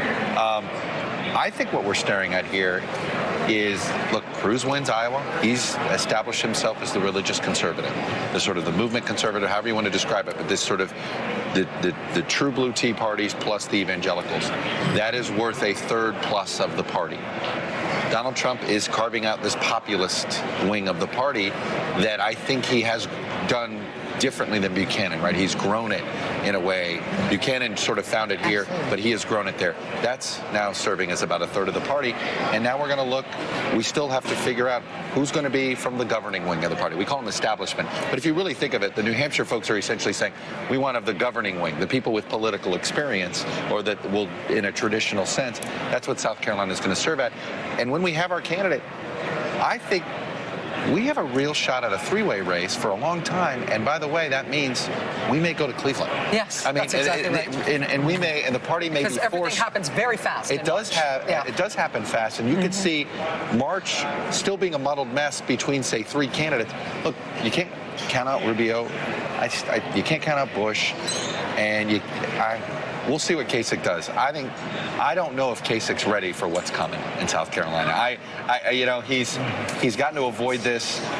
This is where I'm skeptical. I don't know if he's ready for the tough. On paper, he makes no sense there, but he's been surpassing expectations. He has, but here, this New Hampshire's But speaking in terms of what happens next and the length of the race to come, one of the interesting things we're getting more data about tonight is what happened between Bernie Sanders and Hillary Clinton that explains the size of his margin right now, where he's winning and who he's winning with. Steve Kornacki. Yeah, that's right, Rachel. And I think this has some potential implications for what comes after New Hampshire as well. I want to look at the map here and show you what Bernie Sanders did specifically in New Hampshire. Obviously, look, Sanders is green.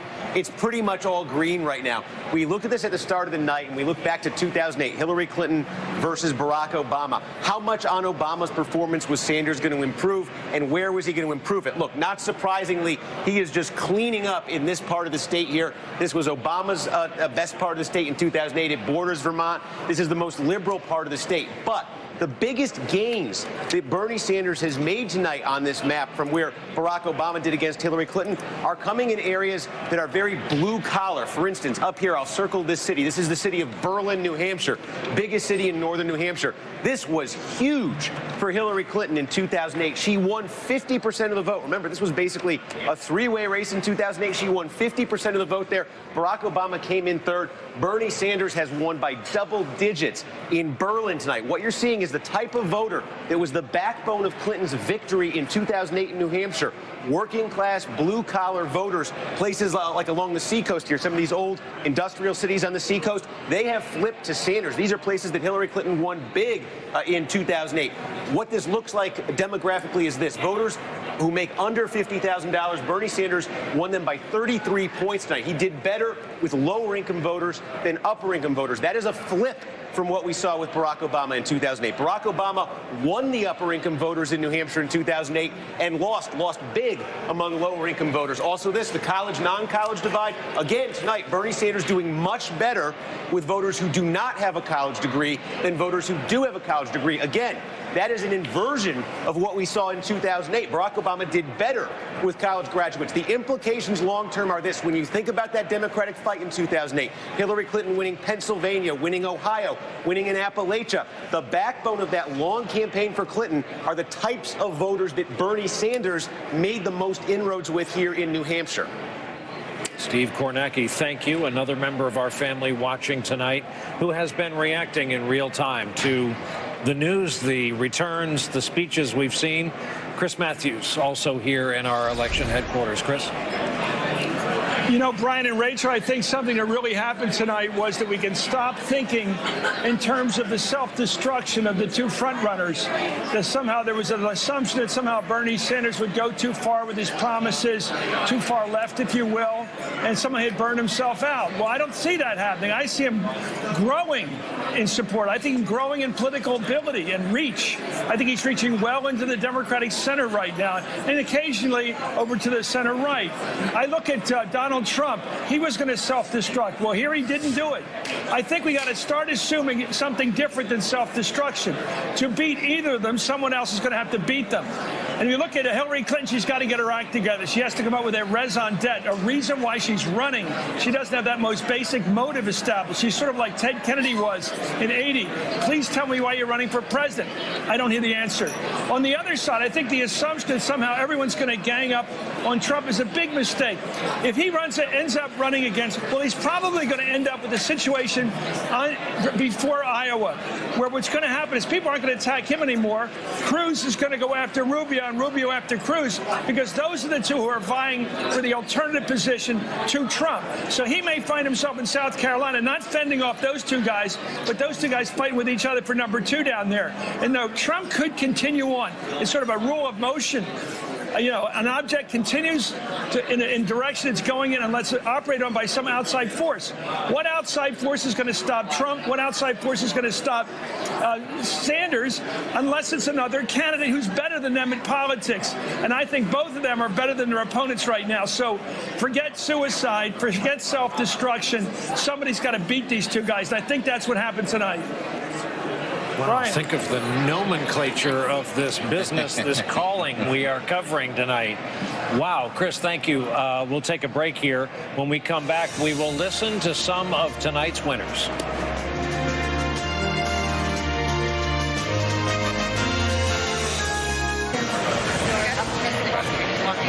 Right when polls close closed at 8 p.m. tonight. NBC News was able to project the winner of the Democratic race in New Hampshire. Bernie Sanders projected immediately at poll closings as the winner.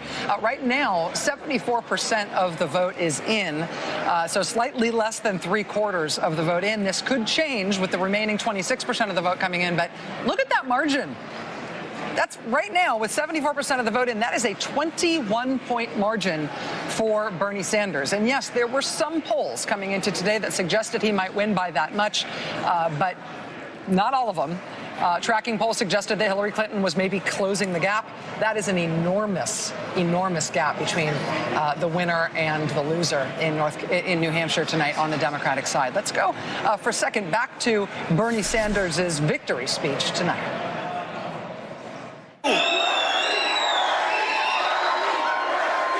Thank you, New Hampshire.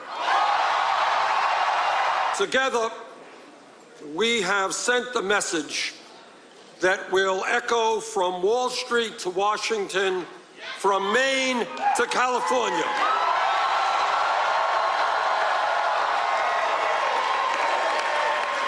And that is that the government of our great country belongs to all of the people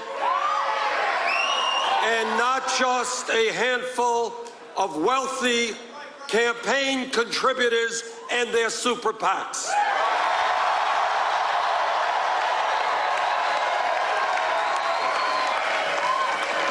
Nine months ago, we began our campaign here in New Hampshire. We had no campaign organization, we had no money, and we were taking on the most powerful political organization in the United States of America.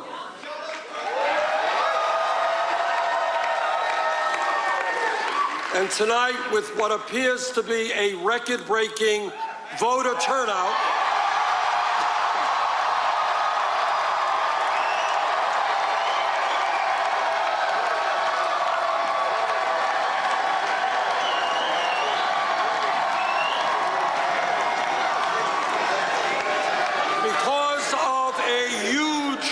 turnout, and I say huge. We won because we harnessed the energy and the excitement that the Democratic Party will need to succeed in November.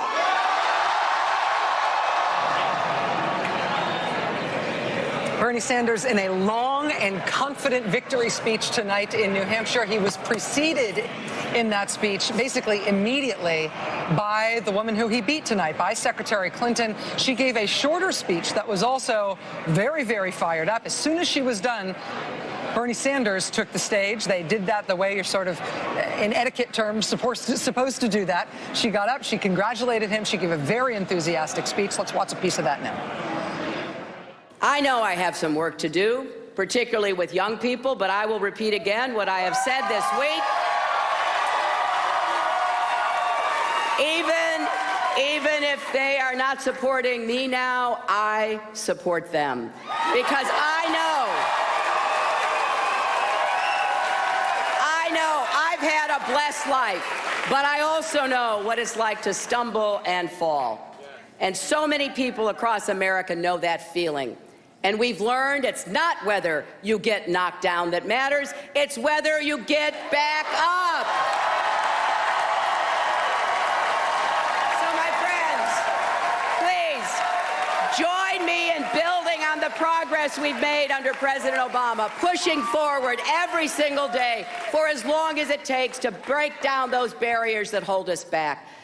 We've got to believe in the basic proposition of our country when all Americans have the chance to succeed, when each of us has the opportunity to live up to our own God-given potential. Then and only then can America live up to its potential as well.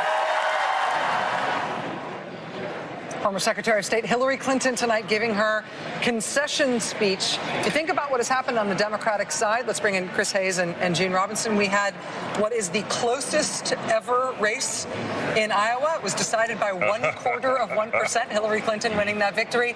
If the margin holds tonight in terms of this vote coming in, again, we've only got about 3/4 of the vote in, but if this margin holds, that would be the largest margin of victory in any modern era Democratic competitive primary. Right now, it's over a 20-point margin. I think the previous record in the modern era is something like 16 points from 1988. You know, for weeks I've been thinking to myself, okay, if I got the assignment to walk into the Clinton campaign and write a briefing memo about where this campaign is and where it needs to go, there's two plausible arguments you can make. One is basically don't panic, stay the course. Iowa and New Hampshire are incredibly unrepresentative of the Democratic coalition, particularly the Obama coalition, and you shouldn't get jumpy. The other is this is evidence that there's a problem with this campaign, that you are losing to Bernie Sanders. And I think after tonight in these margins, I think the one thing you can say is this. When you fill in the blank, Bernie Sanders is running to be president too, you can say dismantle the plutocracy, restore American democracy, and rebuild the middle class.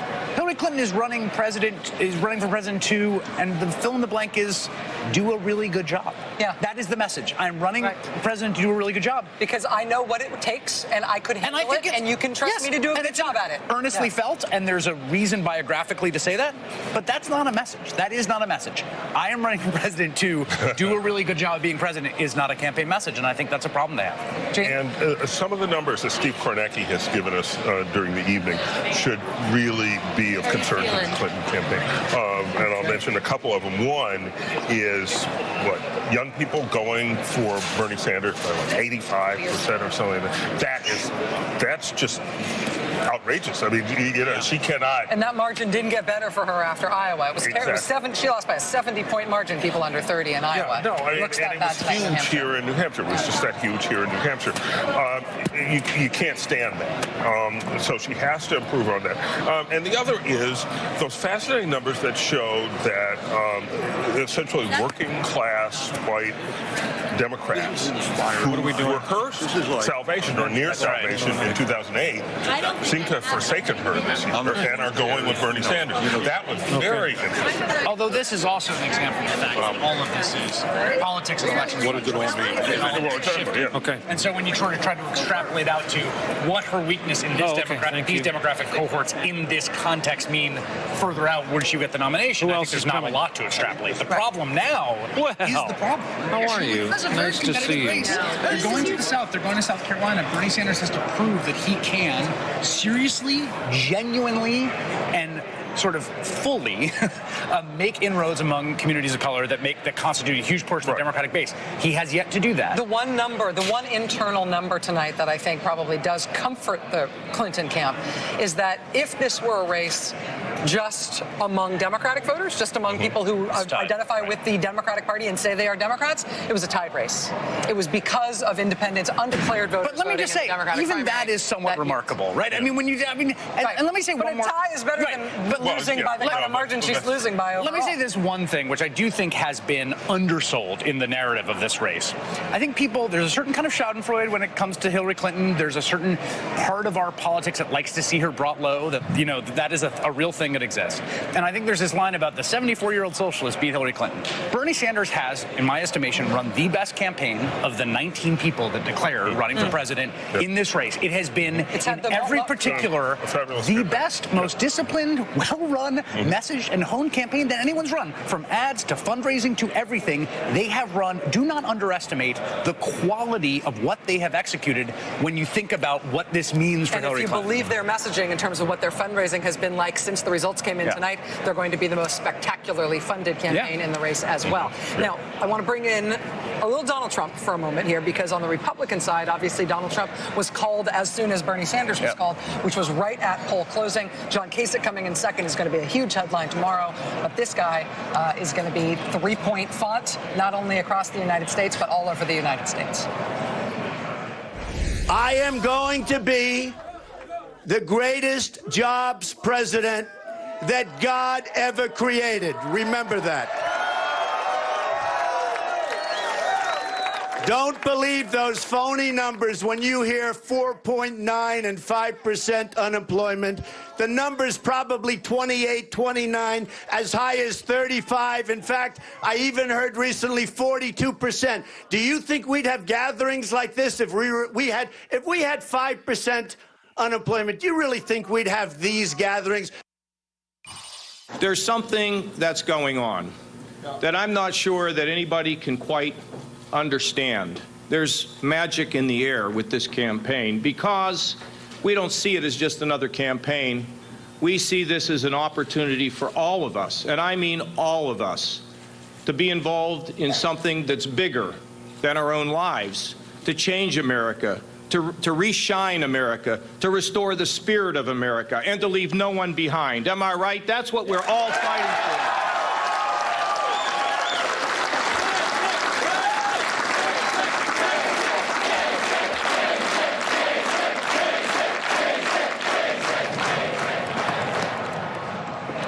John Kasich campaign signaled yesterday that they thought they were going to do well tonight when they said that they were having a large ad buy in the state of South Carolina and also in the state of Nevada. Gene, as a native South Carolinian, does John Kasich have the kind of campaign and the kind of personality that can win there in a Republican primary?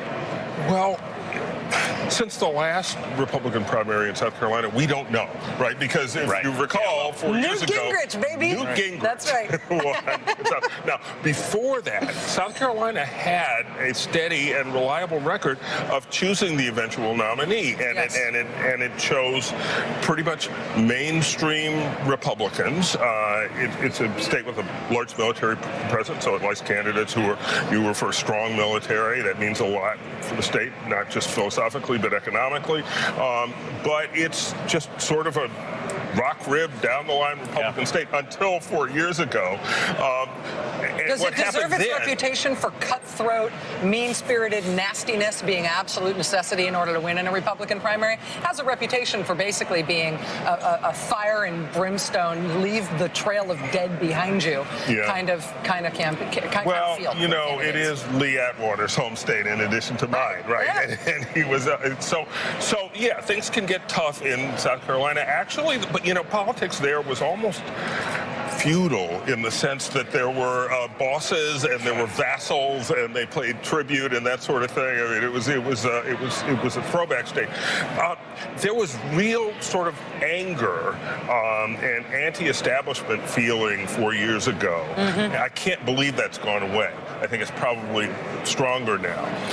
The other thing about South Carolina, of course, is that it has changed over the years because so many transplants from the north have come down. So the whole coastal region of South Carolina it is really politically an animal that I don't think anybody has quite figured out. My guess is that it's very good territory for Donald Trump. When we come back, we're going to be talking with a bunch of our reporters who have been out in the field today, but tonight they are right here. That's coming up next. Stay with us.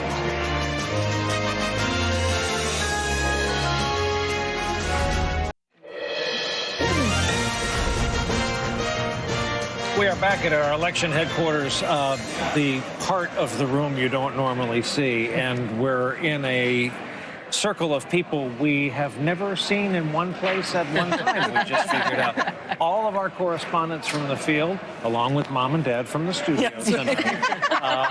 Family meeting. It's like the Brady Bunch. If the Brady Bunch were all sisters. Luckily, it's not an intervention. This is what the boys on the bus look like this year. That's This right. is freaking awesome. Yeah. I think this was deliberate, but it's really, really great. Well, thanks for asking for a man to attend. And we'll begin with Katie Tur.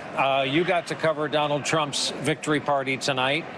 It's kind of slowly still sinking in. As I said earlier, it's one thing to talk about Trump's chances of winning the New Hampshire primary. It's quite another that we're sitting here talking about your victor in the New Hampshire primary. It's amazing, considering how this all started on June 16th with his, what he likes to call, famous trip down that now world's most famous escalator. And when everybody was discounting him, saying that he was a clown, that this was a rodeo show, and that he would quickly fall away. I mean, the amount of times that we in the media have predicted Donald Trump's downfall, dozens?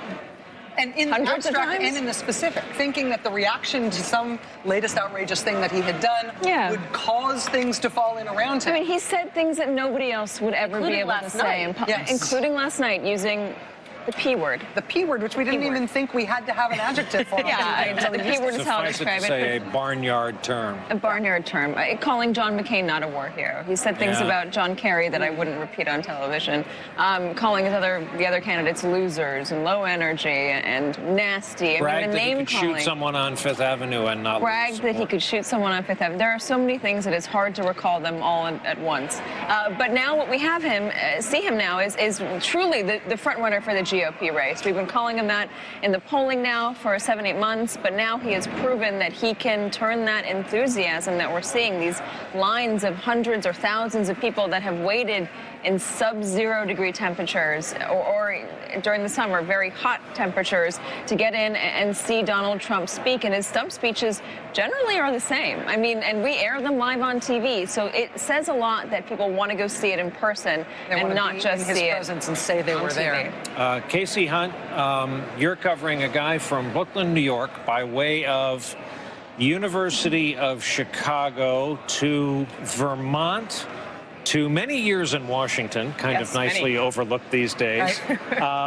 Officially an independent, sits with the Democrats in school on Capitol Hill, is a Democratic socialist, and is the victor on the Democratic side in the New Hampshire primary. And not just the victor, but the victor by a margin that is unprecedented.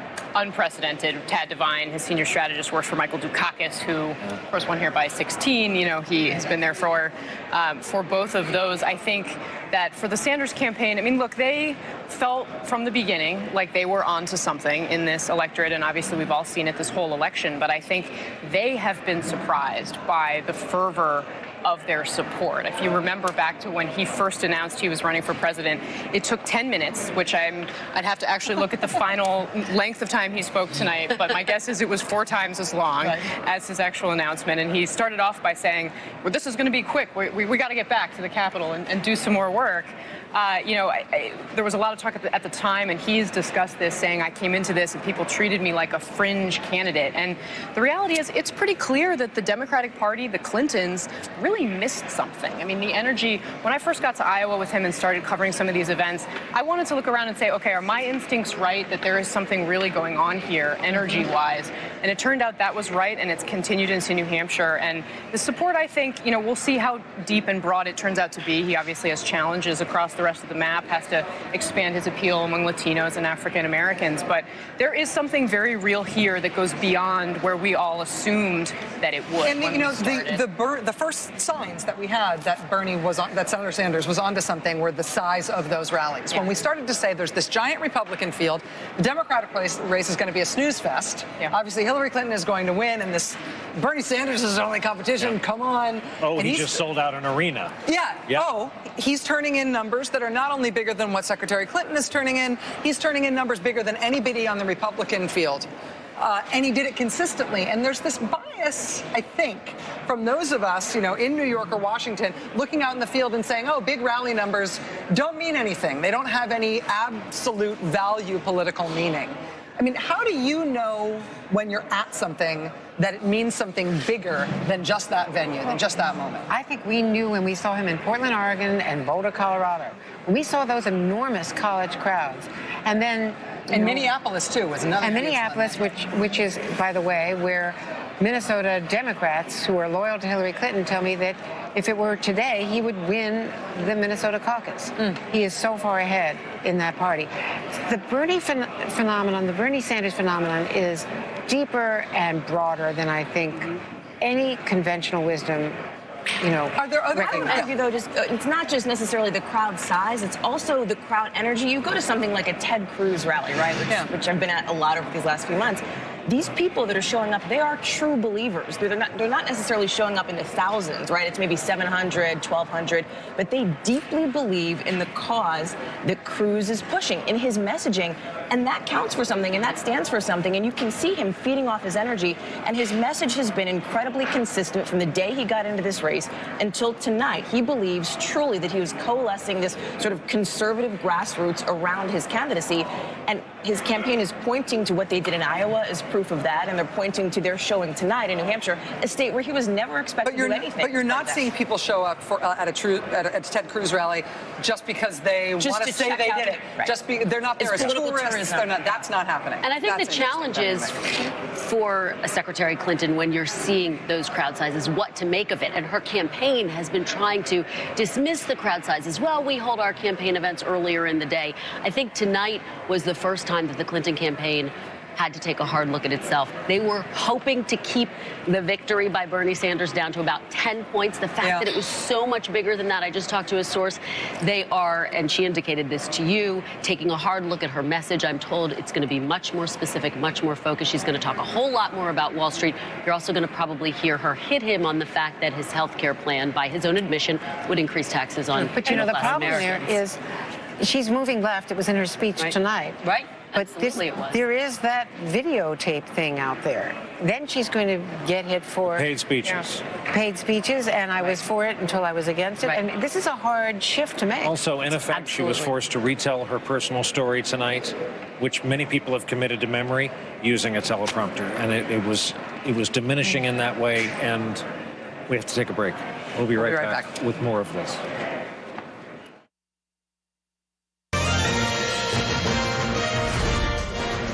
We are back with our roundtable of experienced correspondents who are never in the same place at the same time, so we're taking advantage of that. Quick program note, Chris Matthews just announcing that on a special edition of Hardball this evening, first airing midnight Eastern time, live interview with the victor on the Republican side in New Hampshire, Donald Trump. Oh, wow. Chris Jansing had an equal role tonight of poll watcher, in effect. You got to cover democracy at work, and then you went over to the Bush campaign headquarters where they're actually having a good night. Well, they, honestly, the way he put it to me when I talked to him, and I think there is an element of truth to it, is anything above dead would be considered right? So that's considered a victory. Wow. Having said that, he said they've been writing my obituary, so anything above dead is good. I think Donald Trump was personally writing that. Yeah, with a low energy person that stuck for a long time. But when he came out tonight, there was an energy that we haven't seen from him for a long time, and we've sort of seen it creeping up a little bit over the last several weeks. He says the last 3 months. I think that's maybe a bit of an exaggeration, but he has started to feel more like himself. Yeah, I started covering him before he announced he took this trip to Europe, and all the talk, remember, was about how does he disassociate himself from his family? How does he separate himself from the Bush name? One of the things they're going to write about and teach about when they do classes going forward 20 years from now is going to be how he has, for better or for worse, stayed true to himself. And I think that what has happened as a result of that is that people are starting to appreciate a certain level of authenticity that he has, which in a way is the same thing they love about Bernie Sanders, who's the same guy I knew when he was a mayor and I was covering him in local news. And the authenticity. And that's what young voters keep talking about in this election cycle, authenticity. That's what they're looking for. That's why they like Bernie Sanders. I spent yesterday on a college campus. Yes. They can smell and they kept saying that Hillary Clinton, like a Marco Rubio, seemed like a politician to them. Yeah, you know how they say in television they can tell when you're faking it? I mean, ultimately, when you're in a place like Iowa and New Hampshire, where they're looking you in the eye and they're asking you a question, and I met people over the weekend who had been to 5 events, seen 5 different candidates over the course of several days, they get a sense of you. They do. Of who's real. So out of all of the campaign staffers and candidates that you talk to, Who is freaking out the most tonight? Rubio's people are. You heard him apologize. Rubio, the candidate, is freaking out the most. Rubio's people. Look, I think he's had a very rough 72 hours. This has probably been the worst few days of his campaign. And they Look at admit it. everything from the Saturday night debate until now. This is not the position they wanted to be in. They've been talking for weeks about how they wanted to be able to beat the other governors in this race, and now it looks as though And he had they want all to beat the not just momentum lost coming not just out of one, but Iowa. two. The man the A ton of campaign momentum feared out the of most. I would say Bill Clinton is freaking out the most.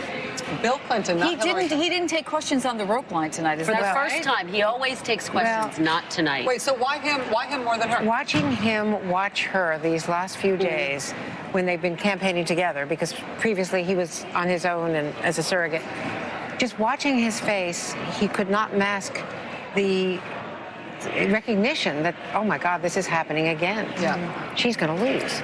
Are we not? It's not us reading, us projecting that onto him. I don't think so, because something fascinating happened on Sunday, which is that he had two events. At the first event, he gave what was a fairly typical speech.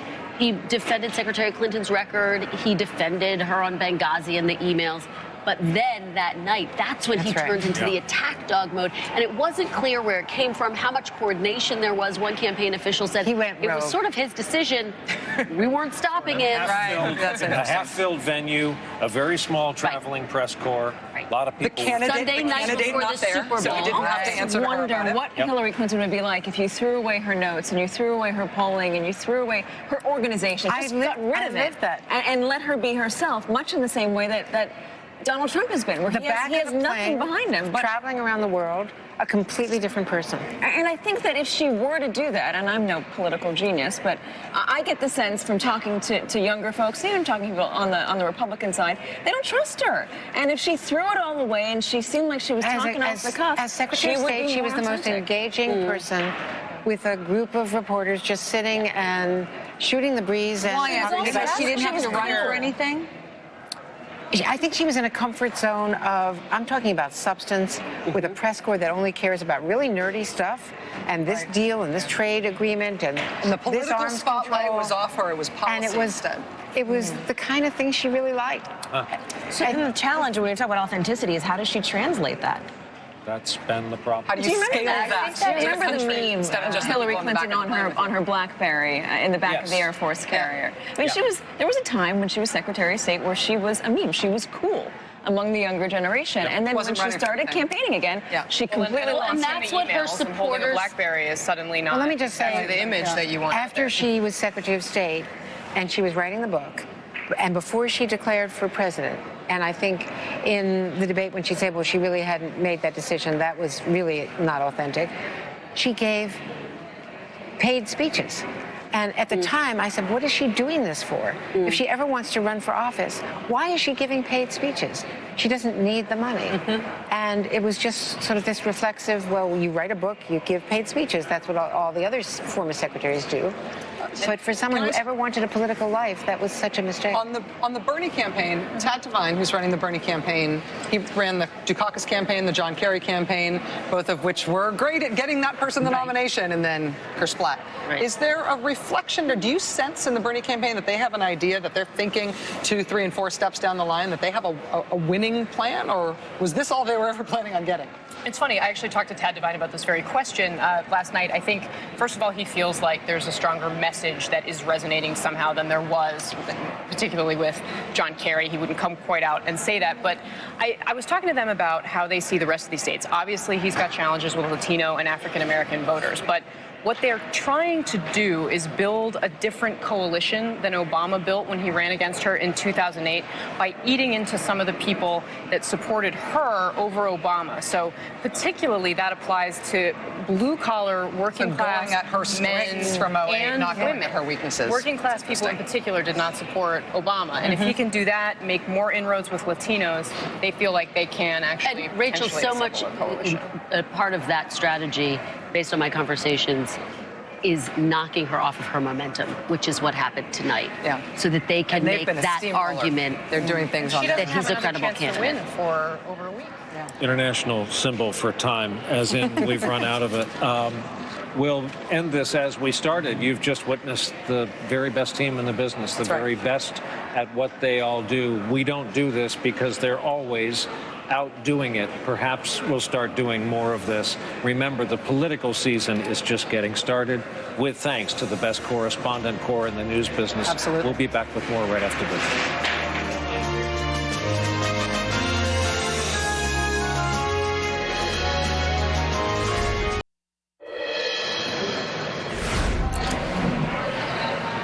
And so, what have we learned?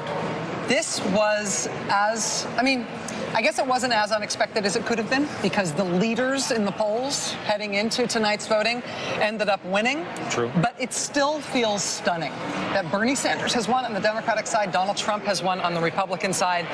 New Hampshire has a way of upending things. I think that we're going to see the field shrink on the Republican side. I think we're going to see absolute chaos in South Carolina, and I think we're going to see a very happy John Kasich with a lot of people trying to figure him out. And it'll be morning before we really know the story on the Republican side as well. So that's true. This goes on. What's night for most of us quickly becomes the next day in politics. Special edition of Hardball. Chris Matthews with Donald Trump. Thanks for this hour.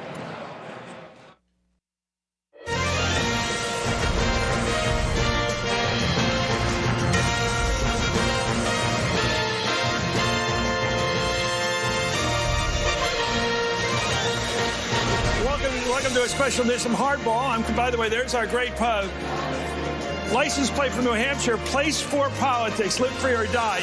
Anyway, we're here in Manchester, New Hampshire for a special edition of Hardball. Donald Trump silenced critics today who questioned whether his months-long lead in the polls would translate into actual electoral success. Trump won with a double-digit lead over his nearest opponent, Ohio Governor John Kasich. According to our exit polls, Trump led among men, among women, among young people, among older voters, people at every single income level, as well as voters who call themselves very conservative, voters who call themselves moderates. Donald Trump joins us now by phone. Mr. Trump, what do you like better? Let's say caucuses or primaries? What do you prefer?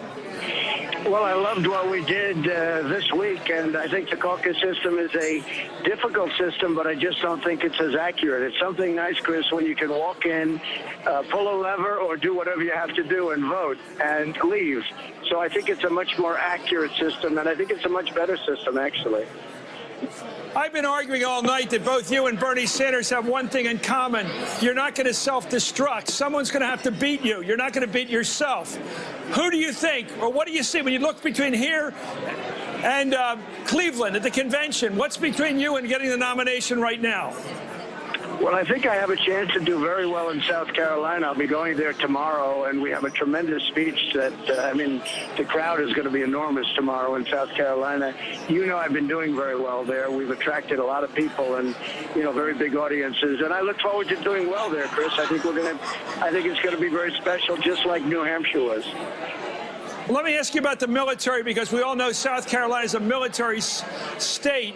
What are you going to do about have you thought through how you're going to rebuild the American military to make it #1 again?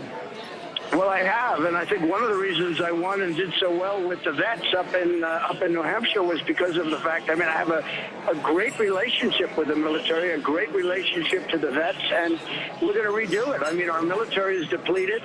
We're somewhat laughed at, somewhat scoffed at. We shouldn't be, but we are, and we're going to build it up, and we're going to make it very, very strong. We're at a point where I remember not so long ago, when General Orellana, who's a good man, when he left, he said it's really, in terms of preparedness, one of the worst we've been in many years. Think of it. Our military is not in a good state of preparedness, and I was amazed to hear that. But when you think of it, we shouldn't be too surprised. So we're going to build it up and make it very, very strong. And hopefully we're not going to have to use it, Chris, but we're going to be very strong nevertheless. Are you going to increase the force levels? Are you going to increase the size of the Navy? Are there any elements you've thought about in terms of you're going to be commander-in-chief? What do you want more that we don't have now? Well, I think That's what a we're big going to issue be that's out doing there. is we're going to be dealing with the admirals and the generals, and we're going to be talking to them and finding out what they need. I know for a fact they order equipment that in many cases, Chris, they don't want, but it's politically expedient. People that give people that I am running against and will be running against, perhaps, they do campaign contributions and they're buying equipment that they don't want, and stuff that they do want they're not able to buy because it's not political. It's sort of like, the drug business, the medical business, where we buy things and we don't even negotiate price. So we can build up the military, but we want to build it up with the right stuff. I'm self-funding, so nobody's going to be telling me what we should and shouldn't buy. But I know for a fact we're buying things that in many cases, not in all cases, they don't want. They want other alternatives. Now that you're on top, are you going to continue with the series of debates that have been planned? Will you go to the CBS? Will you go to the rest of Fox, all the debates that have been scheduled? Yes, I actually like the debates. I mean, somehow, I guess he would, I think, agree, but I've done well with the debates. I mean, the one debate I missed with Fox, I missed it because they did something which wasn't very nice, but we're totally patched up, and that's fine now, but they did something which wasn't appropriate. I wouldn't have missed what I did. I raised $6 million, and now it's up to $7 million for the vets that night. And so, that's sort of what I'm telling you about my relationship with the vets and the military. So it was a great night, but I did miss that one debate. The last debate, I think I did very well on it. One thing you know, Chris, if you don't do well, you start going down, and you go down pretty rapidly. You got a pretty good glimpse of that. Is that what croaked Rubio? Say it again, Chris. Is that what croaked Rubio? What happened Saturday night? He went way down in the polls here. I guess so. I mean, he's a good guy. I like him. He really took a beating. It was a tough debate. I think the press was pretty tough, but maybe they were right in being tough. But it certainly did not help him. He came in a little bit lower, maybe a lot lower than people thought he would. I mean, the ultimate poll is the one we just had. And he was certainly lower than a lot of people thought. Had he not been in that debate, or had he not had the misfire, if you want to call it that, certainly he would have been a lot higher than he ended up. Okay, I now have to pronounce you something you may not like. I now pronounce you, sir, a politician. But the good part is you're a winning politician. Oh, no, you're in the business now, sir. You're inside the game. Thank you for calling me so late tonight. Congratulations, really, on a personal level. Thank you very much, Chris. I greatly appreciate it. Great honor. Okay, Thank you. Let me bring in the all-star panel with me tonight. We're up in Manchester. The moderator, Meet the Press, Chuck Todd's here. Pulitzer Prize-winning columnist for the Washington Post, the great Eugene Robinson, and Republican strategist Steve Schmidt, who was senior advisor to the great John McCain campaign. I got to start with Chuck here. It looks to me like I've been arguing Newton's law of motion. You got to stop these guys. You got to stop Bernie. You got to stop Trump. They're not just going to die. That's been an illusion, I think, of the critics on the left. Oh, Trump's going to die. He's a clown. The critics on the right say this guy's a socialist. He's a whole fogey. They're doing well. No, they are. And you're right. Look, the Clinton campaign has to figure out how to, number one, they need a message. They need an elevator pitch. I can go up in 10 seconds and tell you what Bernie Sanders' message is, okay? I can't do it with Hillary Clinton. I tried it with every one of her surrogates today. I've tried it with, and they don't get there. Is this the Ted Kennedy problem? I think the it is. Roger Mudd question, why do you want to be president? And I think she hasn't figured it out yet. That's number one. It's going to be a rough ride. And yes, they're going to have to take it to Sanders. And that comes with some risk going after Sanders. On the Republican side, who's going to take Trump on? Somebody has to. I think the most fascinating thing to watch in the next 10 days is figuring out who goes after who. Yeah, well, let me try something by you. Because I have some ideas, but somebody's going to have to. Let's take it back before Iowa, because I think where we are. Won't Cruz and Rubio have to fight it out now, personally? Look, I think Jeb needs to go after Trump. I think Jeb and Trump share more potential voters in South Carolina than anybody else. Yeah. And it's those veterans, the coastal moderates there in South Carolina. Yes, I do think there's a Cruz and Rubio that they may be going after each other a little bit. That's true. And then, look, Kasich's the wild card here. He gets a little bump out of here. I still don't know where he quite goes. Does he get a bump in South Carolina? He gets a bump financially. Yeah. I don't know if he gets a bump in South Carolina, but he's got to play there. I know a guy from South Carolina. Here he is. Gene, you're a South Carolinian Democrat. I think you know the Democratic Party. You know the Republican Party. I was talking about military stuff because I assume by the time we get there, it'll be all about the military. Well, look, South Carolina has a lot of military installations. Making the military strong again or stronger is not just a philosophical thing for South Carolina. Carolinians, it's an economic thing. Jobs. So there's going to be a lot of talk about that. Is South Carolina a natural state for John Kasich? I'm not sure it is. Remember that before 2012, South Carolina had a quite good record of choosing the eventual nominee, right? It's pretty mainstream. Through some really rotten campaigning. Those were nasty. And I think that's what's coming. Mm-hmm. I think this is going to be 10 days of nasty. Yeah. I think this is going to be, we've been using this analogy. By the way, it is 10 days. A Tarantino movie. Everybody's going to be shooting at everybody. And do you know the targets yet? I don't know. I think it's unclear. Last time was John McCain's wife is a druggie. His daughter's the Indian. No, I don't know if it gets that personal, but I think it's going to be. I think it's going to be rough. Okay, Steve, how rough will it get down there? It's very rough. Look, meanness is a virtue in South Carolina. This is a state that's got a unique political culture. Out of all the 50 states, this is a rough and tumble state. This is going to be. Lee Atwater's Carol Campbell and that family down there. Absolutely. But we remembered how much John McCain went down, because I was hanging out with our boss here. We would hang out with Lindsey Graham because we're all covering down there the McCain campaign, holding town meetings and college tours and everything. And we got pretty familiar with the mud being thrown, the dirt balls being thrown at John McCain about his family and drugs and everything. All nonsense. Look, at the end of the day, though, this is a tough business. And South Carolina is probably the toughest state in a tough business. Are you defending it? I think it's part of the process. Look, I think that part of the process to have your kids. No. There is virtue in stress testing the people who wish to be the most powerful person in the world and to command the world's most lethal military. The debates. Can the people of South Carolina see through the crap storm?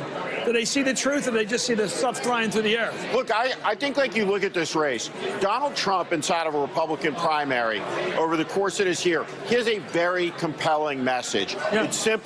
It's simple in its eloquence. Make America great again. It's resonating with voters. He has tapped a vein amongst Republican voters in this country. He's appealing to them, to the sense of loss they feel, to the economic anxiety they feel. And we've had all these predictions, and now you're seeing it play out in the Democratic primary, that there's an expiration date, that one day, somehow, some way, they'll self-destruct. You believe that still? And it's not happening. I've never believed it. I don't believe it's self-destruction. Not since the first hour of the campaign. You're exactly right. Someone will have to engage. Someone will have to try to beat these candidates. But so long as you have an unsettled establishment field, Ted Cruz is the ideological conservative in the race. Donald Trump is the insurgent and the nationalist. But that establishment field dividing the vote bodes very well for Donald Trump. But Andrew, everybody was some of my progressive people I talked to on the air, and you know them, were all very happy and saying, oh, once it's one-on-one, Trump loses. Well, not so clearly. If he's up against Cruz, so a number of those people, like Bush's voters and Christie's voters and Kasich's voters, are not going to Ted Cruz. They could just as likely or more likely go to Trump. I don't buy this him against everybody means everybody's against him.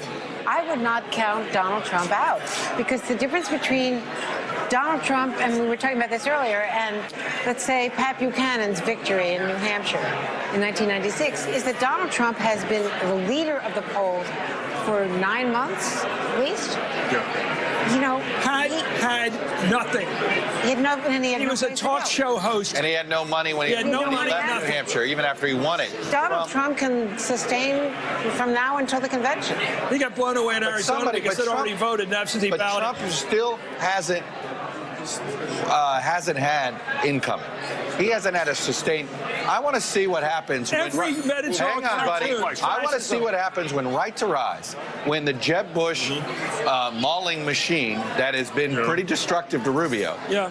I want to see what happens when they dump $20 million on Trump somewhere. When? Then let's see. Well, that's been my question. Why haven't they done it? Why haven't they done it? You know what? Think it's so risky? Are they afraid? I think they had been. I think they thought clear out the field. Here's what I hear. Here's what I think. If they don't do it now, then they're ceding the nomination. Let's take a look at Marco Rubio tonight, because I hear Christie ain't quit until he gets rid of Rubio. So let's watch him now saying how he let down his voters tonight, on Saturday night, and therefore did badly tonight. Here's Rubio. I can just tell you, I know many people disappointed. I'm disappointed with tonight. I want you to understand. But I want you to understand something. I want you to understand something. Our disappointment tonight is not on you. It's on me. It's on me. I did not do well on Saturday night, so listen to this. That will never happen again. Well, his problem was that he flubbed Saturday night. His problem was he repeated himself 5 times in a strange version of I don't know what. Do you think he's out? No. Well, I don't. I think this was very damaging to him because, you know, the classic Washington definition of a gaffe, you know, you accidentally say the truth. This confirmed the rap on Marco Rubio. Marco Rubio. He's not ready. He's robotic. He's pre-programmed. And ta-da, you know. I know. Is he dead? Yeah, I think it's over.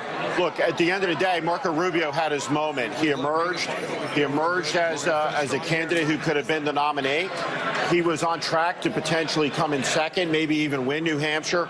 He goes into the debate. His supporters couldn't name a single qualification. Tell me the state that Marco Rubio wins next. If he wins the Nevada caucuses and he's organized out there and he has a chance, he rehabilitates himself. But if he doesn't win in Nevada, he's got big problems, and it's tough to see. Did you walk around up here? There are a lot of voters. The old phrase of the elite is low information voters. But let's say they don't pay a lot of attention. They don't watch the debates. They just sort of like he's cute, he's well-spoken, he's young. They look at the visual attributes and say, I like him better than the others because he doesn't yell as much. He's still, to a lot of people, and the neocon money behind him, he's got 2 things going for him. He does. He's got some money. He's got a lot of, you know, attractive qualities. But I think that Saturday night debate was so destructive to him. It's definitional. I think he's got a lot of pressure on Saturday. He has an opportunity. I don't think you can totally say he's out because he does have some resources. He's got more cash. Who's got a better chance of surviving? Here, Jeb. Jeb. That's tough. I don't know, man. Jeb's got some high unfavorables among Republicans. I tell you, I sit here. Rubio has more room to recover. I hear what Steve's saying, and it's one of those things. Maybe it can't. Maybe it's a virus that can't be cured. But you still have a higher favorable rating there. Jeb has some hard negatives. Around the room, starting with you. If you're on that plane tonight, just landing in New York with Donald Trump and his people, who are you afraid of between here and Cleveland Convention? Who's your biggest fear? Person? I think a rehabilitated Jeb and Cruz. Really? In a funny way, it's Jeb. In a funny way, it's Jeb. Jeb could do fairly well in South Carolina. He's a substantial guy. You might figure if you're Trump, Rubio's, fascinating. Could be on the way down. I never would have thought of him. You think Jeb? No, it's Ted Cruz. Donald Trump can't get into a binary race with Ted Cruz that's an ideological fight in the way that Hillary Clinton's now in an ideological fight with Bernie Sanders. So long as there's a couple other candidates in the mix, Donald Trump can win this 34-35%, and he is on track to get the nomination. So that's the argument. That argues for the knock him out. I think there's 3 lanes here. I think this is we'll see. Ted Cruz. Huh? Cruz. I think Ted Cruz. I think Cruz is tough because he's got that hard right-wing rail, and he's been hanging on to it, and it's hard to get to his right. But I also think that if everybody else is out of the race, they may go to... And these personal relations are hard for me to read. You know them better than I do. Do they like Trump or not? The moderates. The moderates? Did Kasich hate Trump enough not to go with him, but to go with Cruz? The same with Bush? I don't think the same with Christie? Christie wants to get rid of Rubio. That's his goal. I think Christie's done because he's not going to qualify for that debate. Really? And that's his oxygen. He's got no other oxygen. We're going to miss him. In South Carolina. Oh, yeah. I think a lot of people are What if you're on that other plane that's going to New York? The Hillary Clinton plane going to New York tonight. So if I were you, I'd make everybody get off the plane and try to get some new people on the plane. What's your plan? We'll see. We'll get back to that. Of course that's a problem because she's got to beat Sanders. Yeah. And he looks really good right now. Thank you very much, guys. Eugene Robinson of the Washington Post, Steve Schmidt, thank you. Andrea Mitchell and Chuck. Isn't tomorrow Sunday morning again? It seems like it should be. Anyway, still ahead. The other big winner this night, Bernie Sanders, who won by double digits over Hillary Clinton. You're watching a special edition of Hardball live from Manchester, New Hampshire on this historic primary night. Thank you. Thank you, New Hampshire.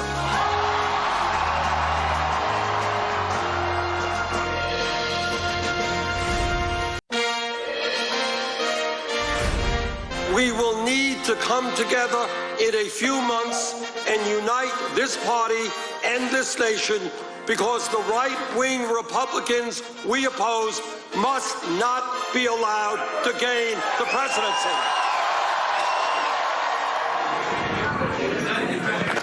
Welcome back to Manchester, New Hampshire. This special is a hard one. It's really an amazing time in this year's presidential election fight. That was Bernie Sanders speaking tonight after his resounding, and I mean resounding, victory over Hillary Clinton up here in the live free or die state with more than 80% of the vote in now. Sanders won by a margin, catch this, of more than 20%. That's more than double digit.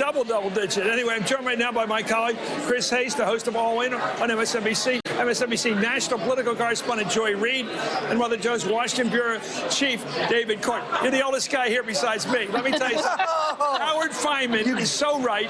Bernie Sanders' approach is brilliant. He reads notes, no teleprompter, nothing fancy. I'm going to start talking like him. Got the hand flying around. He's like a college professor who's 28 years old, assistant professor of political science, doing a teach-in. And he's got all these interesting statistics, and he brings them out, and each paragraph of thought has one great statistic, and everybody, wow, and everybody, he's teaching us. We like this guy. The thing about him is you talk to people who have worked with him or known him for 50 years, and they say he hasn't changed. From 68. He's gotten older, but he hasn't changed. He didn't do drugs back in the 60s. He wasn't a hippie. He was all about changing, taking on capitalism. The word change, by the way, and all that. 60s word. And so when he talks this way, people realize it's from the gut, like it or not. There's no question about whether he's calculating or trying to present an image to win votes. It's his message, and it's something that Hillary Clinton has not been able to replicate. Did you get the feeling tonight that Hillary Clinton's speech, was teleprompter, and it had no poetry? Yeah. It was like a Walter Mondale speech from the old days. I got something for gay people. I got something for people of color. I got something for this group, that group. And it didn't sound like it had a whole purpose. Like when Bill ran, it was for people to work hard and play by the rules. Very centrist kind of argument. Stop thinking about tomorrow. And it's the economy's stupid. And don't forget health care. There were centric things that he kept talking about. Hillary has no unity of argument, whereas Bernie is one unitary theory of everything. Citizenship. Yes. But here's the problem. Here's the thing. So when Bill Clinton runs in 1992, he's running not only to inflict generational change on the country, but to also a partisan change. You had a Republican president who was in office. He's running against Republicans. Bernie Sanders is essentially a change candidate, change from Barack Obama, saying that his policies were not liberal enough. There was an interesting piece in the exit polls where 40% said they want Obama's policies continued. Hillary Clinton wins those overwhelmingly. The 40% who say make his policies more liberal. 42% say we want them more liberal. Sanders wins them. He is essentially running a change argument. Hillary Clinton, yes, she's the polished candidate. She doesn't have a change message because she wants continuity. And she wants the job. She wants Barack Obama's policies continued and herself in the job. That looks like her motive. Right. I want this position of the presidency. And she says she can do it competently. And he sounds like a guy who only cares about issues. But part of the issue here is, I think there's two things going on. I mean, one is the fact that the deep structural conditions of the country, the inequality, the fact that wages have stagnated even through the recovery of the Great Recession is just a real fact. I mean, when you're seeing in Bernie Sanders, when you look at those exit polls, the entrance polls in Iowa tonight, him winning voters making less than $50,000 a year, they're like, that message resonates with people that have not seen gains from the Great Recovery. The second thing is, I can't help but think back to 2004, right? Democrats, totally different mindset, in the bunker, just in the bunker. They're like, who can we run against Bush? Do we have a general? Is there any general around? There's General Wesley Clark. Let's run that guy. Then there's no, like, I'm going to political revolution. It's like, can we find a dude who's worn a uniform to run against? Well, and now it's this expansive idea that we've run two in a row. Right. Maybe we can elect Bernie Sanders. Right. Well, you know, people want all the things he's offering. Yeah. But when he comes back and says, I'm going to slap a tax on the stock market speculation, you got to know what exactly does that mean and how much money does that yield? And I'll tell you, that's a lot of money. That's a totally reasonable policy. Thing, and how much you can raise on the stock market? About 70. It's about. Yeah, you can raise a lot of money. How do you do it? What's the tax? What do you tax? You tax transactions. Transactions. All transactions. Yes. Yeah. Well, it's not all. He doesn't call it that. He calls it speculation. Right, because the point is that if you're buying and holding, you're going to pay essentially nothing on it. it. The people that will pay a lot are people that move So the all money. all the retired people in mutual funds and all that are investing. They're paying very little if they're not in very active funds. Everybody's talking about taxes they think are going to be on somebody else, okay? You have younger voters and people who are saying we're going to get the Wall Street guys. I was talking to voters today who are undecided between Clinton and Sanders, and the deciding factor was not taxes on Wall Street, it was taxes on them, on themselves, and the question of whether there would be tax. And if you start to talk to people about across-the-board taxes that just don't hit the 1%ers but hit them, then you start to get to brass tacks. We have not litigated that part of Bernie Sanders' agenda at all. Well, the thing is, Hillary Clinton in 2008 won working-class blue-collar men here in New Hampshire. She had an argument. The Clinton people had, for years, worked to that crowd. She's totally lost them because she's not connecting on these issues of economic security and structural change. Did she connect tonight? What? Did she connect tonight? I don't know. It sounded like too much of a speech. People want to, and I think Obama kind of raised the bar. People, when they Why did she offer a speech tonight that really emphasized anger? Because she's trying to find some emotional connection in these people. She's been running as the person who can do the job best, most competently. The last Democrat who did that was Michael Dukakis. Okay, is she trying to mimic Sanders? I thought so tonight. Let's watch. I thought she was trying to do Sanders. Here he is with a concession speech. People have every right to be angry. But they're also hungry. They're hungry for solutions. What are we going to do? I will fight to rein in Wall Street, and you know what? I know how to do it. We have to keep up with every fiber of our being the argument for, the campaign for human rights as women's rights, human rights as gay rights, human rights as worker rights, human rights as voting rights, human rights across the board for every single American. Now that is who I am. That is what I've always done. That is why I am in this race. You know, tonight would have been a night to quietly talk to people about a loss and to remind them why you're in politics and the issues you've been fighting for your life in a soft way. Why she fought the applause there like that, and why she had a whole series of things to fight the applause with, just in terms of style. I mean, it isn't workers of the world unite. You just lost an election. Talk about that and why you're still in the fight. Yeah, but She was imitating Bernie, and he does it so much better because he doesn't seem angry. I think it was less than and more than I actually think her. Look, I mean, if there's one characteristic you would attribute to Hillary Clinton in her years of public life, it's resilience. I mean, has there been someone more resilient in American public life since Bill? You know, Hillary Clinton has just, she has been through it time and time again. Yeah. And tonight I thought that was part of what she was showing. But ultimately, look, here's the thing. Hillary Clinton, she's not a terrible politician. She's not a Jeb Bush level disaster, but she is not an incredible natural politician. I mean, this is clear now on the second campaign. She is a remarkably competent, accomplished individual who probably is the best resume for president ever. How would you rate her as Chris? How would you rate her as a candidate, 1 to 10? 1 to 10? Candidate. Candidate. Running for office. She's a 7 as a candidate. You think so? She's a 7. She's a 7, but the difference between the difference between what would you say, David? I would say 6, but the thing is, she's talking about her resume and how she can do a good job and be competent and practical solutions. Bernie is talking about a cause. Bernie doesn't talk about it. It isn't about what I can do. Join this cause, join this revolution. Those are two very emotionally different pitches, and right now, the Democratic Party wants to be part of a crusade and part of a cause. I think in part the expectations came up with Obama, and these people want the next chapter. And you have to remember that in 2008, when Barack Obama lost here, what he did was he walked out on that stage and he gave people a dream. This dream written in the founding documents. He went big. He talked about sort of the dream of the country. He has that ability to sort of go beyond himself and go beyond the campaign itself and sort of talk about a driving dream. And that is not who Hillary Clinton is. Hillary Clinton is a resume. She's an incredible. And these are not winning arguments. I'll tell you. I think David's point here about rising expectations is key. Political scientists call it revolutions of rising expectations. The revolutions don't happen during famine. They happen when people have actually attained something. So you three people here, and all of you without taking sides. This is a tricky one. Can you see in your imagination Hillary overtaking Bernie Sanders in terms of appeal to the country, her appeal, and beating her for the nomination. Yes, and the reason for that is because we are talking right now about a slice of the electorate that is more liberal, that is whiter than the electorate we are coming to. I'm telling you, black voters are about winning, pragmatism, Can you see her doing it? I can see her winning. I can't see her forging a stronger, better, more enthusiastic That's what I'm working about. She can pull a Mondale, but she can't be exciting. Maybe yet. We'll see. Here's the last thing I'd say. Best moment of Hillary Clinton's campaign so far was 11 hours of Benghazi. Think about what that means. That's a lawyer's job. But that's the point. She was at her best when people saw her for 11 hours. Their challenge is to boil that down into what you see. But that's true. There's a difference between handling issues, which she's very good at, and winning with them. I'm saying she handles issues. She doesn't win with them. They need to do more. We got to go. This is a hot time. It's after midnight. We're in a bar. Anyway, thank you, Chris Hayes. Thank you, Joy Reid. And thank you, David Corn.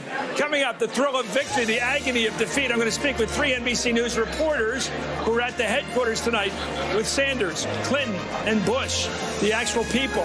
You're watching a special election night edition of Hardball, live from Manchester, New Hampshire.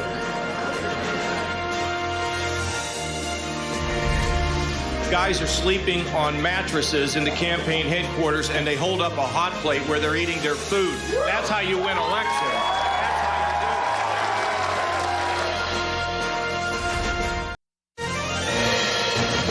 Tonight, the light overcame the darkness of negative campaigning.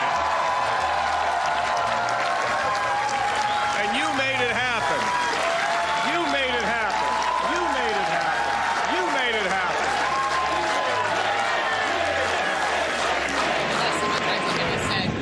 Welcome back to Hardball, and they're up in New Hampshire. The special is Hardball late tonight and early in the morning. It's late in the evening if you're out in California. Anyway, I personally, having watched politics forever, love those personal moments when the guy or the woman is caught up in the emotion of victory or defeat. It's those rare moments you actually get a little honesty. And I shouldn't say that. That's too tough. A little bit of personal revelation about the person and what kind of person they are. It's like the guy who wins the Oscar, the woman who wins the Oscar. Anyway, let's bring in 3 of NBC's top reporters of the campaign. Casey Hahn, who's right here, covers the Bernie Sanders campaign. Kristen Walker, right here, covers the Hillary Clinton campaign. And Chris Jansen. Well, why don't you 2 reporters compare notes? Let's start now. We're going to take a look at what Jeb Bush, I think, said tonight. Let's watch Jeb Bush.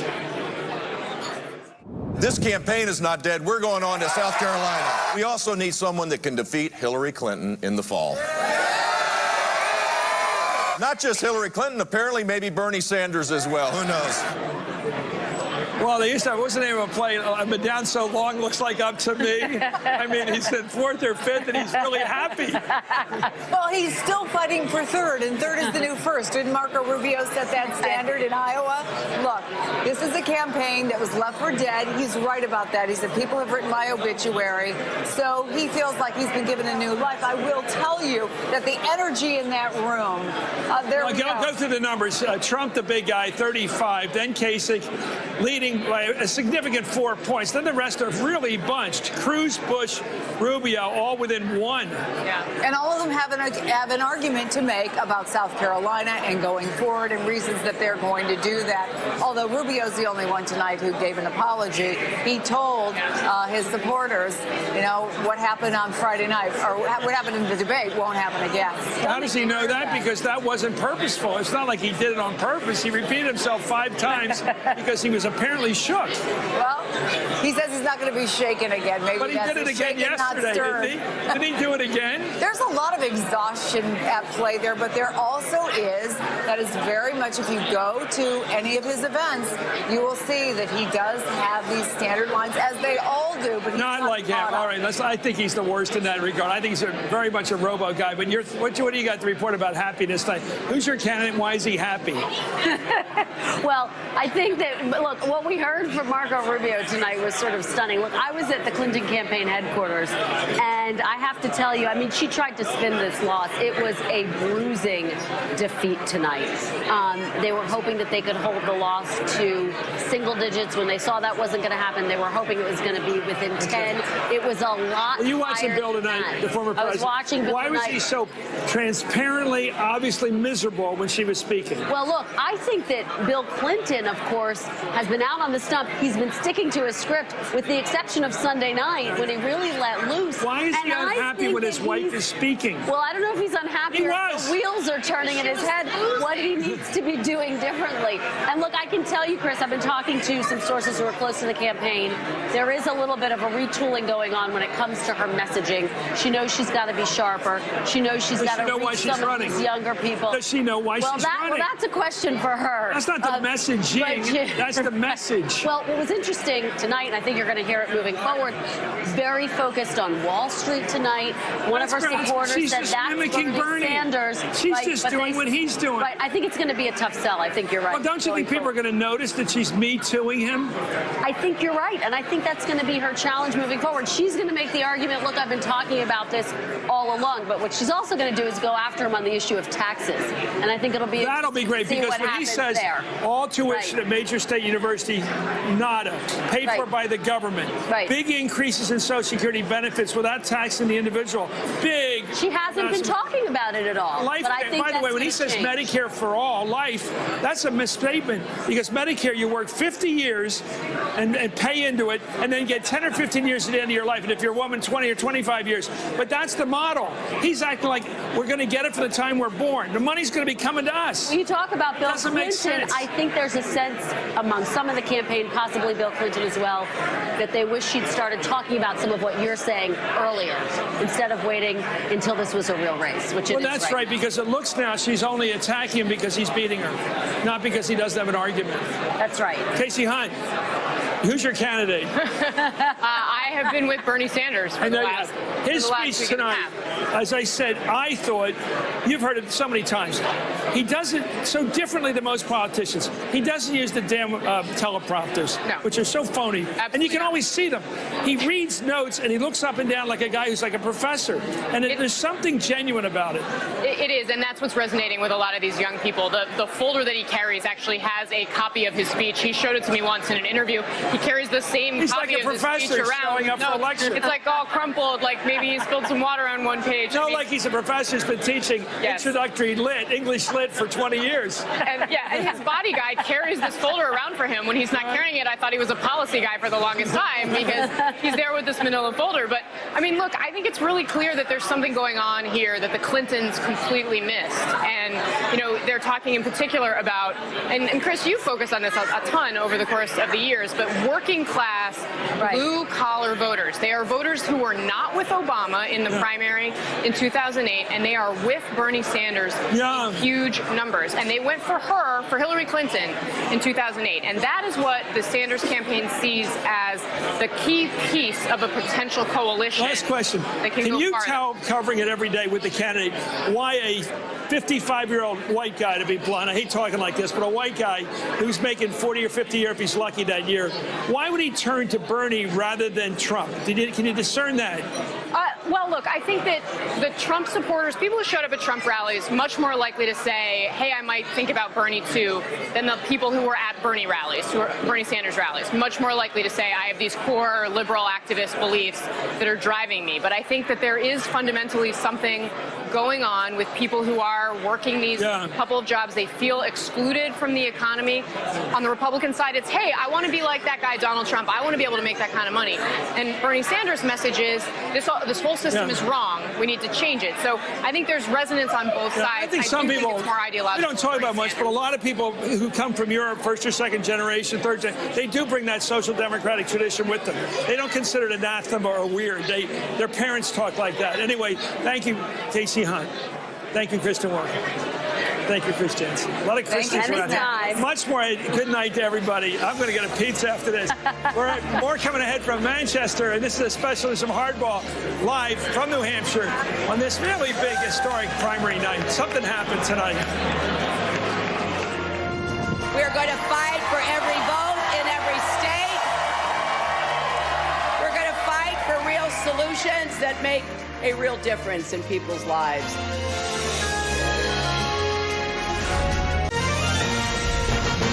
Now we go on to South Carolina.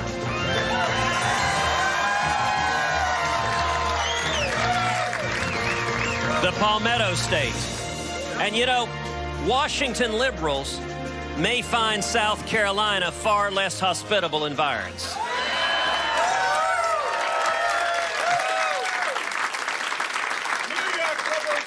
And on to Nevada and Super Tuesday, the so-called SEC primary. Well, Senator Cruz, before you get to this place you call Nevada, think about a place called Nevada. Because in Nevada, they might like you to name the state correctly. Anyway, Donald Trump and John Kasich were 1-2 tonight, leaving Ted Cruz, Jeb Bush, and Marco Rubio piled up in the middle of the pack.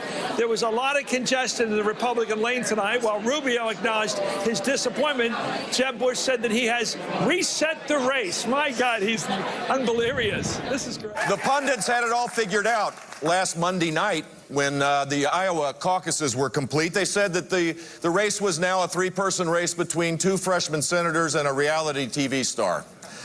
And while the reality TV star is still doing well, it looks like you all have reset the race. And for that, I am really grateful. Well, now the future of the race depends on who stays in and who drops out. Of course, I'm joined by some hotshots here, MSNBC political analyst and my friend Howard Feynman, global director and everything else of the Huffington Post. He writes everything. He never stops writing and reporting. Jay Newton-Small of Time Magazine, what a great magazine. And Daily Mail's Francesca Chambers from the British press.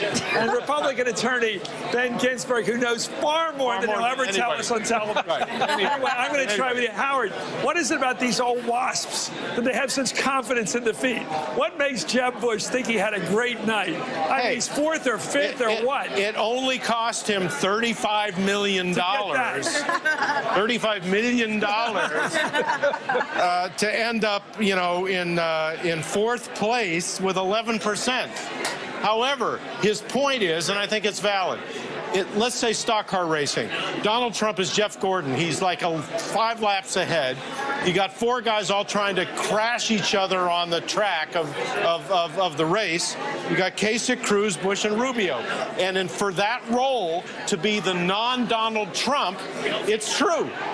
Jeb, having spent like $55 million in Iowa and New Hampshire, is still part of that. I think not a big part of it. I think it's basically Rubio and Cruz. Yeah, and I would look at Cruz as the likely number 2 going down the road. No, I see Cruz in his own lane. SEC primary. I see him in the SEC. I see him as the conservative. I see Trump sort of in the middle, and then 4 on the left. I see Trump and Cruz sort of in that same lane where we're competing, and then everybody else in a different lane. Okay, that's one way to do it. But I do think, I mean, Bush's people told me last night that they are really hopeful for South Carolina. They think that who's hopeful? That Bush's campaign. Well, they have to be hopeful. I mean, yeah. What else are they going to be? But they really think, and this is amazing to me, that 8 years after his presidency ended in like sort of flames, that they think that George W. Bush can pull out South Carolina for his brother. Okay, well, let's see. Lindsey Graham said the Bushes are what golden. An atypical state where W would help them. Okay, I see it more like the March Madness in a basketball game. Now, I went to the University of Kansas, okay, we've got so I've got a basketball game over here going on, and in one side of the bracket, you've got Donald Trump versus Ted Cruz. Yeah. Then you've got the Rubio versus Bush dynamic going on, and John Kasich is like your wild card, right? He's like the 16 seed, wild card trying to get in there. I'm waiting to hear what sport Ben Ginsburg is going to. Ben Ginsburg, you know everything we don't know. So tell us what we don't know that you know. So I look at this as like going to a fair and you got one of those horse races where you got to bang on the thing. So you got 3 different lanes that you're dealing with. You got a Trump lane, clear. You got a Cruz lane because he's got evangelicals and the libertarians, and then you've got a 3rd lane of all the establishment Republicans. By the time you get to a convention, it's a third. Nobody's nominated, so that's why the competition for the establishment lane. Okay, if we get to a convention with those 3 lanes, which 2 lanes get married and screw the other lane? Well, I think all the delegates ultimately become sort of free agents. Oh, they do? I don't think, after the first ballot, 85% of them are unpledged. Is that fun? Oh, who knows? I can tell you, Chris. This is a hell of a night in Cleveland. Chris, this is great news for Ben Ginsburg. because he's going to be the convention scorecard. The convention scorecard guy. Look, this has been a great night for American politics. People voted today like mad. Big turnout. Beautiful weather. Young people voted. It was a great Democratic day. Lowercase t. Thank you. That's a good thing for you too. Howard Feynman, Jay Newton-Small, Francesca Chambers with the British press. And Ben Ginsburg. This specialism hardball continues live from New Hampshire after this.